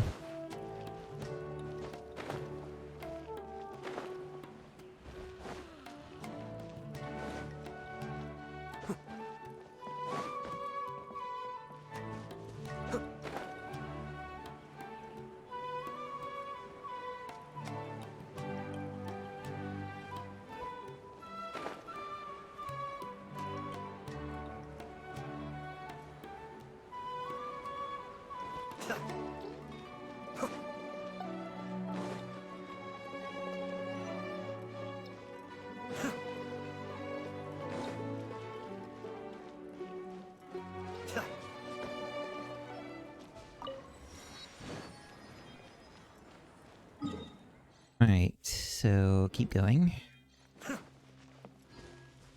I see the statue. I'm gonna go to the statue.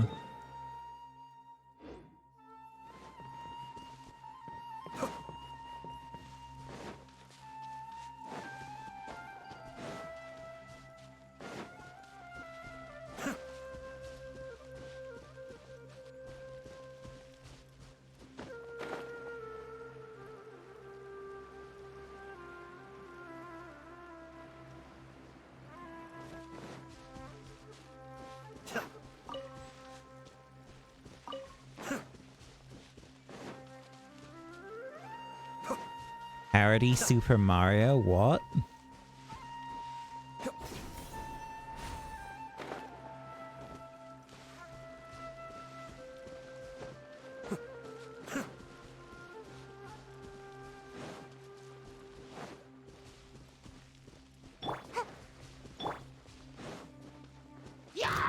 shattered!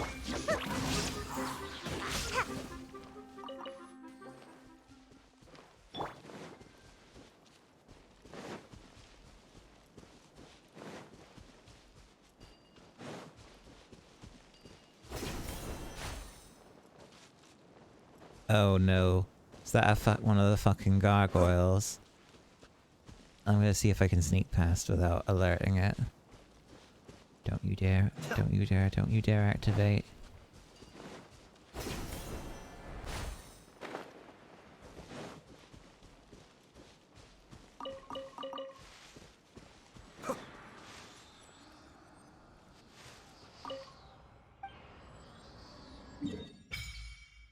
Okay, there we go. Target acquired. That's weird. There's like an area that isn't actually lighting up. Oh, maybe it's part of this one.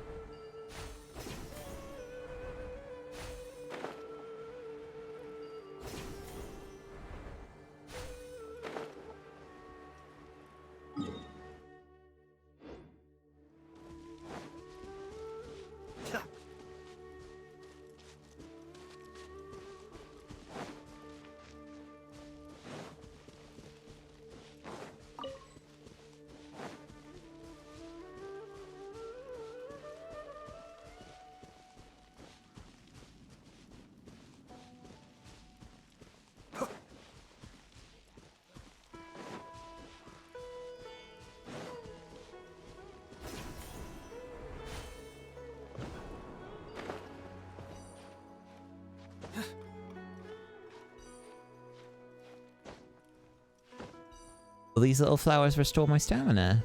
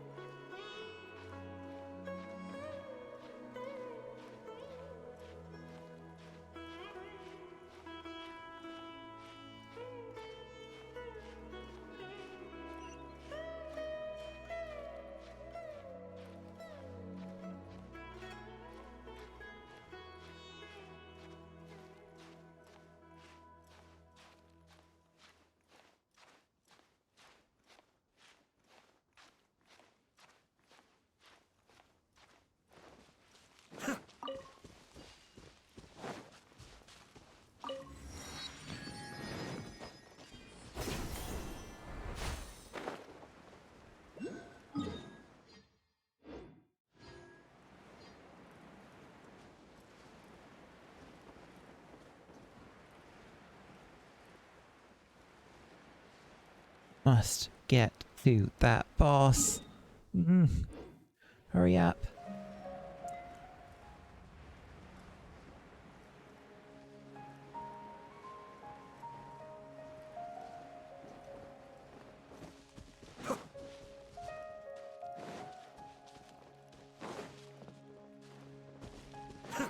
That's close enough. That's close enough. Time to go to work.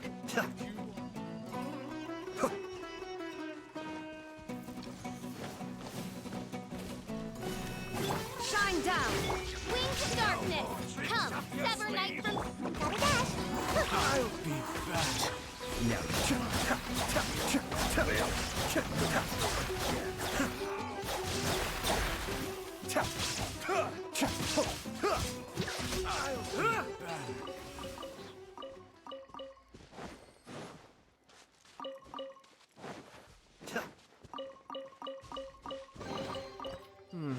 Yes. Very nice. Wait, why is there a portal?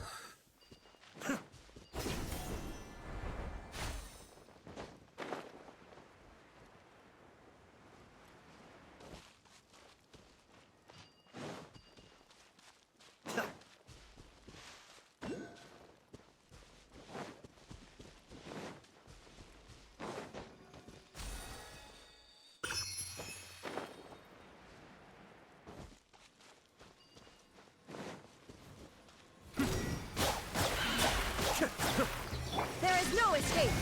On for Field Ice!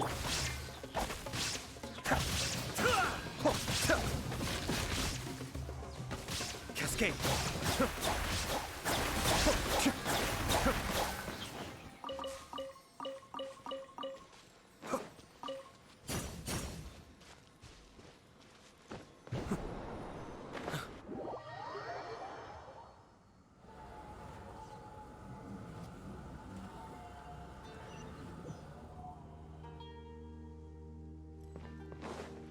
Ah.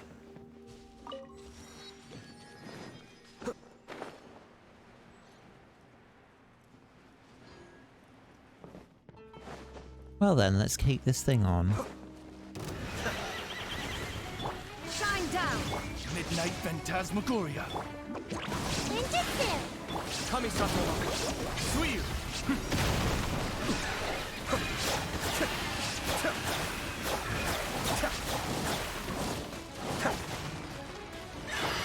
Illusion shattered! Now you shall perish!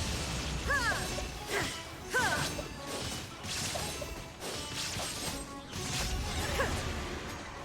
That wasn't too bad.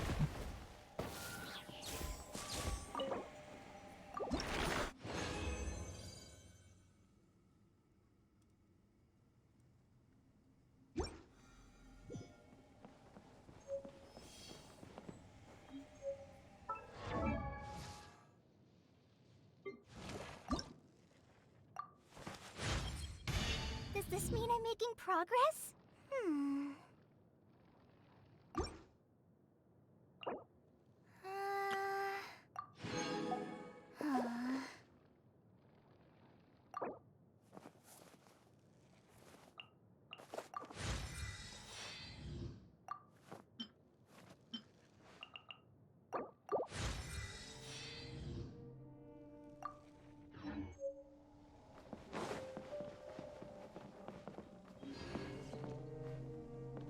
Right. It's quite late now. I really should start making preparations to go to bed. So this is where I'm gonna end the stream. I'll spend what's left of my resin offline before I head off. Like, it should be manageable. Oh, I have a friend request. Revi. Who's this? I have no idea who this is.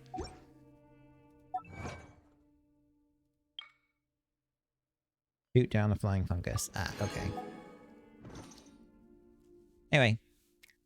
Thanks for stopping by, everyone. I will see you again on Friday, where we'll be doing 14 stuff with Young, because he'll be back from his vacation then.